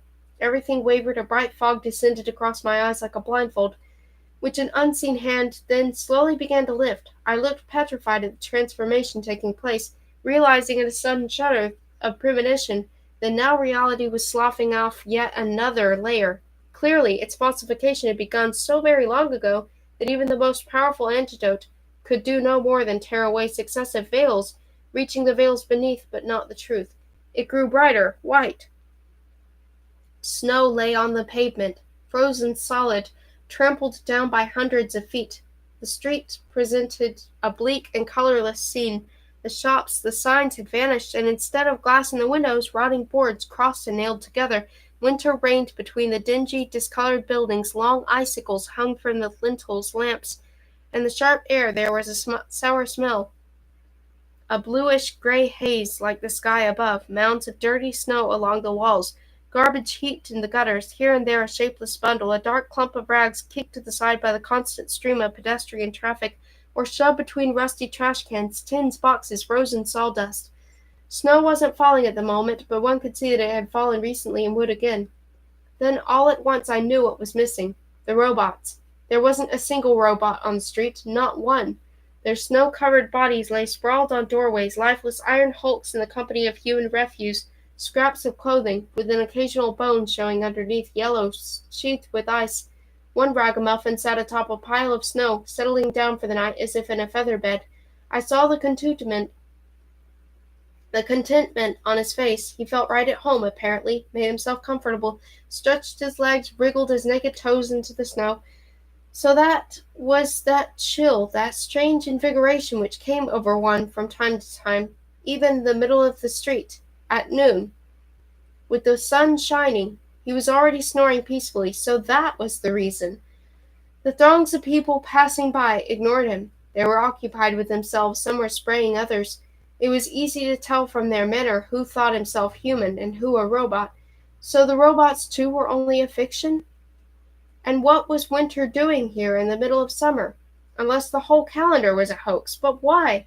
Sleeping in snow to lower the birth rate? Whichever, someone had carefully planned it all, and I wasn't about to give up the ghost before I tracked him down. I lifted my eyes to the skyscrapers, their pock-marked sides and rows of broken windows. It was quiet behind me. Lunch was over. The street was all that was left of me now. My new-found sight would be to no advantage there. I would be swallowed up in that crowd, and I needed someone alone I'd hide for a time like a rat. That was the most I could do, no longer safely inside the illusion, but shipwrecked in reality. Horrified, despairing, I backed away from the window, chilled to the bone, unprotected now by the lie of a temperate climate. I didn't know myself where I was going. Trying to make as little noise as possible, yes, I was already concealing my presence, crouching, skulking, furtively glancing over my shoulder, halting, listening, a creature of reflex, making no decisions, though I was certain that the fact I could see was plainly written on my face, and I would have to pay for it. I went down the corridor, and I was either the 6th or 5th floor. I couldn't go back to Throttle-Reiner. He needed help, but I had none to give him. I was thinking feverishly about several things at once, but mainly about whether or not the drug would wear off and I would find myself back in paradise. Strange, but the prospect filled me with nothing but fear and loathing, as if I would rather shivered in some garbage dump, with the knowledge that that was what it was, than owed my deliverance to apparitions. My way down a side passage was blocked by an old man, too feeble to walk. He gave an imitation of it with his trembling legs, and managed a smile of greeting even as he breathed his last, the death rattle already in his throat. So I went another way till I reached the frosted glass of some office. Complete silence inside. I entered through the swinging door and saw a hall with rows of typewriters, empty. At the other end, another door, half open. I could see into the large, bright room and began to retreat, for someone was there, but a familiar voice rang out. "Come in, Dickie." So I went in. I wasn't even that surprised that he'd been waiting for me, and I took it calmly, too. That there on the other side of the desk sat George P. Symington, Esquire, himself, in a gray flannel suit, a natty ascot around his neck, and a thin cigarillo in his mouth, and wearing sunglasses. He seemed to look at me with either amusement or regret, I couldn't tell which. "Have a seat," he said. "This will take a while." I sat. The room, with window panes intact, was an oasis of tidiness and warmth in the general neglect. No freezing draughts, no snowdrifts in the corners, a pot of steaming black coffee, an ashtray, a dictaphone, a hanging on the wall above his head, a few female nudes in color. Odd, though, that those photographed bodies should have no scales or bristles, and odd that which should strike me as odd. "Now you've done it," he said abruptly, "and note that you have only yourself to blame. The best nurse, the only soothsayer in the neighborhood, everyone doing his best to help you, but no, you had to go rooting around for the truth on your own." "Me?" I said, stunned by his words, and before I could gather my thoughts, before I could digest what he was saying, he snapped, "Please, no lies. It's a little late for that. You thought you were being so frightfully clever, parading out all those protests, those grievances of yours, those suspicions about hallucinating sewers, hotel rats, mounting, saddling, and did you really think such primitive inventions would serve their purpose? Only a grandfather stiff could be so incredibly stupid. I listened to him, my mouth hanging open. Then suddenly it hit me. Any denial would be in vain. He would never believe me, for he took my genuine obsessions for some sort of maneuver. In other words, that previous conversation in which he'd revealed to me the secrets of Procrustics, Inc., it was only to draw me out. That was why he'd used those words which threw me into such confusion at the time. Perhaps he thought that they were passwords for initiation into some anti-psychem conspiracy? My private fear of hallucination he read as a tactical move, a gambit. Yes, it was indeed too late for explanations, particularly now that the cards were on the table. You were waiting for me here? I asked. Of course. With all your initiative and enterprise, we were in full control throughout. No unmonitored rebellion can be permitted to threaten the status quo. The old man dying in the corridor, it dawned on me he too had been part of the system of barriers that led me here. A nice status quo, I said. And you're in charge, I suppose? Congratulations. Save your sarcasm for a more suitable occasion, he hissed. I had succeeded in touching on a score point. He was annoyed. All this time you've been looking for some diabolical plot. Well, let me tell you, my fine feathered defrostee, let me satisfy your curiosity here and now. There's no such thing. It doesn't exist. Do you understand? We keep this civilization narcotized, for otherwise it would not endure itself. That is why its sleep must not be disturbed, and that is why you will be returned to it. Oh, there's nothing to fear. For you this will not be only painless, but pleasurable. Our lot is far more difficult. We must remain awake to watch over you. A noble sacrifice, I said, for the common good, no doubt. If you value your almighty freedom of thought, he said coldly, then I would advise you to drop these snide remarks, for you'll only have to part with it that much sooner. Very well, then. You have something else to tell me? I'm listening. At this moment I am the only man in the whole state, besides yourself, who can see. What am I wearing on my face? He suddenly asked, as if to trap me. Sunglasses. Then you see as well as I, he said. The chemist who provided Tradelreiner with those antidotes has returned to the bosom of society and no longer harbors the least suspicion. No one must suspect. Surely you can understand that. Wait a minute, I said. It really matters to you, doesn't it, that I be convinced? But why? Soothsayers aren't monsters, he answered. We are prisoners of the situation, backed into a corner, forced to play out the hand that history has dealt us. We bring peace and contentment in the only way remaining. We hold in precarious balance that which without us would plunge into the throes of universal agony. We are the last Atlas of this world, and if it must perish, let it at least not suffer. If the truth cannot be altered, let us at least conceal it. This is the last humanitarian act, the last moral obligation. Then nothing can be done, nothing at all? I asked. The year is 2098, he said, with 69 billion inhabitants legally registered and approximately another 26 billion in hiding. The average annual temperature has fallen 4 degrees. In 15 or 20 years there will be glaciers here.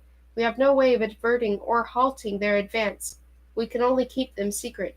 I always thought there would be ice in hell, I said, and so you paint the gates with pretty pictures? Exactly, he said. We are the last Samaritans. Someone had to speak to you from this place. It happens that I am that man. Yes, I seem to recall. Ecce homo, I said. But wait, now I see that what it is you're after. You want to make a believer of me. You want me to accept your role of eschatological anesthetist. When there's no bread, let them eat opium. But I don't understand why you're so bent on my conversion, which in any event I'm to forget completely. If the methods you employ are good, then what's the point of all this reasoning and argument? A few drops of credendium, a little squirt in my eyes, and I applaud your every word with enthusiasm. You have my full approval, my esteem, if those methods are good. Yet apparently you yourself are not convinced of their worth, preferring simple old-fashioned hot air and rhetoric, wasting words on me instead of reaching for the atomizer. Apparently you're well aware that the triumph of Psychum is a sham, and that you will be standing on the field alone, a conqueror with a bad case of heartburn. Yes, you wanted to win me over, then cussed me into oblivion. But it won't work. I say to hang with your lofty mission, and those whores on the wall who soften the burden of your saviorhood. You like them the good old way, I take it, without the bristles? His face was twisted with rage. He jumped up, shouting, "I have other drugs besides the heavenly delights. There are also chemical infernos." I stood up, too. He was reaching for the button on the desk when I cried, "We'll go together," and leaped for his throat. The momentum carried us, as I planned, to the open window. Then there were footsteps and iron hands trying to pull me from him, while he writhed and kicked, but we were on the sill now. I was pushing him, bending him back, gathering the last of my strength, leaping. The air whistled in our ears. We went head over heels, still grappling. The spinning funnel of the street rushed up. I readied myself for a bone-crushing blow at the impact. But the impact when it came was soft, black waves surging up and stinking, blessed waters closing over my head, then opening again. I surfaced in the middle of the sewer, wiping my eyes, gulping, choking on the foul swill, but happy, happy. Professor Truttlereiner, roused from his slumber by my ungodly howls, leaned out over the edge of the platform and offered me, like a brotherly hand, the handle of his tightly wound umbrella. The thunder of the LTN bombs was dying down. The Hilton managers were all spread out in a row on their inflatable reclining chairs, inflatable. The concubaloons and the secretaries were carrying on most provocatively in their sleep. Jim Stantor, snoring, turned over in his side and nearly smothered a rat that was nibbling at the chocolate in his pocket. Both were frightened. Meanwhile, Professor Drinkenbaum, the methodical Swiss, was squatting next to the wall, and by the yellowish glow of the flashlight making corrections in his paper with a fountain pen. Then it occurred to me that this intense activity of his was heralding the beginning of the second day of the deliberations of the Futurological Congress, and I burst into such violent laughter that the manuscript slipped from his hands, hit the dark water of the splash, and floated away, off into the unknown future.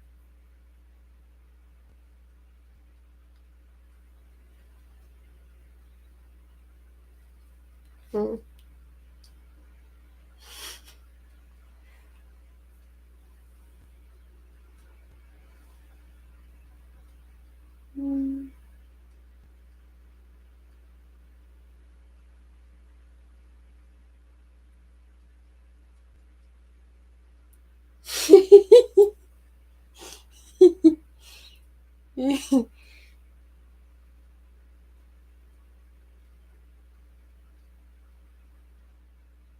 The movie is really good.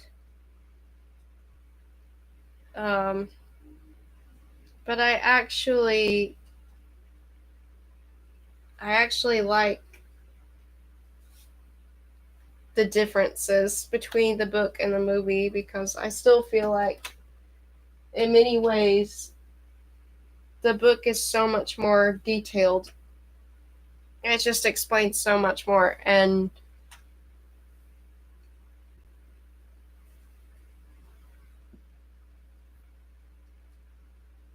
I almost feel like with the movie, like maybe there are parts that they didn't want to put into the movie because maybe they were trying to avoid people comparing it to the Matrix. Maybe. But I mean, it does kind of remind me of the Matrix, except not. Um, it also kind of reminds me of Max Headroom, sort of.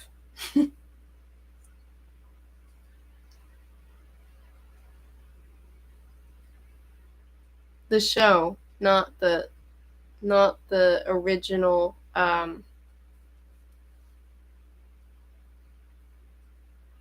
Max Headroom as a music TV host, but the actual science fiction series that came later.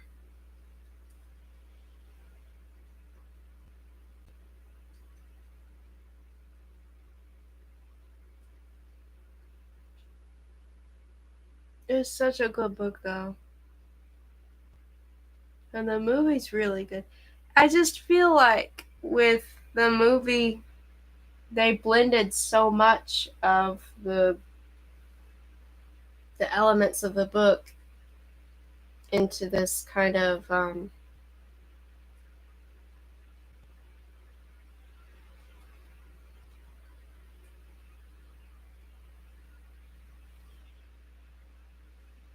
I mean, it's meant to be kind of dreamlike in a way, but I feel like with the movie, they went so far with that whole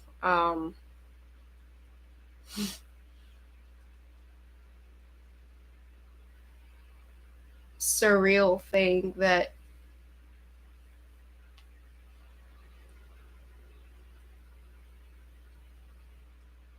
it's like you forget that it's as deep as it actually really is. And I think that's the cool thing too about the book is that it starts off in this really satirical way and just like this crazy comedy, and then the more it delves into the insanity, the more it delves into this crazier culture, it's like the more it actually starts to become more profound and more deep, and it's like it starts to actually seem more sane the more crazy it is, which is very interesting.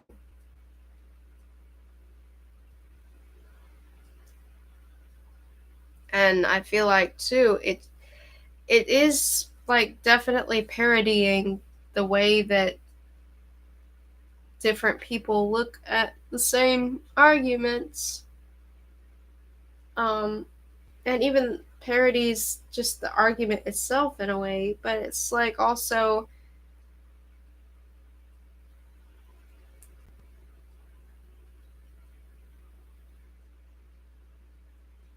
it just looks at it from so many different sides, and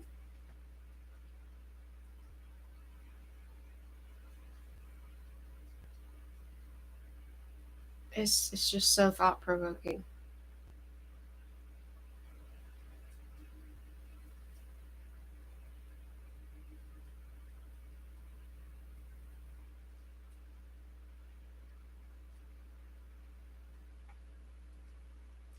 I believe that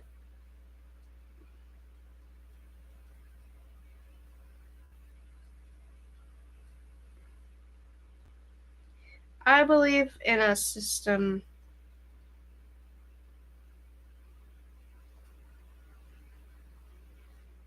is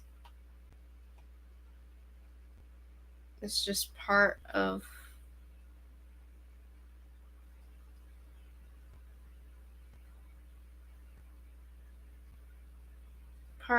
what human nature is, um, over time,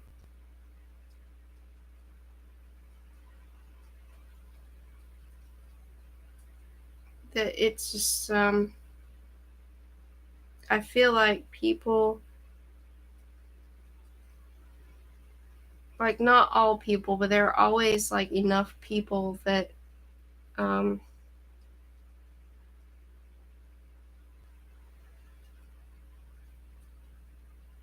that are more driven to acts of violence and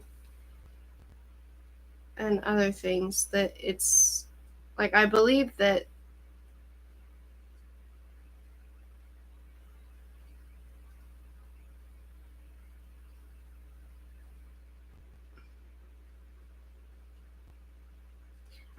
the world can never become too full,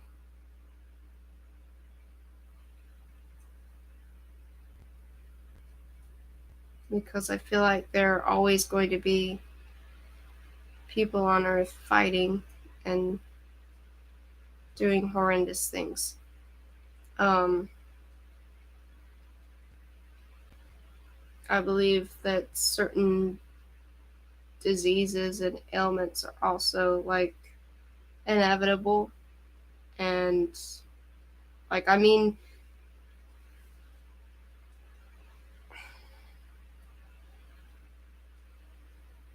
like plagues and all kinds of stuff. Like I believe that certain things um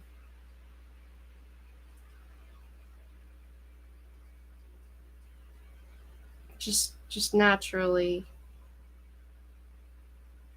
I don't really believe that it's possible for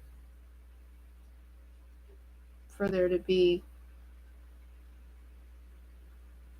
true overpopul true overpopulation. Like, I don't actually believe that, because of wars and famine and disease uh,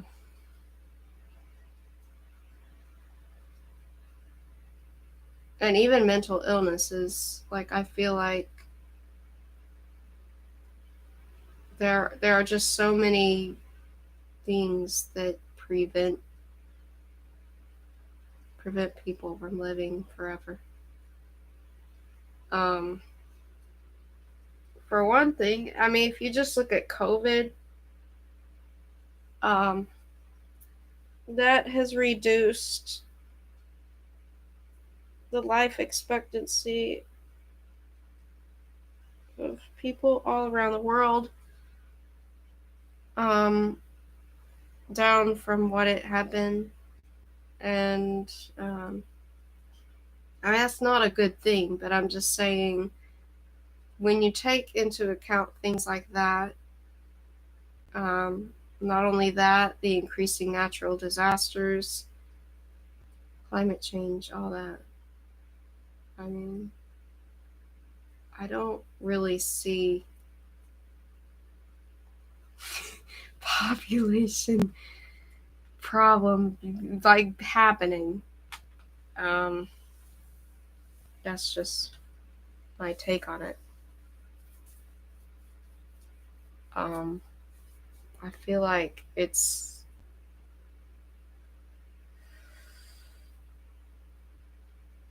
like it's kind of embedded in nature, like in nature and in humanity, that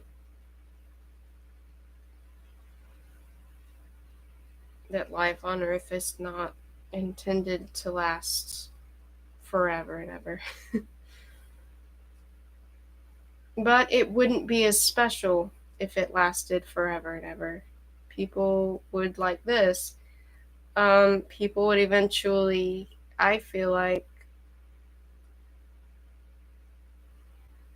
become corrupt and become. It's like nobody sane would be left. Evil would become like, people would just become so evil the longer they lived. Yeah,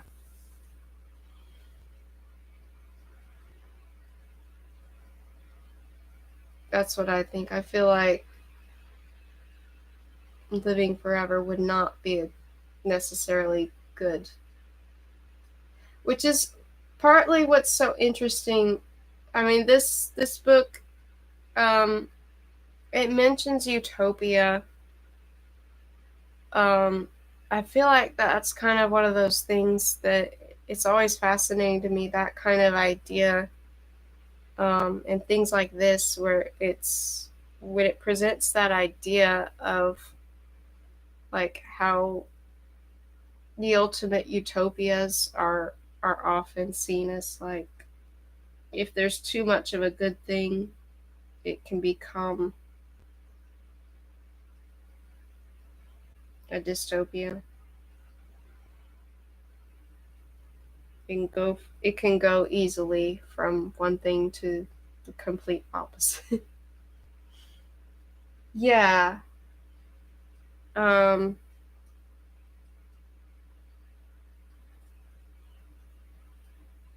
I mean, yeah, it's true. It's like, it's wonderful, for instance, having a state of like euphoria and happiness and security and all of that. Um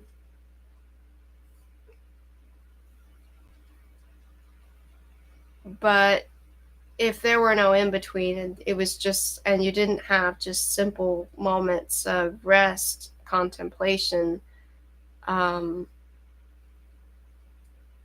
contentment, um, then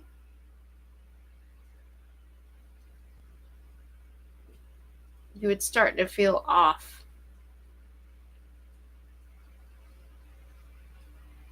like kind of like how it's describing it when he first has when he first experiences the thing of his emotions being like nothing but love and generosity and self-sacrifice. um it's like that.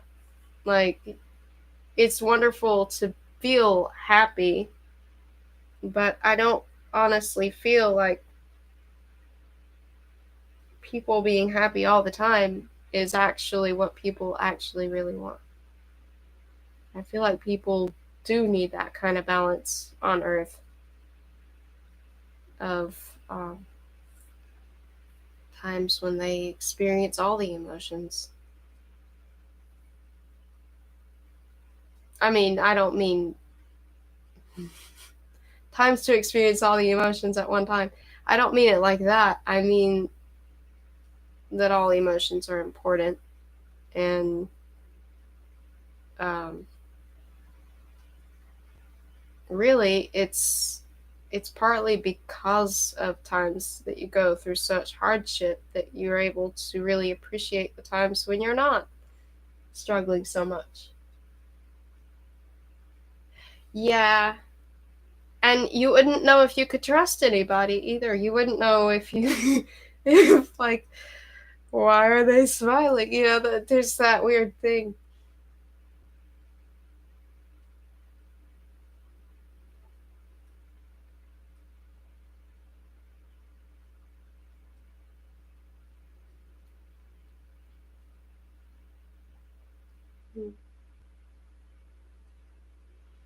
It's just such a cleverly written book too.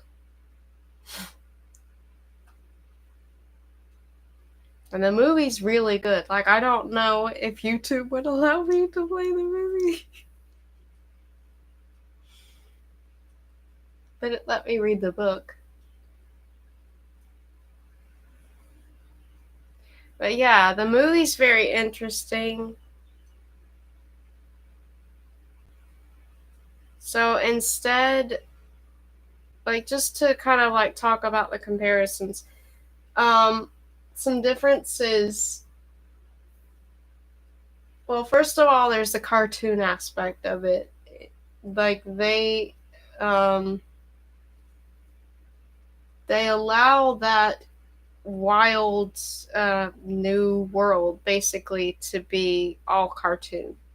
So from the moment that, and they have it not being actually, I don't think she actually sniffs, or maybe she does. I don't remember if she inhales it, or if, I think it's her drinking it, like that, like little vials that she drinks.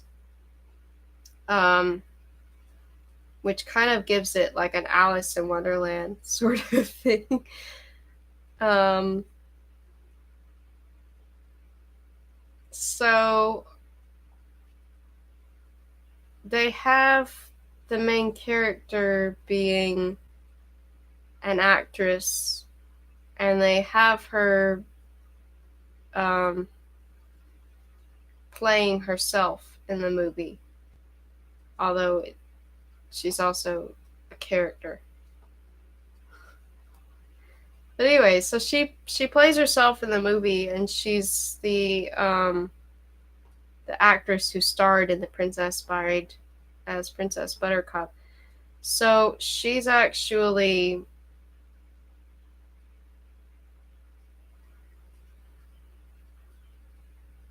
like, before it jumps into the part where it starts adapting the book, it begins with um, like her being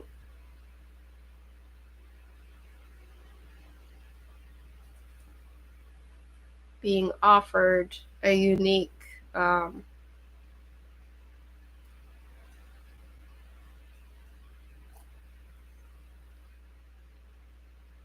do you call it? A unique offer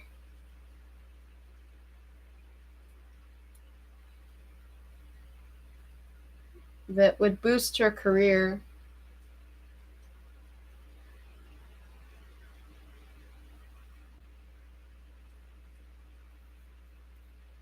and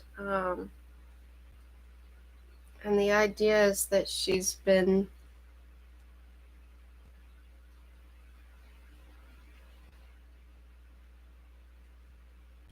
wanting to raise money to help her child or something. I don't remember. There's something going on with her son, and that's partly why she wants to do this, is for her son or something. And so she agrees to let these people 3D scan her and 3D scan her entire emotions too.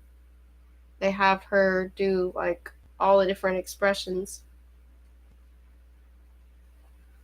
Yeah, in a way, like dealing with the devil.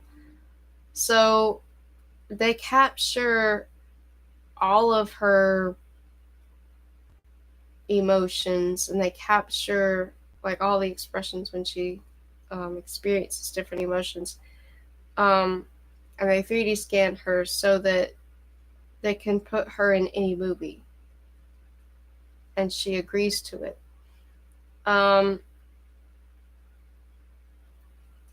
and so she becomes super famous from it, but she can't control what they're doing with her scanned acting in things.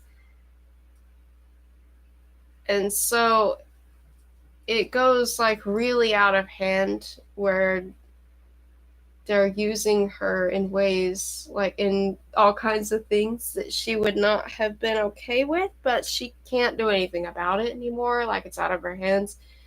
And then she is invited to the Congress.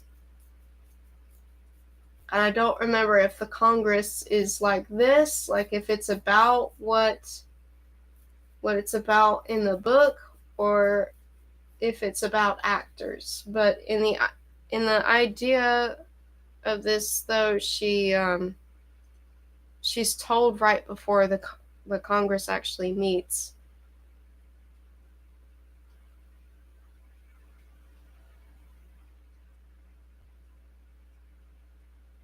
that people will be able to become whoever they want to become. Like, they could become her if they wanted to, just by drinking a vial of something.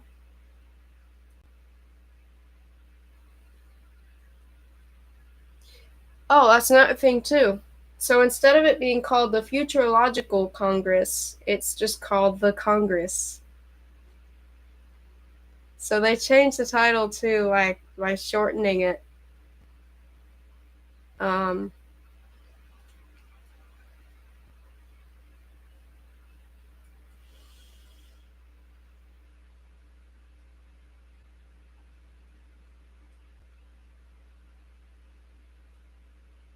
it's like a really trippy movie, as you can guess from just the book. But it's still, it's so fantastic.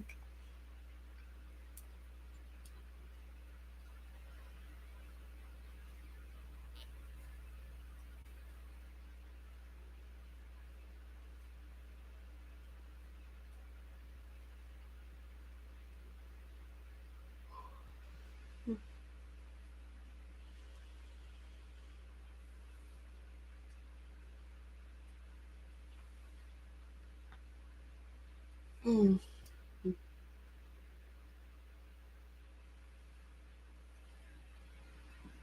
Oh,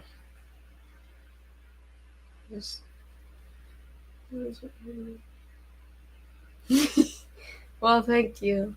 I enjoyed reading it the second time. There is a lot that I forgot about in it. Um,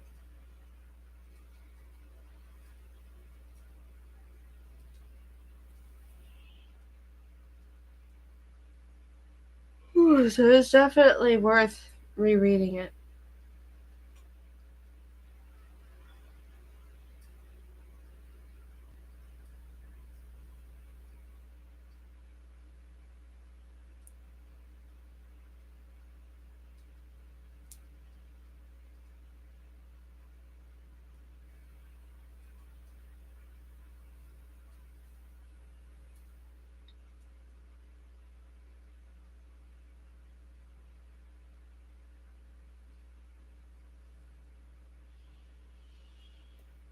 Mm.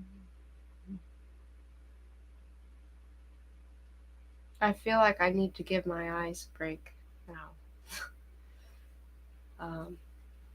So I'm going to go. Thank you for listening. I had a fun time reading that.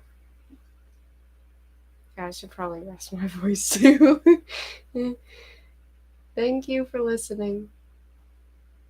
Goodbye.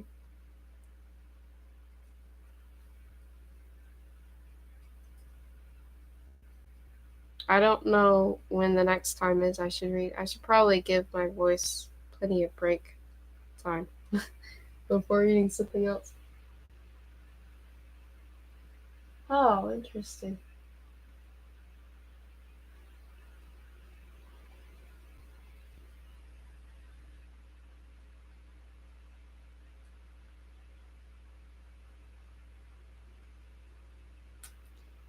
Have a good day. Goodbye.